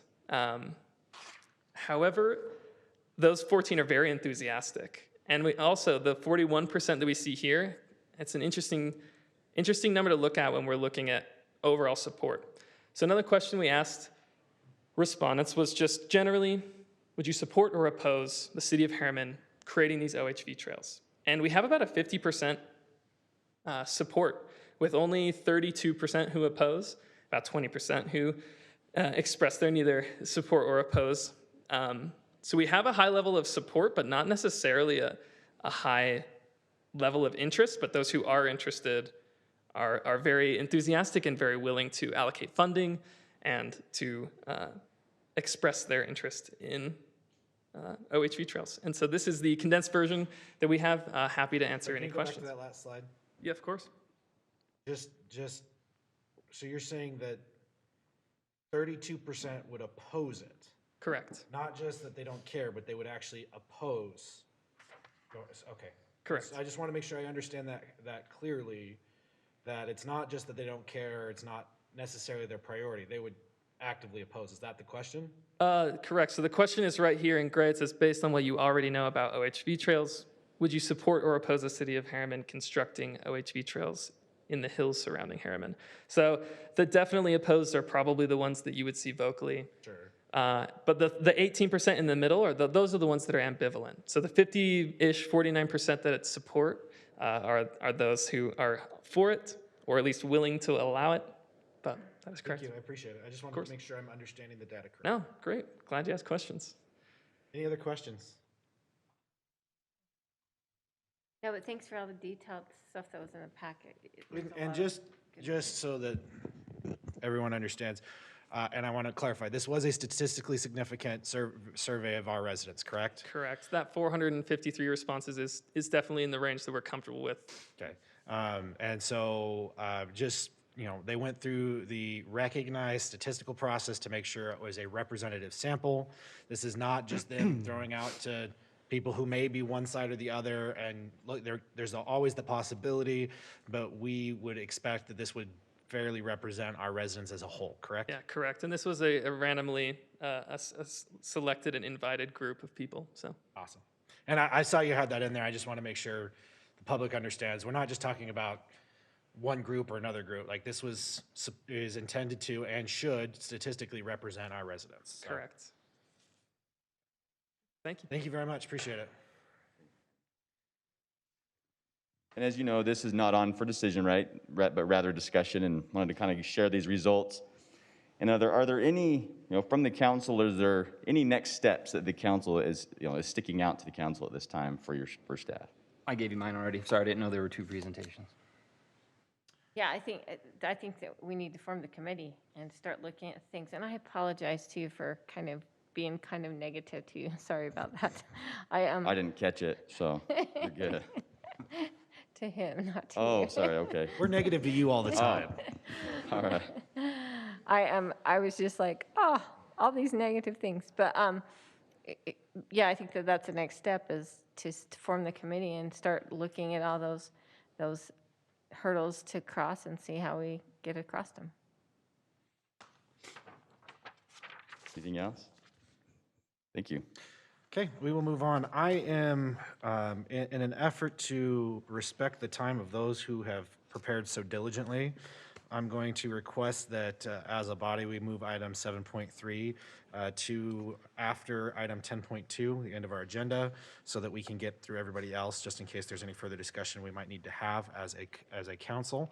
That will require a motion, which I'm open to take. I'll make the motion, Mayor, that we move that to the end. Do I have a second? Second. All in favor? Aye. Aye. So that has been moved to the end of our meeting. All right, we will move on to item 7.4, presentation of the 2019-2020 Herriman City Audit.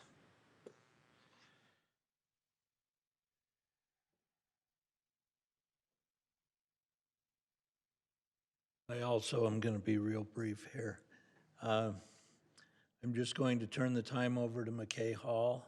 He's the audit partner with Hinton Burdick, who did our audit this year. He can give his report of his findings, and we gave these to the audit committee a week ago. I've given each of you an audit, the book with the audit reports in it. If you have any questions on the financials as you go through them, glad to answer them, but I'll turn time over to McKay.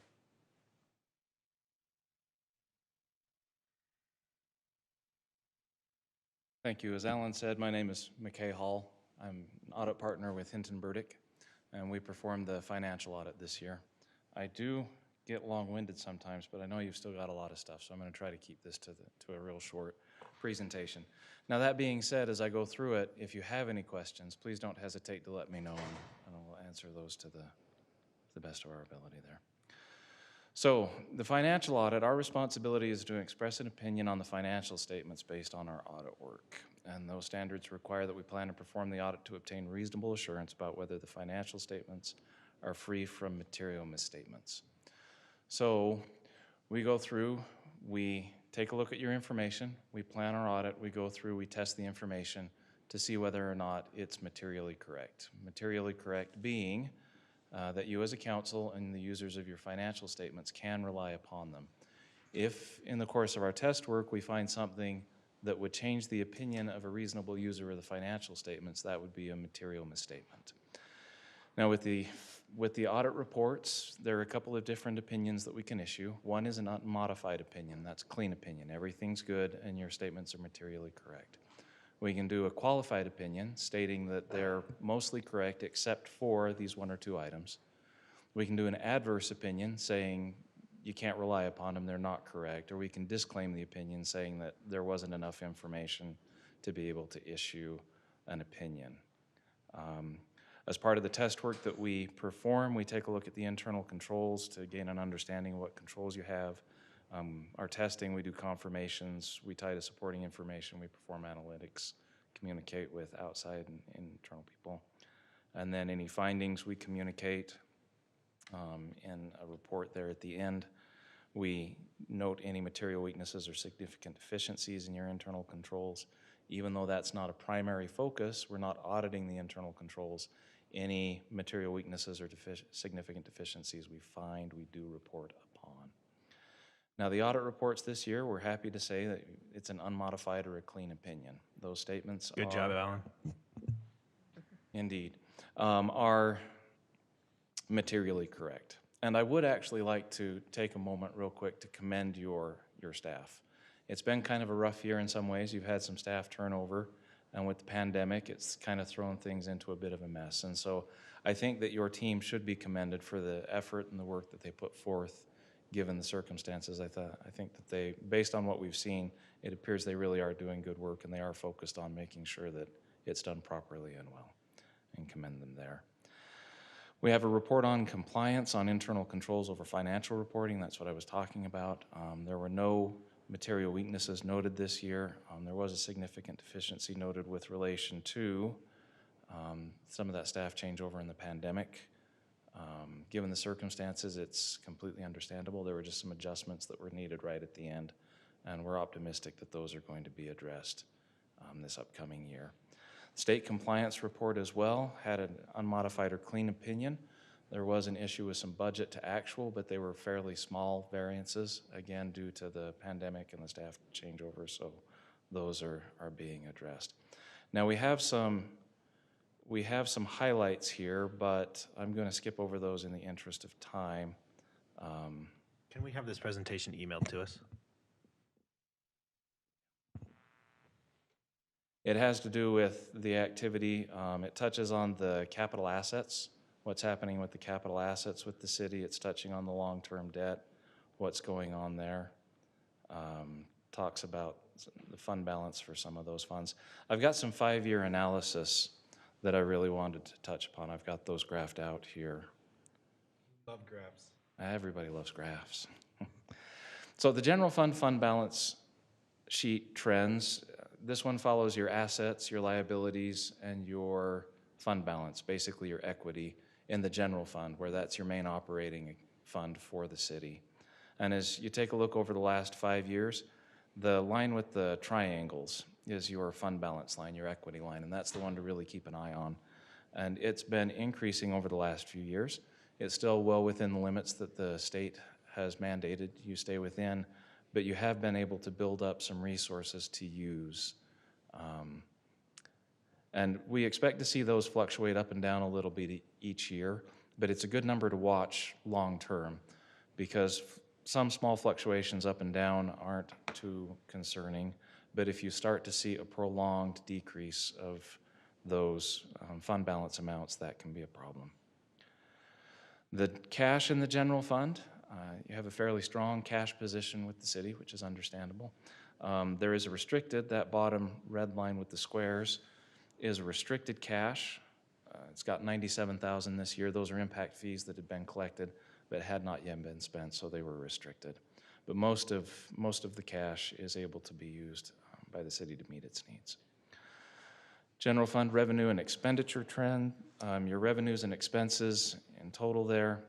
The revenues are the blue line with the triangle. The expenses are the red line with the squares. Over time, we expect the governmental funds, including the general fund, to break even. And so you expect to see some years with revenues in excess of expenditures, and some years you will see the expenditures in excess of the revenues. Again, as long as those tend to be going back and forth, that's pretty typical and expected. In 4 of the last 5 years, your revenues have exceeded your expenditures. And then this year, the expenditures were a little bit more than the revenues. But as I said, that's not a, 1 year is not a real concerning trend in that respect. And you've got the resources to be able to meet those. Significant revenues, you've got your licenses and permits, your sales tax, and your charges for service that are shown here. The bottom 2 lines are your charges for service and your sales tax revenue, and those have been increasing over time, which is good. That top line there that kind of has the peak and declines are your licenses and permits, which that increase and decrease has been really coming from the construction activity in the city, which is understandable. You've had some really heavy construction over the last few years, and so that increase is expected. It started to slow down. There are a couple of reasons that can happen. Generally, things slow over time. Also, with the pandemic, it may have had some impact. Also, if you're starting to hit capacity in the area that you can build, you'd expect to see a decrease in that area as well. So, other significant revenues in the general fund, the property taxes, the franchise taxes, and intergovernmental revenues. The property taxes and the franchise taxes have been fairly consistent with a steady increase over time. Your intergovernmental, if you look at those, they have increased. The real area of note there is the spike last year in fiscal year 2019. That was coming primarily from some intergovernmental grants from the state that were 1-year grants, and so that change is not unreasonable or unexpected. The Safety Enforcement Fund, the revenues and expenses have been fairly close. It just started in fiscal year 19. The Town Center CDA, you take a look at that. The expenses in the first 3 years in that graph did exceed the revenues. The revenues have exceeded the expenses in these last 2 years. And so over time, again, we expect this to break even. So if the city can make sure that it keeps its expenditures lower than its revenues in that fund over the next few years, you should be pretty close to that break-even point and be in good shape. The Capital Projects Fund is one that you will want to take a look at. As you take a look, the expenses over the last 5 years have surpassed the revenues significantly, and it's left that fund with a deficit fund balance. And the city has been able to put the funds in through a loan from the water fund, which is allowed and okay, but you're going to have to find some long-term solution with that. You may be able to extend that loan some, but at some point the city's going to need to have revenues to be able to offset those expenses. And so I'm sure that's something that you've discussed and something you'll continue to discuss, but you'll want to keep that on your radar and make sure that you address that. And then the water fund is a utility fund, an enterprise fund. It needs to be run basically as a for-profit business. Over time, it needs to have more revenue coming in than expenses. And as you take a look over the last 5 years, the operating revenues have been under the operating expenses for the fund, which with the growth in the construction probably has not been a real big problem for the city. But over time, the infrastructure that's been going in is going to age out and it's going to need to be replaced.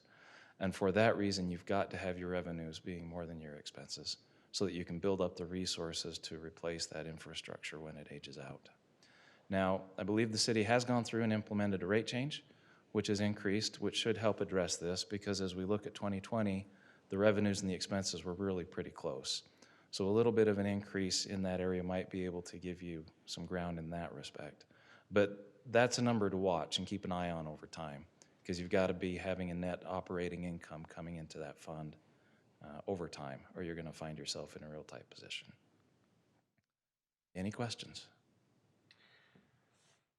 I don't have any. Do we have any from the council members? We appreciate the efforts, and we appreciate the presentation. We apologize that we couldn't go into more detail, but once again, I'd ask staff that they make sure they email that out to us, because I would like to see all the detail that you provided there.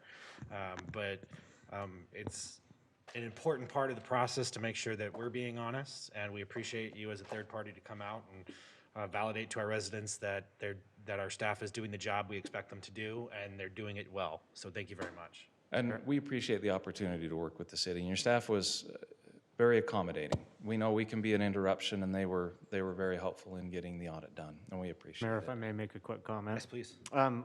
You know, I have the opportunity to sit on the audit committee for the city, so I've been part of the last couple of audits and the presentations of those, and obviously we have tremendous trust and in our staff and the work that they do because of the high standard which they have set. And so I think none of us obviously are surprised by the fact that we have a clean audit. Really, my comment is to McKay and his folks, because as was just mentioned, you know, it can be a challenging process for a city to go through an audit, but I've heard nothing but positive remarks on the side of city staff and how you interact and working with you and the great working relationship that they have with you and your staff. And so just please pass that along. That certainly makes the process a lot more tolerable. So thank you very much. I'll be certain to let them know. Thank you very much. And you're welcome at any point in time, if you have any questions, to reach out to me. I'm happy to give you We appreciate that. Thank you. any information we have. I have one question, and you may answer it, or may be to Alan, but what is the primary source of revenue that goes into those street funds? Where is that funded from? Street signs? And I apologize, that was mislabeled, and I actually had that fixed for tonight's slides, but I think we ended up with an older slide deck. And that's your capital projects fund. Capital projects fund, okay. Yeah. The source for that is the general fund. It doesn't have its own source of funds. Thank you. We're just throwing it at you. We're just trying to make it That's difficult. Excuse me. All right, thank you. Thank you so very much. We appreciate it. All right, we will move on to item 8.1, public hearing regarding the water impact fees facility plan and water impact fees analysis. Justin.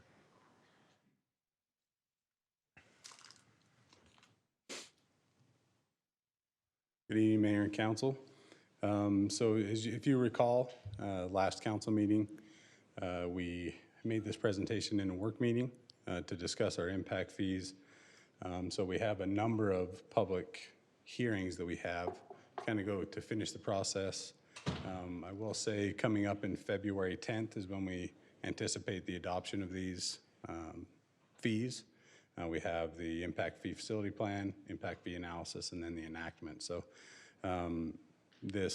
we wanted to make this presentation before we open the public hearing, so we'll have Andrew McKinnon from Bowen Collins come up. It's essentially what you saw last time, but we just want for public interest to be able to present this at the public hearing. So.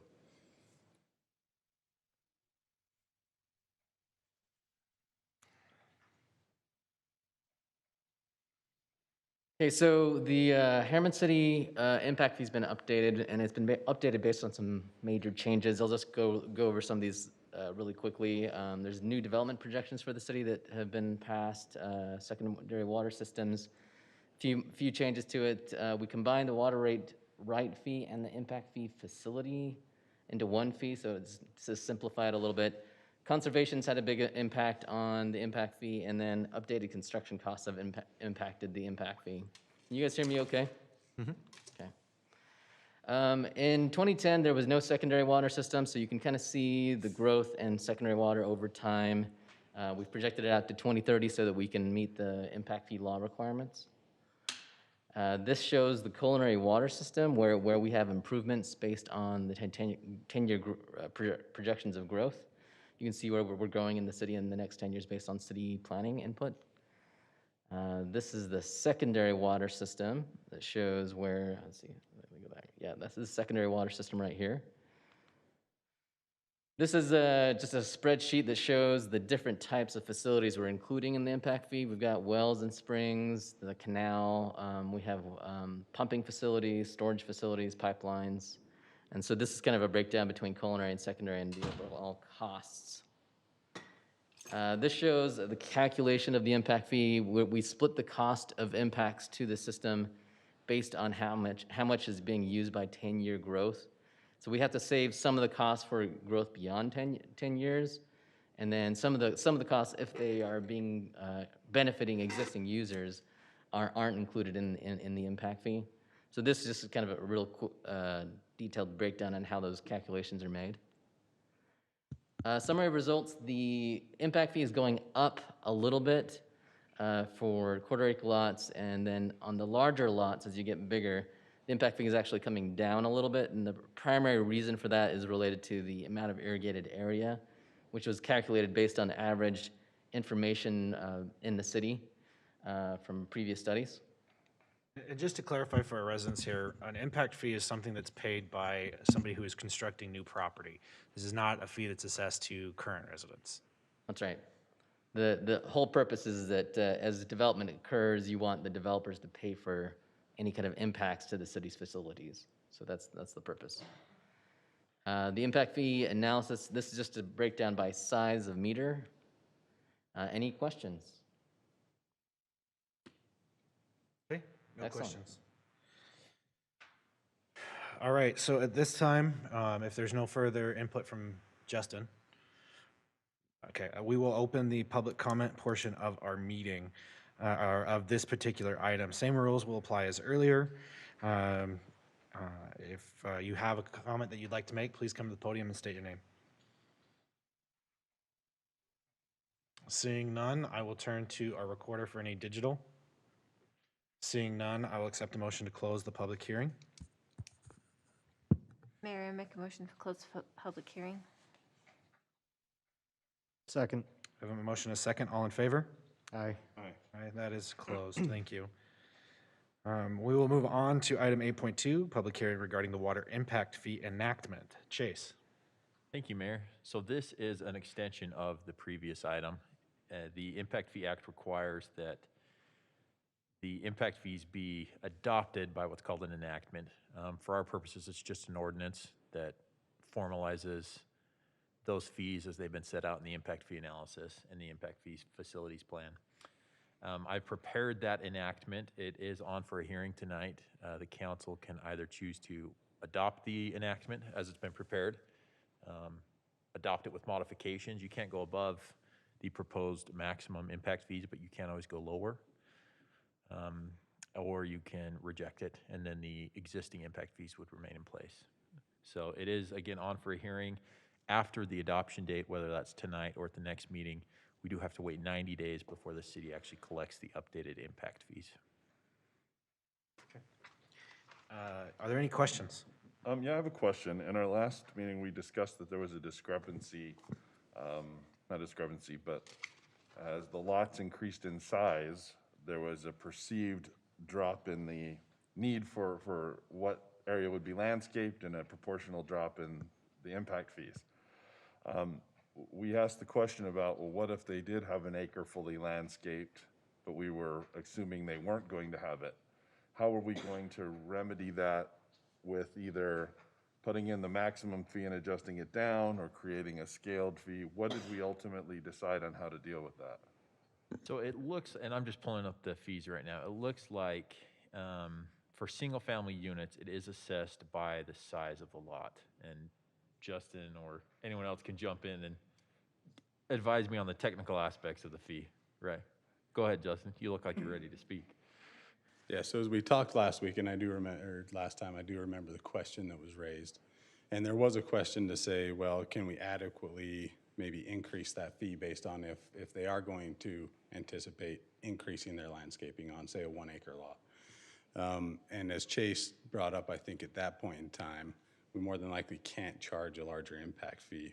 But as far as these fees are assessed, we take, as Andrew explained, there's an average of irrigated area that are on those size of lots. And so that's essentially how these impact fees are addressed is we tried to be equitable as possible instead of just having one flat impact fee across the board for no matter what size lot you have. We tried to anticipate that equity by making individual buckets per se for each property size, if that makes sense. So we feel like we've addressed some of that concern by splitting it up and having those different buckets.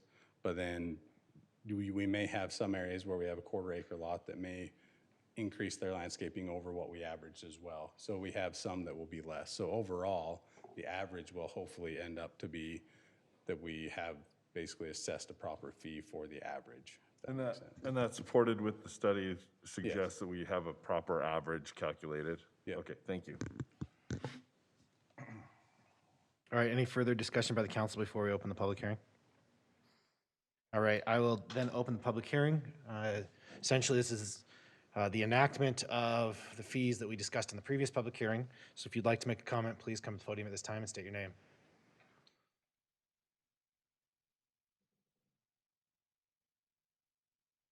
Told explicitly by my wife not to come up here, so I'll be fast. So I just want to call out that the rates noted on culinary and secondary water and some of the rates that Steve just called out, I think it's a little bit of an assumption to say that people are not going to landscape those 1 acres, because if I had 1 acre, it would pretty much be landscaped. And the rate that you charge for the secondary water, the higher that goes, the less it will be used and the more they will use culinary. I can point out 10 individuals on my street, including me, that will not use the secondary water because it's so expensive, and all of the weeds and things that show up from it cost me so much money that I've given up. So the more you hike up that rate, the less it will be used and the more culinary water we're going to end up using overall. So just something for you to consider. Thank you. Just to comment to that real quick, just so. We got his name though, on for the record. Oh, can I have you come give us your name for the record real quick? Thank you, Clint.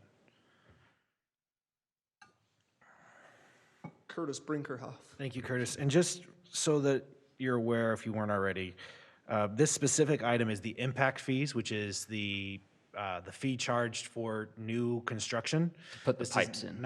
This is not the water rate itself. So this is a separate issue. I appreciate that, and I'm sure we'll get around to that one again as well. But this is specifically the impact fee, so it is a slightly different issue between this one and that one. All right, any further from the audience? Okay, any electronic? Okay, seeing none, I'll accept a motion to close the public hearing. So moved. Second. All in favor?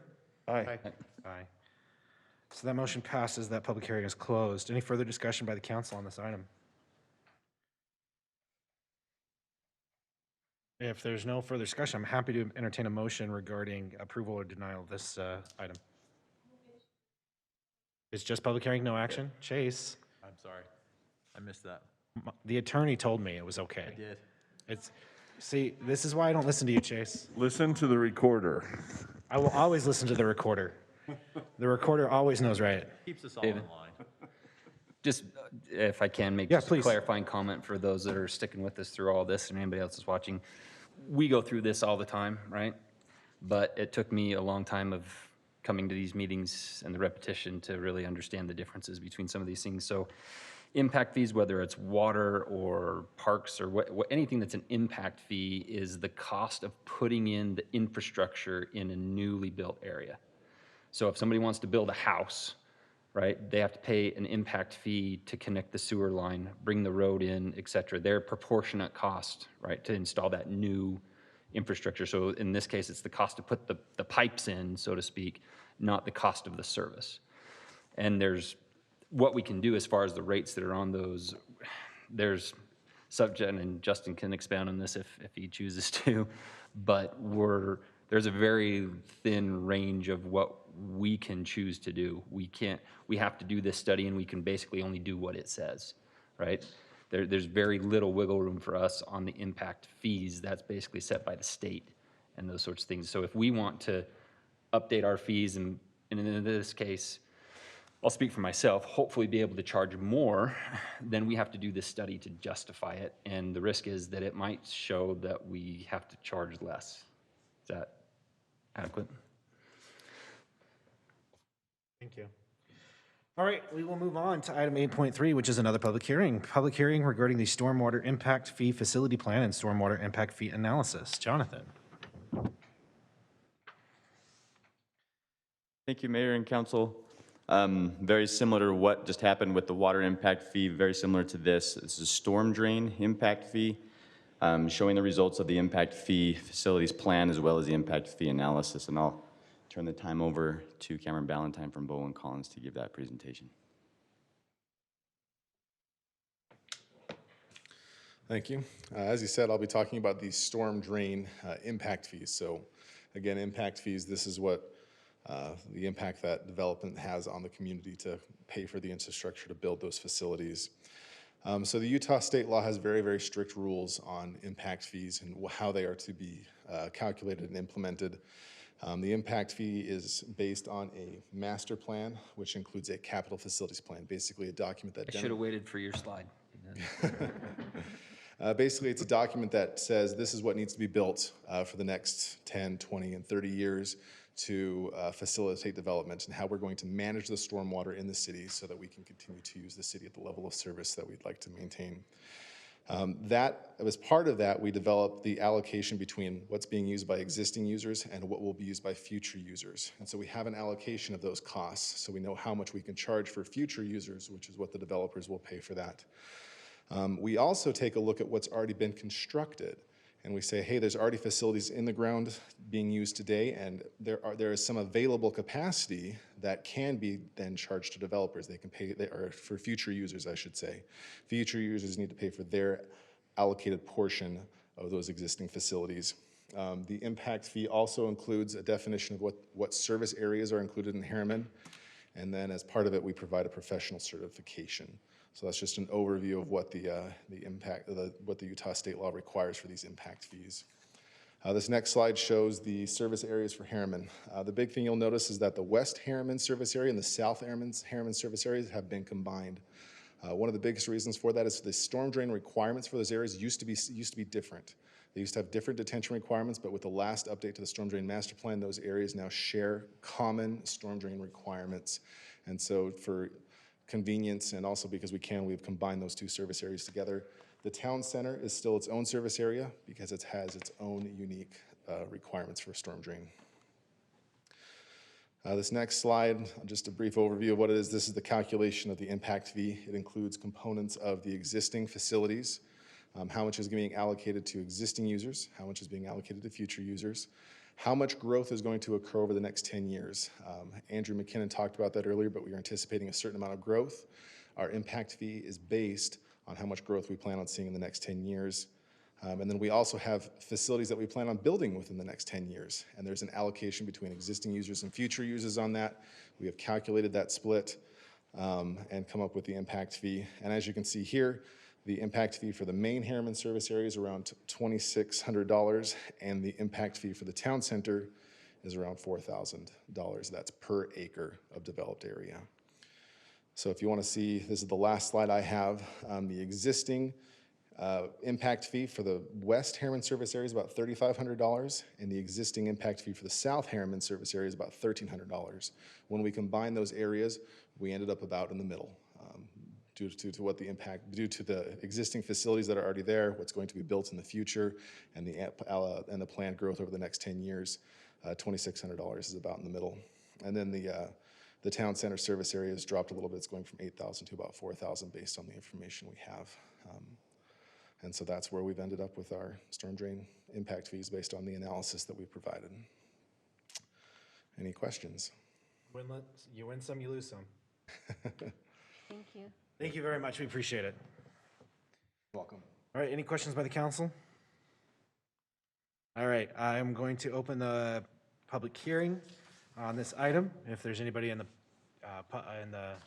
audience that would like to speak, please come to the podium and state your name.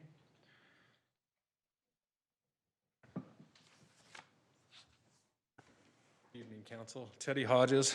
I recall a couple meetings about a year and a half ago about EPA compliance on storm drains. And I know there was a study or a presentation about that. Have we looked back at that, or we had like a 5-year compliance schedule or something? That's just a question I had. And then why would we be lowering fees if we're still trying to reach a lofty goal like that? So those are my comments. Thanks. We'll address that one here in just a minute. We'll give staff an opportunity to address that here in just a second. Any other individuals that'd like to come speak in the public hearing? Any digital? Okay, so I'll accept a motion to close the public hearing. So moved. Second. All in favor? Aye. Aye. So that motion is closed. Jonathan, could you come please address some of those issues?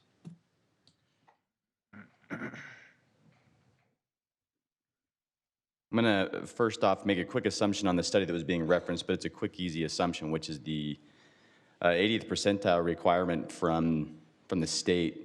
Herriman City and all municipalities are required to retain the 80th percentile storm. That is a water quality requirement for Herriman City, and it does have an impact on our runoff. For the majority of runoff events, we are trying to, and the intent is to make sure that runoff stays on site for the 80th percentile rainstorm. Again, that's a water quality thing, and it captures the first flush. Those items that are reflected in the capital facilities plan are flood control facilities, which is more of a quantity control. So a 100-year event and a 10-year event, just as an idea. So the 100-year is a 2.5 inches around that number for sake of perspective, and then the water quality, which is required to be retained, is a 1/2 inch. So. And how long? It's not necessarily an event, but rather a 1/2 inch represents retaining 80% of the storms that happen annually. So it's a little different. Anyway, my point is we're quantifying it on a flood control, which is different. It's apples and oranges sort of a thing. So our flood control facilities will be the size that they are regardless of the 80th percentile storm, if that makes sense. Because if we have a 100-year event, we've got to pass that. It's going to fill up those LID or those BMPs that are holding it, passes it on. Those facilities need to be installed anyway. So this will meet those requirements. So basically what you're saying is we're meeting all of those requirements. Meeting the requirements as well as the cost to install the infrastructure would remain the same. As far as why would we lower our fees, I think we kind of went back to that again. We are essentially, and this may be a question for our attorney to just nod his head yes, we cannot charge more than what the study says. So if we do a study and the study says we have to charge less, we do not have a choice. We have to charge less. The way I'm reading that is that there were two separate areas that you gave the existing number for. One was higher, one was lower. Now they're combined into the same area. So the one that was higher is going to average out to lower, and the one that was lower is going to average out to higher. Yeah. Can you speak specifically to the town center though, why that dropped by almost half? So that is a good question. Maybe if it's okay, Cameron, are you okay if I put you on the spot to talk about that just a little bit, if that's okay?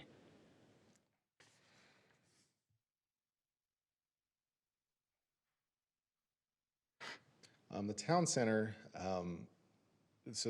part of the reason it was, the cost has increased is much of the infrastructure in the town center has been paid for by the town center. Because those have been paid for by the developer, the city cannot collect impact fees for them without an agreement in place. And so from what I understand, because they have paid for it, the law does not allow the city to collect. So what they're saying is those. they've already done it, so we can't charge them to do more. Correct. Unless you can show that the city has paid for those facilities, then no, they can't be. So. Okay. Thank you for answering that question. I appreciate it. Any further discussion on this item? All right, then we will move on to item 8.4, public hearing regarding the stormwater impact fee enactment, which is the exact same as what we just did with the other one. That was the study. This is the enactment. Correct. So just as we discussed with the last impact fee enactment, this is the ordinance that adopts those impact fees. The council at the next meeting or at a later meeting can choose to adopt those in their entirety, adopt them with modifications, or just reject them as they've been proposed. Upon adoption in any form, they do go into effect 90 days again after they are adopted. Okay, thank you. Once again, we will open, are any questions by the council? Okay, we will open it up for public hearing. Please come to the stand. Okay, seeing none, I'm going to turn to staff for electronic. No electronic, so I'll accept a motion to close. Motion to close the public hearing. Second. Motion and a second. All in favor? Aye. Aye. Aye. Thank you very much.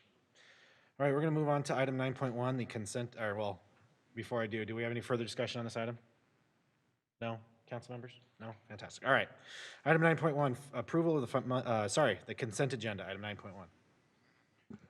Motion to approve the consent agenda as written. Second. Okay, motion and a second. Clint? Yes. Steve? Yes. Sherry? Yes. And I vote yes, that motion passes. All right, we'll move on to item 10.1, discussion and consideration of an ordinance approving a rezone request submitted by James Horsley, Riverside Development LLC, on behalf of Val Johnson, property owner, for 5 acres of property in the proposed Valhalla subdivision from FR 2.5, forestry recreation, 2.5 acre minimum, to A1 agriculture, 1 acre minimum, located approximately 6477 West Valhalla Circle. Michael. Good evening and thank you. This is an item that I know is familiar with the City Council as it has appeared before you a couple of times. The timeline for the project. The last time this was before the council, it was decided to remand this request to the Planning Commission for reconsideration. The applicant amended their petition as was discussed in that meeting, changing it from an 8.5 rezone request to an A1 rezone request. That was heard before the Planning Commission. We advertised the public hearing, and following the hearing, the Commission voted 4-2 to recommend approval. And it's before you tonight for potential action. Again, this is the general plan. Property is mostly within this open space general plan and also has low density residential. You can see that a little bit better here in this. Again, this is just the general plan. The rules for development on the property are governed by the zoning map. The zone has shown that the property is FR 2.5, but it also has an overlay that is a hillside overlay that primarily is trying to restrict development dealing with slopes that are 30% or greater. A little closer look at that. And really, this is just for reference if we need to come back to this. This is a side-by-side of the general plan as it is now and the zoning map as it is now. As you know, this is part of this property is included in a potential subdivision. This was heard by the Planning Commission and tabled pending the outcome of this decision. This was an earlier version of this plan. This was the plan that was heard by the Planning Commission and tabled. Since this plan was shown to the community, another plan had also been prepared and shown to the community. This one seems to be receiving more support. Again, we have not had a public hearing on this. We're waiting for the outcome of this rezone request before we advertise a hearing and go back to the Planning Commission for potential action on a preliminary subdivision request. One thing to note is that the applicant in preparation for that next meeting is considering adding this parcel in the lower left-hand corner of this property. It's right below lot 20, looks like 21 on this map. He's shown us a plan for that, but I have not received what's called an agent authorization form. So that is owned by a family by the last name of Isham, and we haven't received any documentation on that. And we've communicated that to the applicant, saying before we move forward with that amended plan, we need to have that document in place before we can do anything. It was mentioned at the Planning Commission meeting for the rezone that one of the public comments that we received was that they felt like this map was an important reference map, just showing, again, those steep slopes on the property. This was an exhibit that was prepared by the applicant as part of the subdivision application. That's why it wasn't included for the Planning Commission for consideration as part of the rezone request, but I did provide it to you tonight for your consideration. It was in your packet as well. Again, the Planning Commission had voted 4-2 to recommend approval of the A1 rezone. We did receive public comments at the meeting. One was in support, one was somewhat neutral, and 2 were definitely opposed. The dissenting votes from the Planning Commission just simply indicated a preference for maintaining the current zone. Did that one neutral choose not to vote? Like what? No, I apologize. These were the public hearing comments. Oh, sorry, public hearing Yes. comments. Thank The you. dissenting votes for the Planning Commission was the ones expressing that we maintain the current zone. Michael, the Yes. two public comments that opposed it, can you give context to what those objections were? I think I summarized them in your staff report. One was talking about concern for protecting wildlife. There was also concern about public safety, concerns about the potential steep slope of the road. That's still an engineering issue that we're working through. Again, that's more part of the subdivision design. Just in general, just trying to kind of limit the impacts of development and preference for preserving that open space designation. I think one of them was specific about concern about setting a precedence that if you Yes. allow digging into the hillside That's true. like that. I never read that, I just wanted to have that Yes, discussed. I apologize, but that was in the No, but report as well. I think I went remember back that and, one. Yeah. yeah, I listened to About the a huge meeting. retaining wall to dig into the Yeah, and 20-foot they were slope, yeah. concerned about Right. then not setting a precedent for the rest of the remaining property along the hillside. Is that the look we would want there? Those kinds of things. Now, as you know, you have the opportunity to approve, modify the request, table it again if you feel like there's additional research that's needed before you can make a decision. You can also deny the request. Now, at our meeting tonight, when we had some open public comment, there was this suggestion that maybe we relook at the, maybe even an FR1 zone. That information was not included in your packet, but that is an option that the council could consider. That is a zone that may be considered equal to or less than the impacts of the A1. However, in looking at that, I was quickly scrolling through all of the uses that are allowed. The FR zone is a type of recreation zone.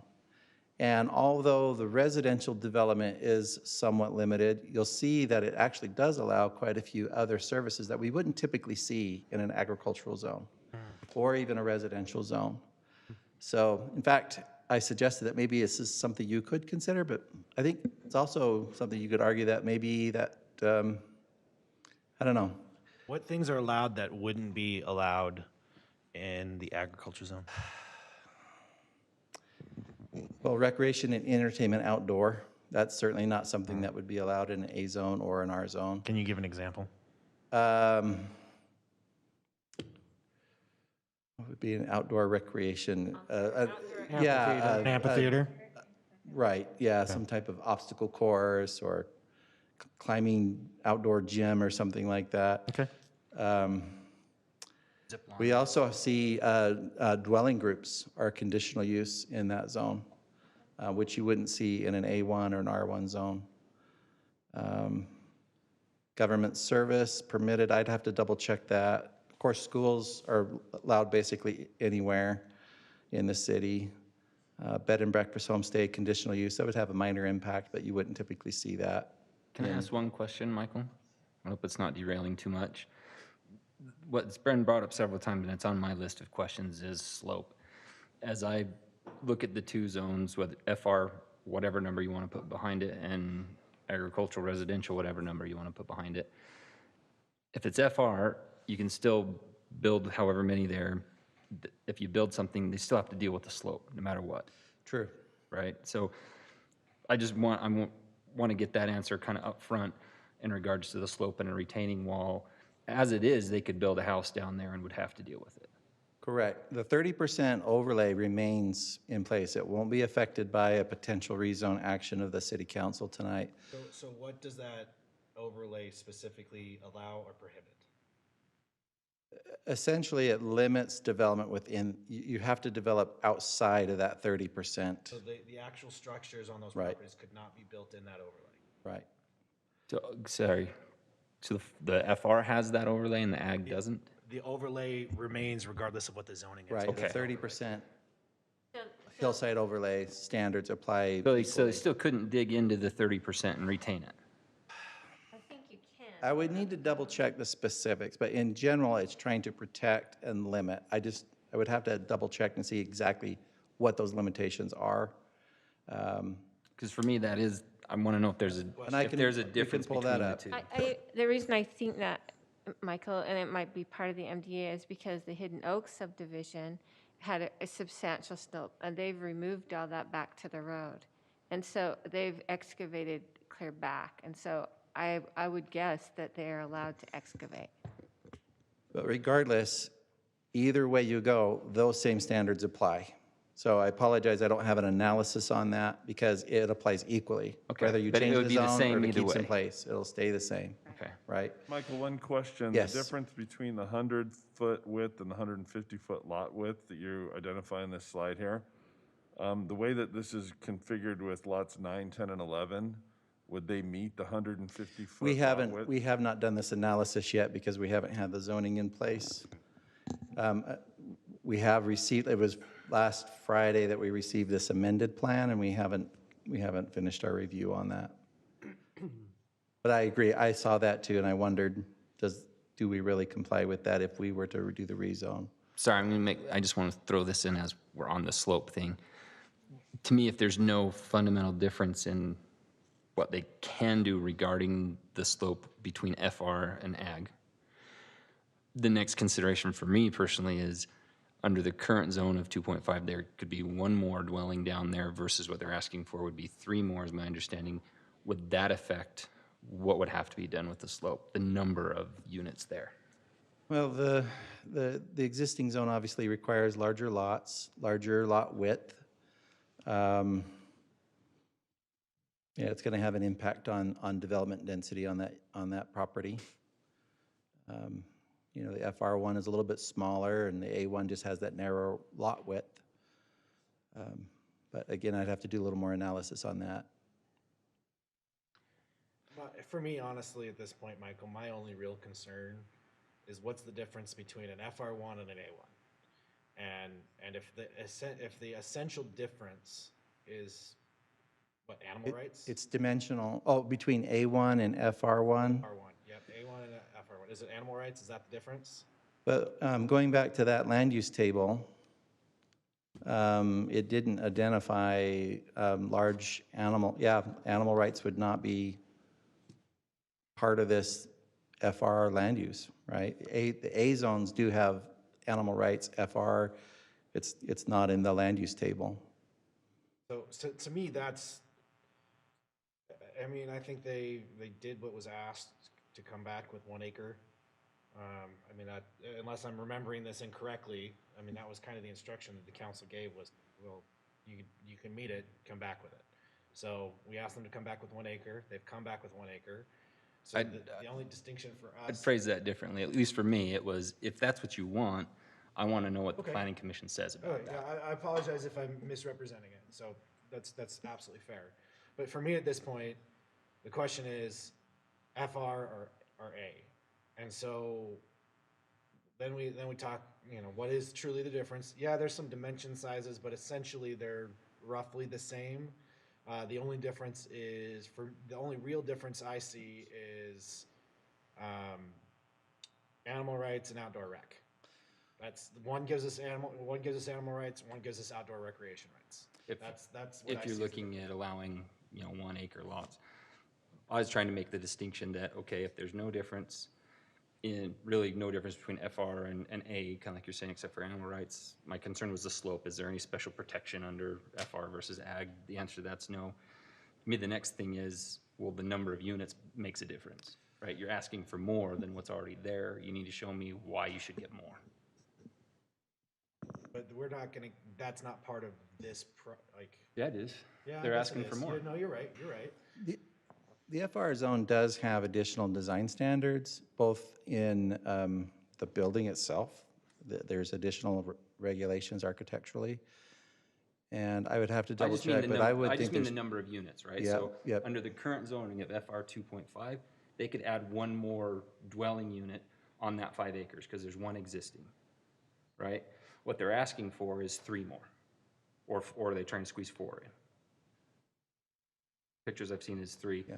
So for me, at least in my time up here, I've tried to look at these rezone things of if you're asking for more than what you currently have, why? Right? What's the justification? And at least my question on the slope is, if there's 3 instead of 1, does that affect how much is cut into the side of the mountain? But again, it would be the same, because the 30% slope overlays, what is going to be, Can you go back to the side-by-side? yes. So, Mayor and Council, I did find the provision in the hillside overlay zone that discusses excavation in that overlay. So the general rule, and it appears that there are some exceptions. The general rule is no development, including clearing, excavation, and grading, shall be permitted where the slope exceeds 30%. All areas with a slope greater than 30% shall remain in natural, private, or public open space, except as allowed in this section. And again, there are a few other exceptions. I haven't gone through all those, but that's the general rule. That sounds about right. So the question is with lot 10, which is the middle of the 3 lots. I mean, is there a difference in setback requirement between the A and the FR of how far the house would have to be back from the street? That's my first 25 and question. 40. Then the second one is if they have to be set back farther from the front yard, then that pushes the house farther back into the hillside and makes it less likely that they're going to be able to actually build something there before they hit that 30% slope. That's And not this the one lot setback, in the is it? middle here. That's not the setback that we're looking at. That's the front yard width. I know, that's what I'm asking, if What there is the is a setback? difference in the setback, because that could affect whether or not a home could be built on that or not. I mean, if it's a 30-foot setback, Right, you can see well, the you're getting pushed A1. right up into that 30%, right? Was it 25 or 40? Yeah, 25 or 40, those are right. those are the setbacks. Yep. Those are the front yard 25 or setbacks. 40. I thought that was the width. So there is a you're right. difference there of 15 feet, and that 15 feet could be the difference of getting into that. That is substantial.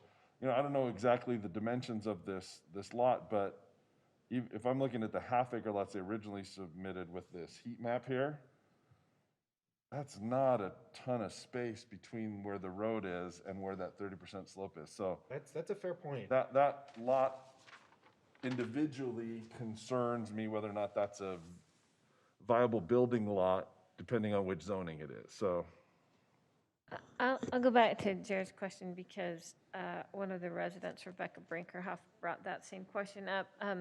What's the benefit to the city to do this? Why should you get more? I don't think that's I think that's our question to answer, not staff's question to answer. Can you go back, as I asked, to the side-by-side? Yes. The general plan and the zoning map? Oh, there we go. Well, that's fine Yeah, too. right here, right here. Either one. So what I look at here is, and I stated this last time, is I'm looking at consistency with which has already been done in the area. So I see that we have approved A1 and A25 on several of the surrounding zones.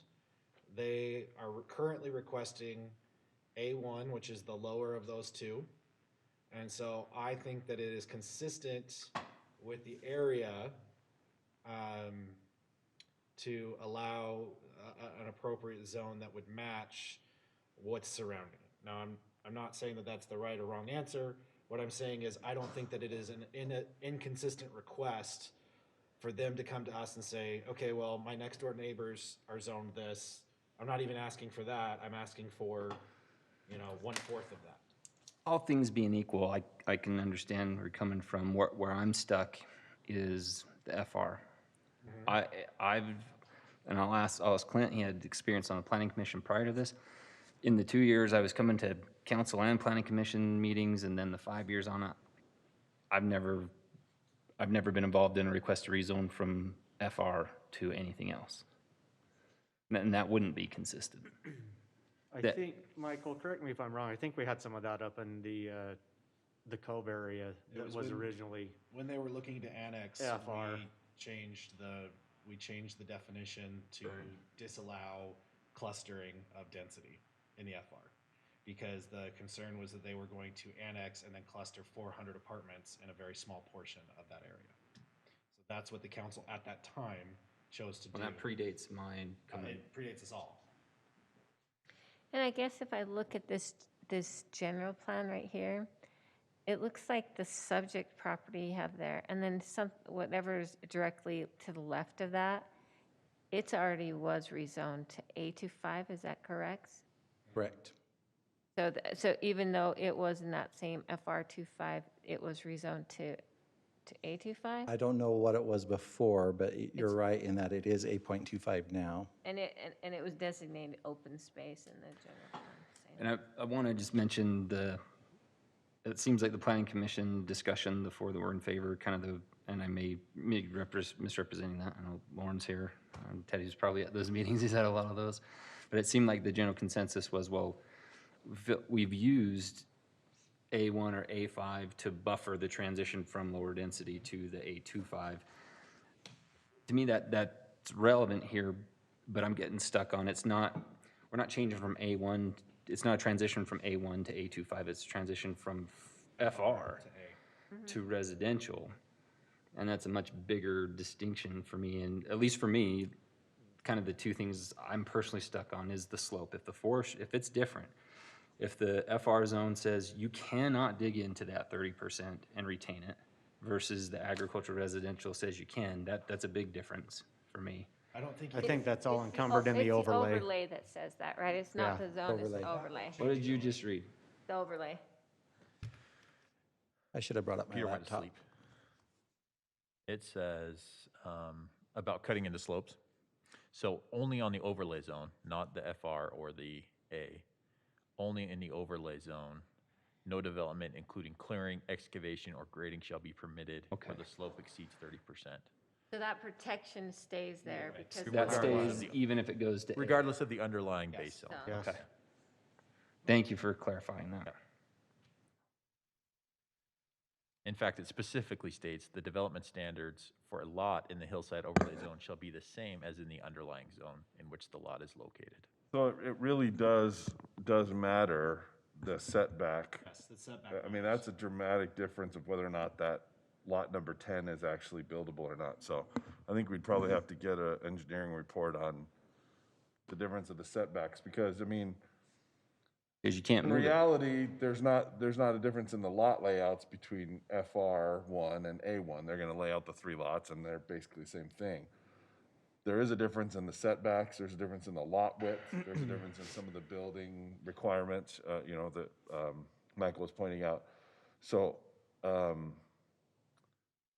I think I'd have to get some clarity on that before I'd want to say one way or the other. I have to admit, Steve, I wasn't really too concerned about that when you first brought it up, but that makes a huge difference knowing that you can't retain, there's nothing you can do about They can't that. dig into that, and it's just such a short distance between where the 30% slope on the heat map is and where the circle is, right? That's the Can you go back to that heat That's the map? question about that one lot, that middle lot, and I just don't know what the Can you go back to that heat dimensions map, are, so I'm please? guessing, Want to you go know? to the table with the Yeah, different? right there. Oh, sorry.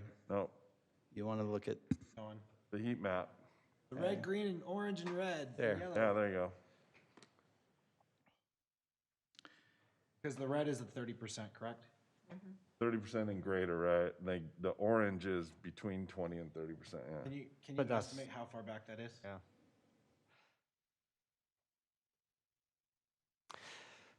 The numbers are so small, I can't see it on my, Yeah, I well, don't know. that tan is a 20 to 30% area. The red is 30 and above.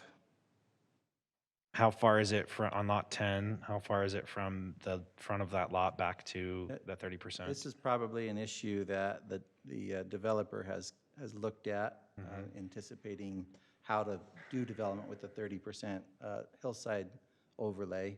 So perhaps he can answer But that if we're question just for you. recognizing you can't do anything about the slope, So we're trying to decide if we're going to put in the imposition of having to be farther back. That's the question at this point. Yeah, that's ultimately the difference between the FR. I mean, when I read the FR zone description, it seemed like that's exactly what this property is, right? I mean, and it allows for year-round or seasonal development of single-family residential lots, right? So, I mean, it ultimately, at least from my perspective, either one doesn't really matter that much based on what the subdivision plan here is.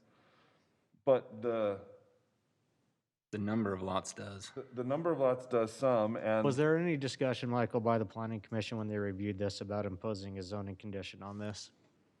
No, they did not. They did not What at I was least thinking. make that motion. They didn't debate that issue. It was certainly an option, but it was not a topic of discussion. Did you have a zoning condition that you thought would be appropriate on this? Like, What's that? did you have a zoning condition you thought might be Well, appropriate in it. again, if you go to A1, I mean, based on what they're asking, I would just say that we would impose a zoning condition of 3, or excuse me, 4, because it would be over the entire property, and the way they have it laid out is 3, where, again, if you give them the A1, there's the potential of them going up to 5. Subdivide the other lot again, you mean? Yeah. Yeah. But that being said, again, going back to our first discussion on this item after it came through the Planning Commission and some of the items that were discussed about, this was brought up earlier, you know, this body remanded it back because, again, there was this idea of an A1, but what we asked is that it go back and we allow the Planning Commission to review it under that set of specifics of the A1 ask, which is what has happened and what they have done. And again, we've always been, not that we don't have latitude, but again, I think we've always been consistent in the fact that we give stock in what our Planning Commission has recommended to us, and we have a hard time going against it. Not to say that we can't, but I think that the things that have been asked by the applicant and to do to take it back and to get the assessment and the recommendation from the Planning Commission has happened, and it comes back, again, it wasn't unanimous, but it certainly was a recommendation for approval. So based on what we have asked them to do, the area, knowing that the hillside overlay stays in place, and that those restrictions, I think that the discussion about the setbacks is a valid discussion. And knowing that, of course, going to an FR1 would potentially push them further back from that and cause difficulty in the development. Again, that's something that they have to go through with engineering and work out. I mean, it's going to happen regardless. It's something Yeah, and that's- that they have to work out. And again, I don't want us to get too far into the weeds. Yeah, Clinton, I'm agree with your point. The A1 is what we asked them to consider, and they came back in support of that. I can understand FR1 being a reasonable substitute for that, but I don't necessarily want to specifically disadvantage the builder's request here by approving a zone that we didn't ask them to talk about, right? Or changing, proposing a different zone, if that's going to just completely eliminate that one lot from consideration. Well, If it's again- buildable as an A and not buildable as an FR, I think that's something that has to weigh in our decision. Well, and really my point in talking about a couple of those things is that for me, I think I would consider the ZC of 4 on there so that that's very clear that what they're asking for right now is what they're gonna get long-term. But for me, I think that they've done what we asked. We have the recommendation from the Planning Commission. I would be comfortable recommending the A1 zone on this with a ZC of 4. And I like the fact that there is that overlay, because that addresses one of the residents' concern about digging into the mountain and setting that precedent, and is that what we want to see? And that would not be something that could happen. And and this might be redundant, but that, to Sherry's point, that was kind of what I was stuck on. And where there's the overlay that applies to both. My only other real concern is what was brought up earlier about ethics and allegations of what's been done and whatnot. This is where I'll turn to Chase and say, at least my understanding, that's not for this body. That's not something that the city is involved in any way, shape, or form. That's all we can do is go through our ordinances and their applications and go through that. How they sell it, what process, that has nothing to do with the city. There's no regulatory anything that we can do regarding that. But you do have other recourses for that, and if people feel that they've been wrong, then they need to pursue those other things, but that's not for this body. Chase? That's correct. But the one thing it can do, what bothers me, and where I'm gonna ask if it's even necessary, but if it, as a zoning condition, like I'm willing to say, okay, my concerns have been satisfied except for the one that if they can't do anything about the slope, right? There's the overlay zone, you can't retain it, do the retention wall, with as many complaints as I've heard about representations that have been made in the sales process and people putting money down only to find out that the lot that they put money down doesn't exist yet or the property doesn't own, those sorts of things. I would say I'd agree to this rezone with that zoning condition and another, that I don't know if it's possible to do zoning condition that says only if they can actually do it as, without going into overlay. They can't sell any lots until they verify that they can actually put a house there. Well, if I'm not, I mean, not that things can't change, but my recollection of this is that this is really part of the overall development, but this piece is really set aside for family. Again, not that that can't change. That's not what we just heard today. One was set aside for family, one's the developer, the other one we don't know. And that's fair. To me, I'm gonna have to go back to what Chase said is that's not our place. Like, it's just not our place. No.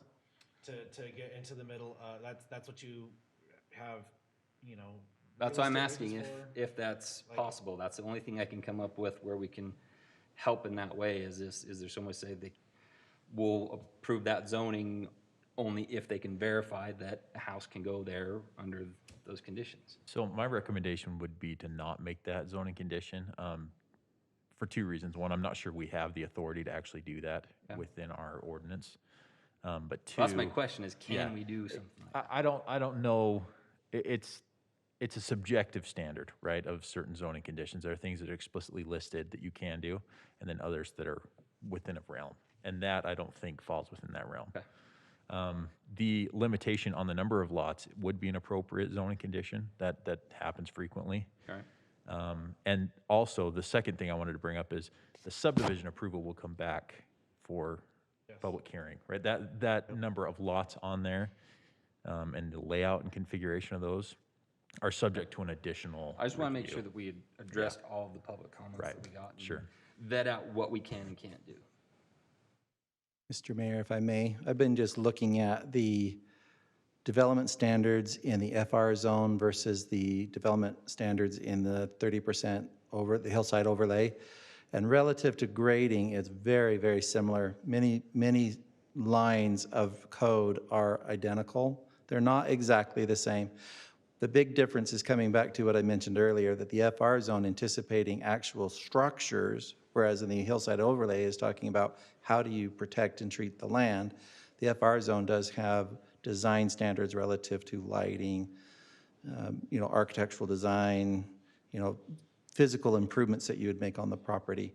That's the main difference. So again, that 30% or that protection for grading and cutting and filling, it's virtually the same between the FR and the hillside overlay. So what I hear is that this body is fairly comfortable approving an A1 with a zoning condition of 4 units across the property. Is that what I'm hearing? Is there any objections to that? I'm prepared to make a motion, Mr. Mayor. If there is no further discussion, I'll accept the motion. Make a motion to approve ordinance. Go ahead, sorry. We didn't give the applicant a chance to address you. Do Oh, you sorry. wish to do that? I know that's our policy. Yep. I don't know if he wants to. No, he doesn't. Just want to make sure. Don't want to knock it off its tracks now, right? Somebody was concerned about that before, I so mean, it's only didn't 11 wanna- o'clock at night. Yeah. All right. Go Okay. ahead, Clint. Again, I will make a motion to approve ordinance numbers 2021-03, authorizing a zoning map amendment for 5 acres of property located at 6477 West Valhalla Circle from FR 2.5 Forestry Recreational to A1 Agricultural, while maintaining the existing hillside overlay zone with a zoning condition of 4, and that would be the 1 existing home, 3 additional lots 4 units on that property. on that property.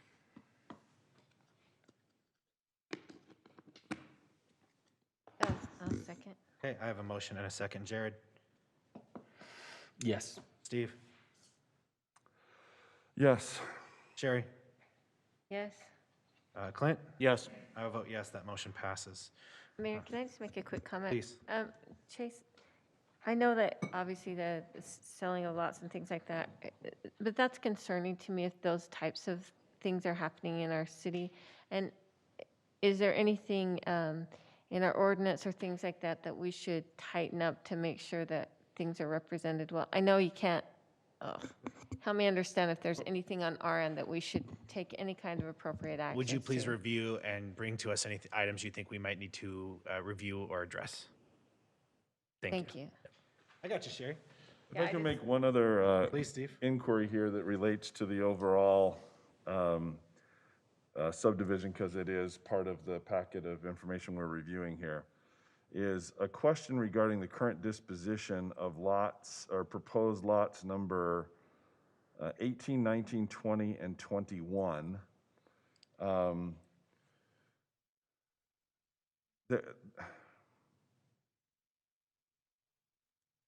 This goes back to this underlying question of receiving deposits, because there's a difference between selling a lot and receiving a deposit on a proposed lot. Does that make sense? And I think that I hope that the home builder is smart enough to know the difference between taking the deposits and selling a lot. I appreciate the importance that the council is placing on that. We've directed staff to bring that back to us. But there's a relevant question here. Okay. Is that there is either under the control or under purchase agreement the areas that we've been talking about. What I'm curious is if lots 18, 19, 20, and 21 are also either under contract for purchase or are owned by the developer proposing this rezone on these potential lots. My concern is that if there's deposits being taken on property that isn't even owned by or controlled by this proposed subdivision, it just, the issue starts to get even bigger. Once again, I would say that this is probably not the time or place to have this specific discussion. And I appreciate Well, that. and I appreciate, except the fact that I wouldn't have brought it up if it wasn't a part of our packet. But the fact that it is a part of our packet and something that is part of the proposed development, my question is just what the current disposition of those 4 proposed lots are. So I actually called Mr. McLeave and spoke with him today. I'm sorry. I'm going to look at Chase to make sure that we're staying on track and that we're not getting off of what we should be doing at this point. Are we within our? My advice here is that particular issue, Councilmember, sorry, what time is it? Yeah. Yeah, I've been called Councilmember lots of Shields. things. So even though it is related to the topic we're discussing, I believe it's a little too tangential to what we're discussing here tonight. I'm happy to address that in the memo that I put together for the council on this issue. Okay, please do. Thank you. Yeah. Thank you. All right, we will move on to item 10.2, discussion and consideration of a change order request for the Rosecrest Pump Station project. Justin. By the way, for all of our residents that stayed and participated, we very much appreciate your willingness to be part of the process. Thank you. All right. I was going to say we saved the best for last, but you moved an agenda item, so I can't do that. Hey, sorry, I forgot one thing, and I know I'm way out of turn, David, so stop me if you want. There's one thing we didn't mention was the density bonus. None of those, the rezone does not count towards any density. No, and we effectively mitigated that with the zoning condition. So, sorry, go ahead, Justin. Okay, so this is a little bit different than what you've seen before, but in speaking with Chase and some direction on how to move forward with this, we decided this may be the appropriate way to do this. So we're bringing forth a change order. Now, I know there's a couple pump station names in here, so I want to try and explain the difference real quick. So I'll go back to this main slide. So we have the Rosecrest Pump Station project. We're going through and rehabilitating that pump station right now, okay? That is under construction right now. We have a J. Bryant Miller pump station, which we're looking to renovate and have improvements on. So we have 2 different projects. One is currently under construction. The other one is hopefully going to be under construction. So I just want to give a little background on the pump station. I'll go quickly through this. It was built in 2004. We have increased maintenance and costs. We have some reliability issues with the current pumps we had there. So we went through, we designed, went through the process, bid it. It was in the last year's budget. We have some improvements for electrical efficiencies and those types of things. That project, substantial completion, is towards the end of March, coming up this year. Just talk about the cost of that right now. Currently, the cost of the project with a few owner-initiated change orders is $633,000, and the budget amount that was in the budget was for just over $1.4 million, and that includes some of the design, construction management, inspection services, and those types of things. I don't anticipate us getting even close to the 1.4, but Just want to throw that in for context so you have the scope of the project as a whole. Justin, sorry, I'm going to ask you a question on that because that is a substantial difference. How did we so overestimate our budget amount on that? So when we put it in the budget, we had an engineer's estimate. So we were about 30% design when we put this budget number in. And at that point in time, we hadn't gone through the full design. At 30%, you can have a general idea of what you think it'll cost.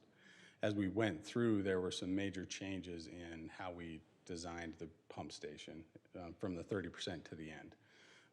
And obviously, in this case, it went down, which is a good thing. Yeah. But we made some different choices in pumps, some electrical equipment, and those types of things, which are very costly, which brought the project down, along with some good engineering to decrease the size and scope of the entire project, if that makes sense. Yep, makes sense. So talking about this pump station, this is a pump station that's actually on the list that we have for the water bond, okay? And this is one of the things that we wanted to, as we started feeling comfortable with the bond moving forward after the council kind of made those decisions to move forward, we jumped quickly on trying to get this project done to try and meet those demands coming up that we're going to see in May. So the main purpose for this is to increase the capacity of this pump station by roughly 1,000 gallons a minute. As I said, it's included in the bond. Why and how these projects are connected. Both pump stations to do this work need to be offline. Both of these pump stations are also Zone 4 pump stations, which means they both pump to the same pressure zone and feed the same areas. With that, we can't take them both off at the same time. And so both of these projects also need to be completed before our summer demands ramp up. So timing and coordination of this project is critical. Our hope is that we have this contractor who's been performing very well on this Rosecrest pump station to perform this work. Now, typically what we would do is we'd go out and do a full bid. We'd have a separate contractor. What this will do is it'll allow us to work with the contractor. So as soon as they have the Rosecrest pump station in an operable time, they can move directly to this new pump station, okay? If we didn't go that route, we would have two separate contractors trying to coordinate two different schedules to make that work. And in speaking with Chase, it seems like that is a viable reason to just issue this change order to the contractor. I'm gonna look at Chase to confirm that is correct. Thank you. Absolutely lying. I've never said that. No, that is correct. And that's permitted not only in state code, but in our city code as well. But we felt there was a good reason to come through. It's not with our current procurement procedures, but we feel that this is a good enough reason to do that. So progress to date, like I said, on the J. Bryant Miller pump station, we designed the project. So with this project and wanting to move it quickly, rather than getting a contractor on board and then procuring pumps, motors, and those types of things, we went ahead and did that up front.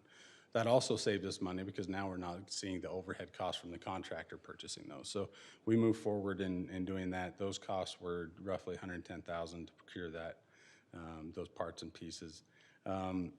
So the change order will include basically the demolition. It'll rebuild the pump station. The contractor will have to install our procured items as well, and then start up and commission the pump station. So this number, the change order cost, is actually a change order that we did receive from the contractor that's on the Rosecrest pump station. So this is, I feel, is a fairly accurate number that we received from them. And that's the last slide. What I want to say is, obviously with reconstruction projects, there could be changes once we start excavating into the floor. They may find conduits that are in the way. So there could be potential change orders that you see coming forward. But I think that in the packet, so with this, in your packet, I included a little more information, but we're looking at a rough, just over $300,000, $310,000. Our initial estimate on this one, again, was a little bit high, but I think in the bond project list, it was about $500,000 or $550,000. Both projects will cost less than we originally estimated for the one. Is that For the what we're one saying? project, yes. Justin, I'm so upset. Yeah. Again, I only have one question, and it's just to make sure that I am clear and asking for clarification from you. When I read this through the packet the first time, and I read the word change order and the amount, I was floored. I thought, why in the world would we pay $198,000 as part of a change order? But then obviously I took the time to look through it. This change order because of the connotation of how change orders are normally used. Yep. But in this context, just to be clear, the change order includes all of the work to be completed. Yes. Yeah, the 198,000, they will construct and install everything that we purchased as well, so it'll be a complete project. So if it was going through the normal process, the contractor would have procured these items that we already did, so it would have been, you know, I'm sure more than the 308,000 that we're anticipating now. Okay, thank you. That's all I had. Justin, I have a question. This is a combination of it's past my bedtime and my own natural lack of intelligence here, but I don't understand. If you go back one slide, it says both pump stations need to be offline to perform the work. Pump stations cannot be offline at the same time. Yep. Those seem like two impossible situations. What am I missing here? Only one can be off at a time.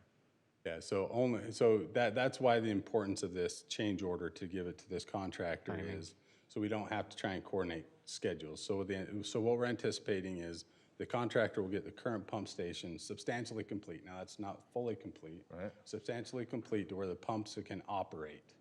Once that happens, he'll move directly from there. Even before that, he may start going over and demoing some infrastructure that we have. But once that pump station is operational, they'll move directly to this other pump station, take it offline. They can't turn off the water on our residents all at once. But I think what he But it means says is- they both have to be offline to do Okay, the I- work. But he just Oh, means just not at the same time.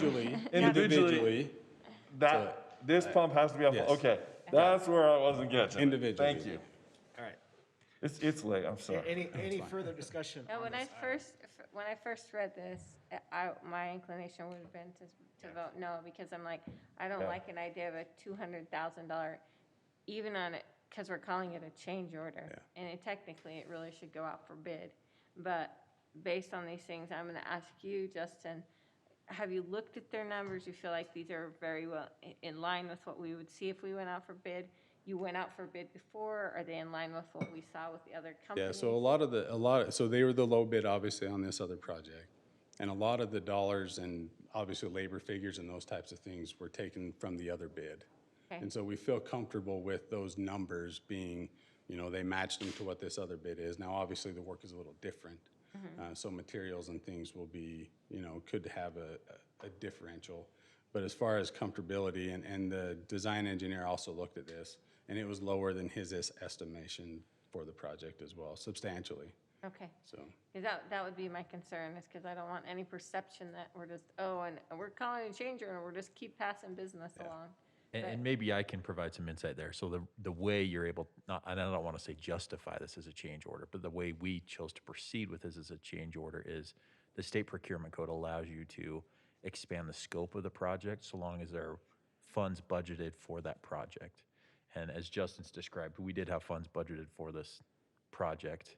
And in that sense, we're able to then just expand the scope of the original project to include the second pump station. Right, and I guess I would just say to you that I 100% respect you and put a ton of trust in you that you would have went through that. I just wanted that to be said publicly, that you did go through that, and it's in harmony with everything else. yep. Any further discussion? All right, I'd be happy to entertain a motion. I'll make a motion to approve a change order for the Rosecrest Pump Station project in the amount of $198,844. I second that. Have a motion, a second, all in favor? Aye. Aye, that motion passes. All right, we will move back. Before we do that, I do want to just bring to the council's attention that, and anybody that might be sitting in the audience, that item 2.4 Rosecrest PUD amendment discussion, at the request of the applicant for that discussion, they have requested that we move that to a different meeting. And so that has been pulled by the applicant. So we will not be going back into our work meeting because we have no further agenda items for that work meeting. God bless America. What? Said God bless America. Yeah, so we will move then to our last item, which is item 7.3. City Council Board, Committee, Commission, and Mayor Pro Tem appointments for 2021. As we move through this, I'm just going to express my appreciation in advance for patience and civility. And as we try to get through this in a in a timely but yet appropriate fashion. For those who have heard our discussion earlier, while we had discussions on specific roles, we received recommendations. We did not make a decision. This item is to actually make the decision following those items. With that, I would like to start by officially making or getting a decision from the council regarding a mayor pro tem. It is my understanding that we will not be making a motion for that item at this time. Is that correct? That would be what I would, do we have to make a motion? No, we just wouldn't. I just want to make it on the record that we are not making a motion for mayor pro tem. So we will move past that item. Quick question, Mayor. Yes, sir. Just for Chase, is there anything in our council rules of procedures that would need any language tweaking as a result of this direction that we're going on the mayor pro tem, just to state really what our intent is? Because I think in there it states that we will appoint that in the first meeting in January. So let me pull that up, and Jackie may have it off the top of her head. She was looking at that earlier today as well. Well, I'm going to trust Jackie first. Sorry, I put you all right on the spot there, Jackie. Actually incorporated into our rules of procedure, coincide with that of our ordinance, which says that the council may choose to appoint a mayor pro tem. But we are not obligated. No obligation there. Okay, thank you. Just wanted to have that clarification. Thank you. Okay, so committees. We had a very robust conversation earlier. Do we have discussion or comments or consideration of that item at this time?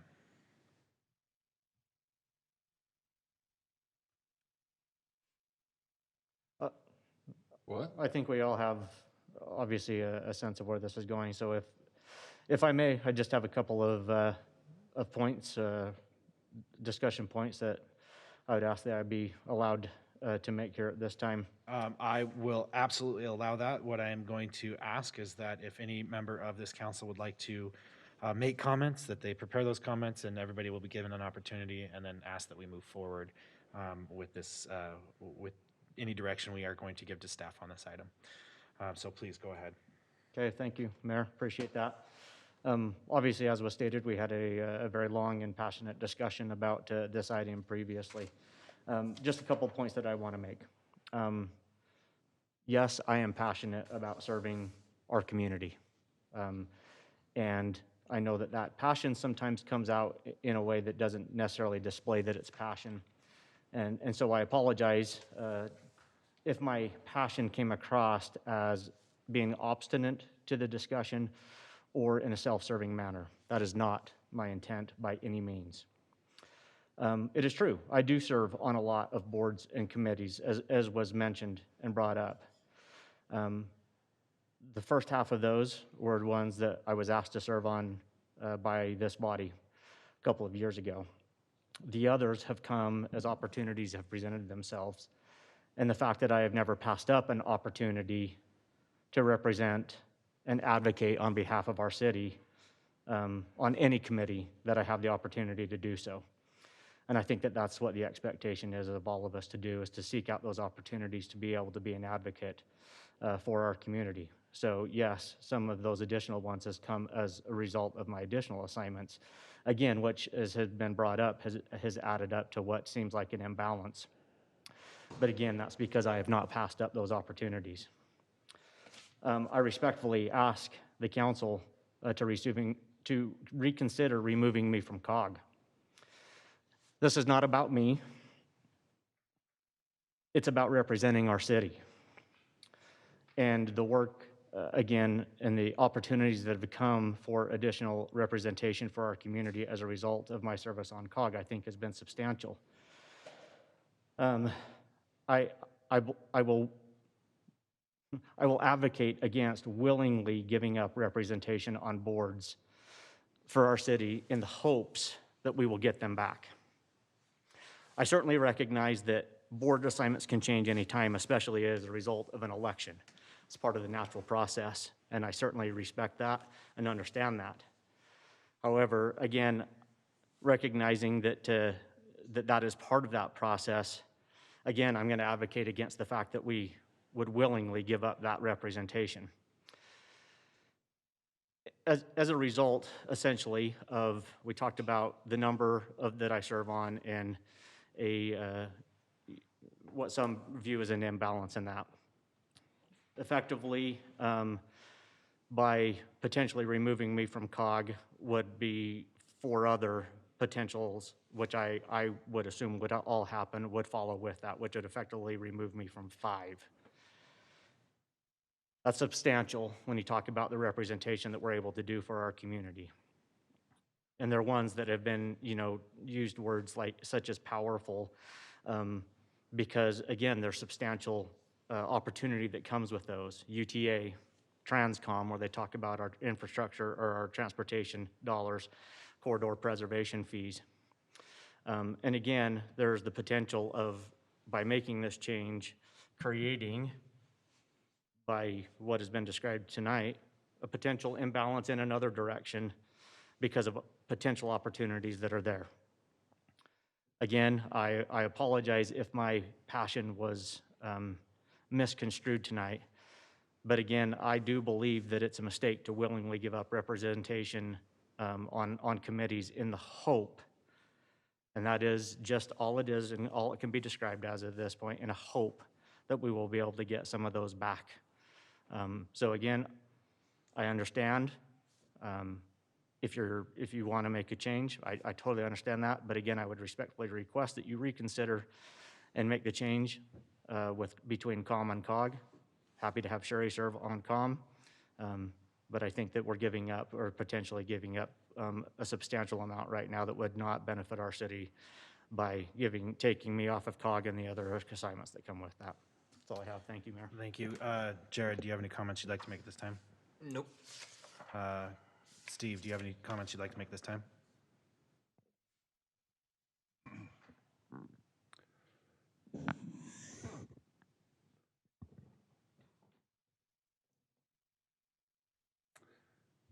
Without making changes to the current council assignments, I don't see an opportunity for Councilmember Orrin to have other opportunities to serve. It has been phrased as removing or taking away or somehow diminishing an individual as part of what I have been proposing. And I'm sorry that it's being taken that way or interpreted that way, because my intention is simply to state that if there's 10 positions and there's 10 of them filled, there is no place for Councilmember Orrin to fill in without making a change to one of those other 10 assignments.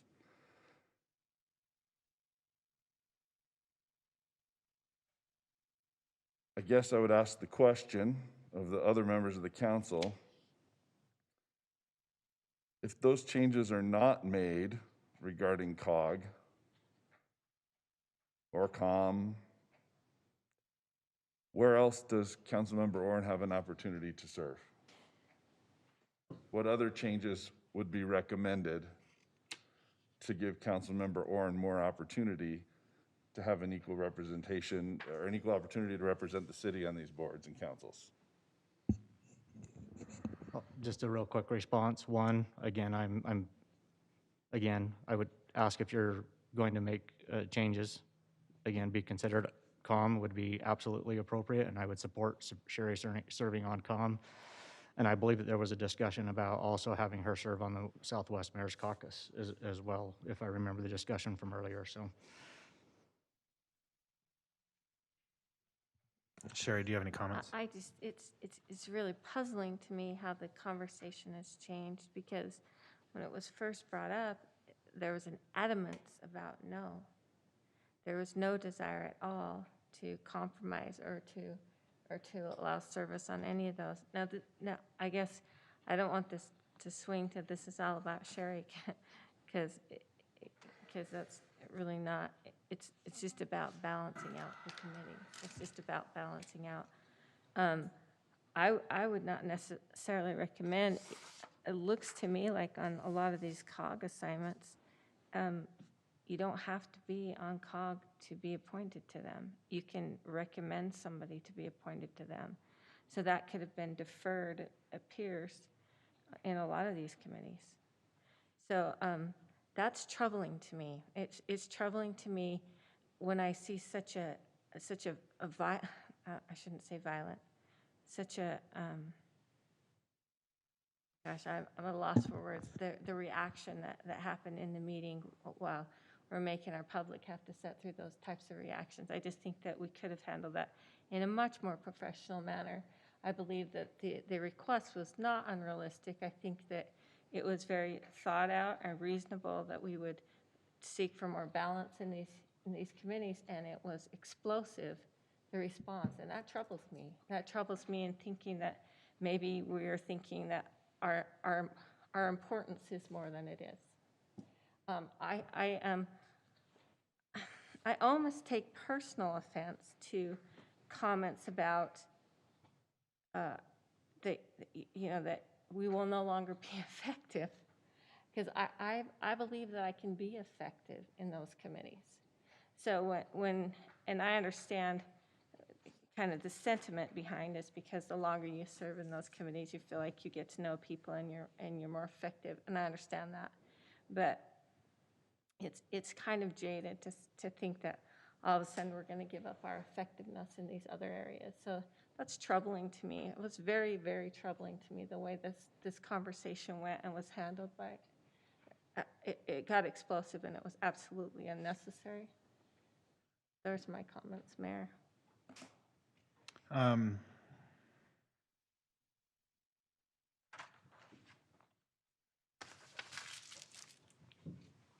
I'd say we move ahead with what we already decided.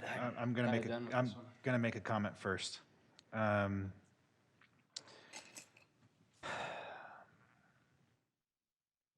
trying to word my comment as appropriately as I can find. I would ask that as we are looking to make decisions, that we return to the focus of what's best for our residents and not the inter-council conflicts isn't the right word, the inter-council interactions that we have, and that we truly focus on what is best for our residents and what can get us the most for our residents, not necessarily just being fair to council members. I personally believe, and this is my personal thoughts, that removing Councilman Smith from COG would cost our residents funding that we would have gotten otherwise, that we will not get because we will not have representation or as effective representation. Not saying that Sherry could not do it, but I expect that we will not have the same seats on those boards. So it is, I believe it's going to cost our residents money. I disagree with making that change. However, I appreciate the civil tone that members of this council are taking. And we, I think have come to a point where this is one of those situations where we will probably continue to disagree, but we need to make a decision to move forward. With that, if there is no further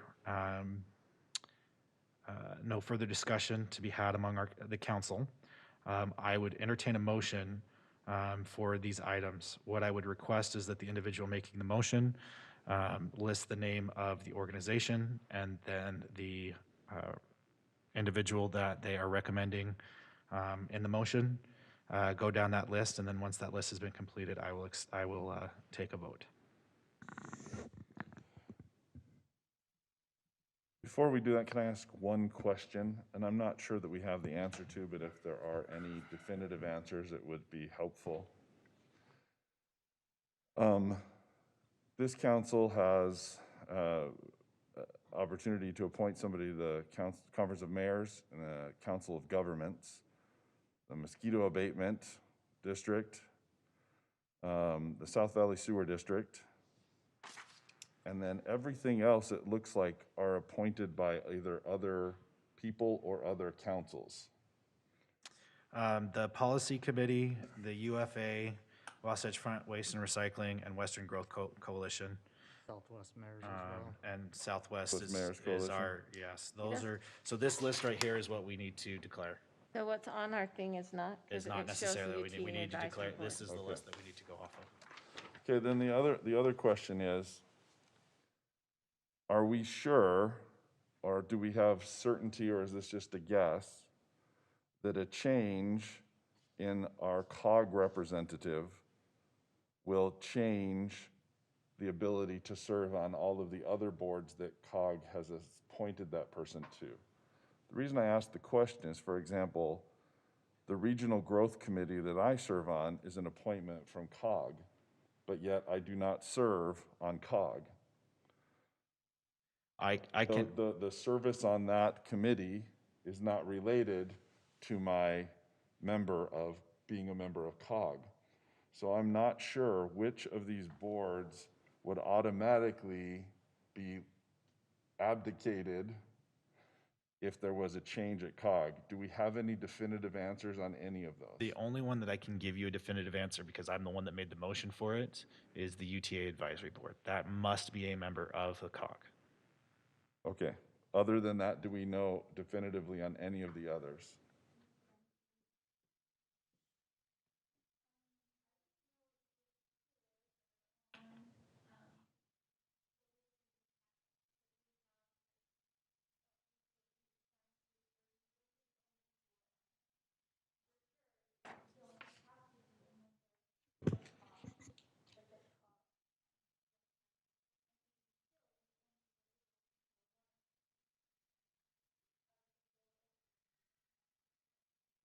So the four with the X's that nobody is on right now are the four that, right? Or- Do they The all just say? Association of Municipal Councils, yeah. So yeah, the Association of Municipal Councils and Regional Growth Committee are both COG appointments, but again, not a member of COG. And so my question is, if Clinton were able to continue to serve on the JPAC, on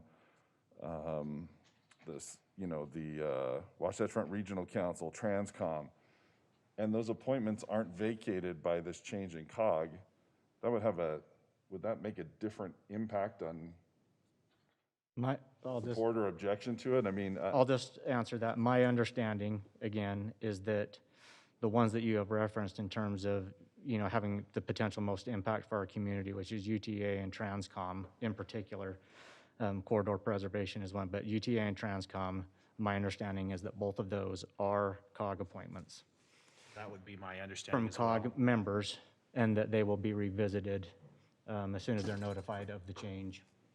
And again, to your point, there's a strong desire by a lot of people to serve on those. Because it is where, I mean, to be honest, those are the ones where the money is. Those are the two that I can speak to with. And I'll agree with that. I haven't gone through some of those meetings. Yeah, there's other people that want to, and that's why we have the allies that we do and whatnot. There's no guarantee that we keep it. There's no guarantee it changes. There's no way to know that. So there's, the way I see it is there's a couple of possible outcomes. Number one is that Clint continues to serve on those boards and no changes are made. Number two is that Clint is vacated from those boards and we don't get anybody in those spots. Or number three, Clint is vacated from them and Sherry might be able to fill in none or some or all. Those are all possibilities from it. So I just want to make sure that we're trying to quantify what the potential changes are here, what the potential outcome is. Because from my perspective, making the change on COG doesn't necessarily have a whole cascade of negative effects that are being discussed as a potential outcome here. At least I don't know automatically one way or the other. That lack of... Which one was that you referenced, Steve? Sorry?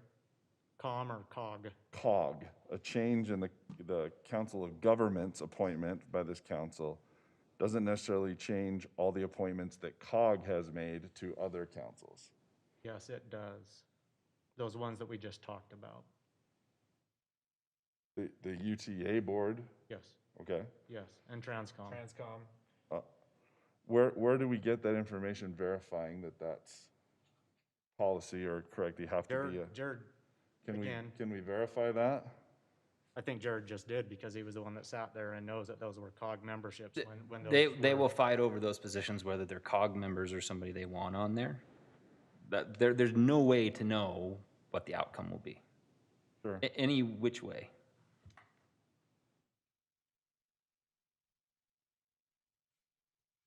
I think that we have, as we saw in that example of UTA before, that especially after the fact, it'd be pretty tough to open it up, but they could, absolutely. And with support of, 5, 6, 7 others that we had before, it's not something I'm worried about. Just to clarify, are you telling me that you have confirmed that we have the support of all those individuals to replace? No, I'm saying that we've not discussed this with anybody. If we make a change, that's the process we went through before. We've been working together. Okay. as a I just wanted to squad. make sure that was being characterized clearly. I don't want to put any words into your mouth, so. The only thing definitive is that there's no way to know.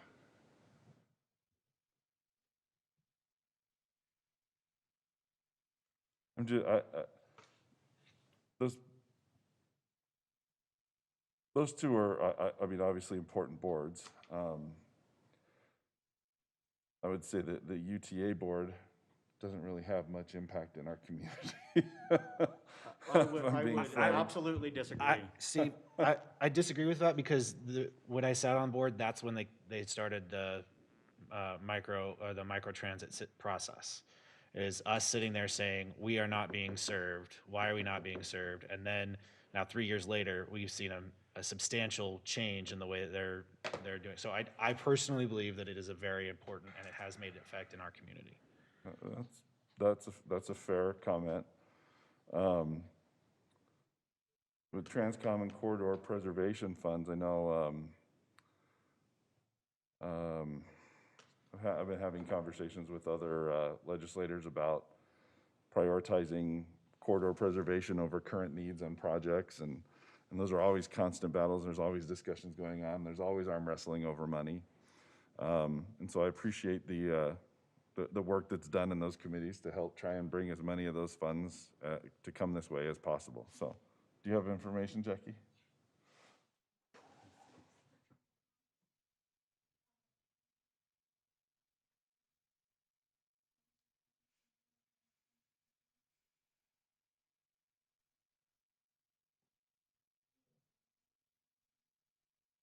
So who,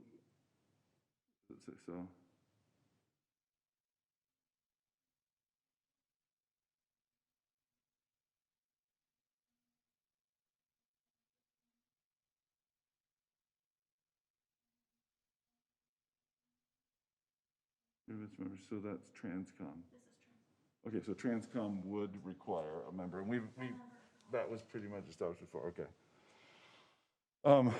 Anyway, I don't want to beat this dead horse. I guess I would just say that, although I appreciate the concerns, I still would believe that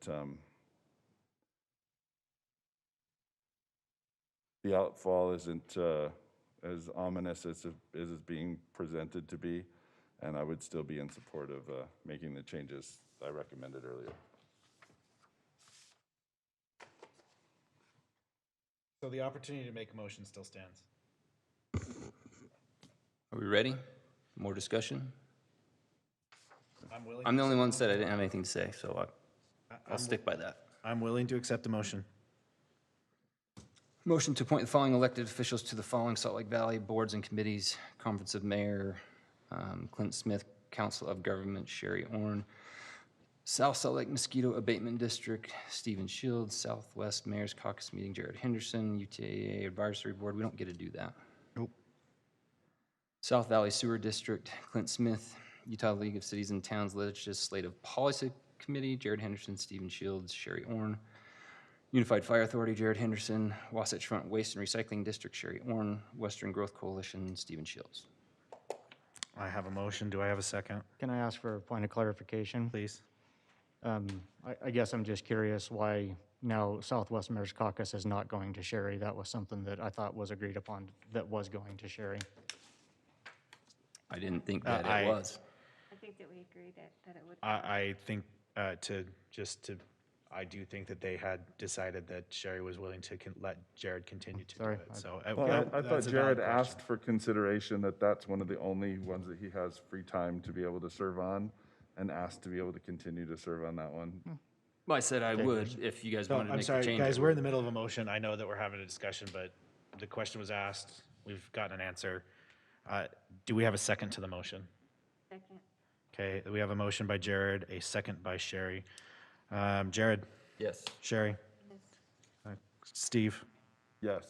Clint? No. And I will vote no. That motion passes. Would anybody like to make a comment on their vote? Very well. That will bring us to the end of our agenda. Future meetings, the next Planning Commission meeting is for February 4th. We have the next City Council meeting, work meeting at 5:30 PM on the 10th of February. The general meeting will start hopefully at 7 PM. Events, currently we're in the middle of our snowman building contest. We did get a little bit of snow, so maybe we can actually get, have we gotten any participation in that so far? Okay, I'm sure whoever has participated, it has been amazing. Lauren, did you get your snowman built? So with us, as we are not moving back into a work meeting because that item has been pulled, I will accept a motion to close the public hearing. Or sorry, close the meeting. Motion to close the meeting and adjourn. Second. Thank you. All in favor? Aye. We are adjourned.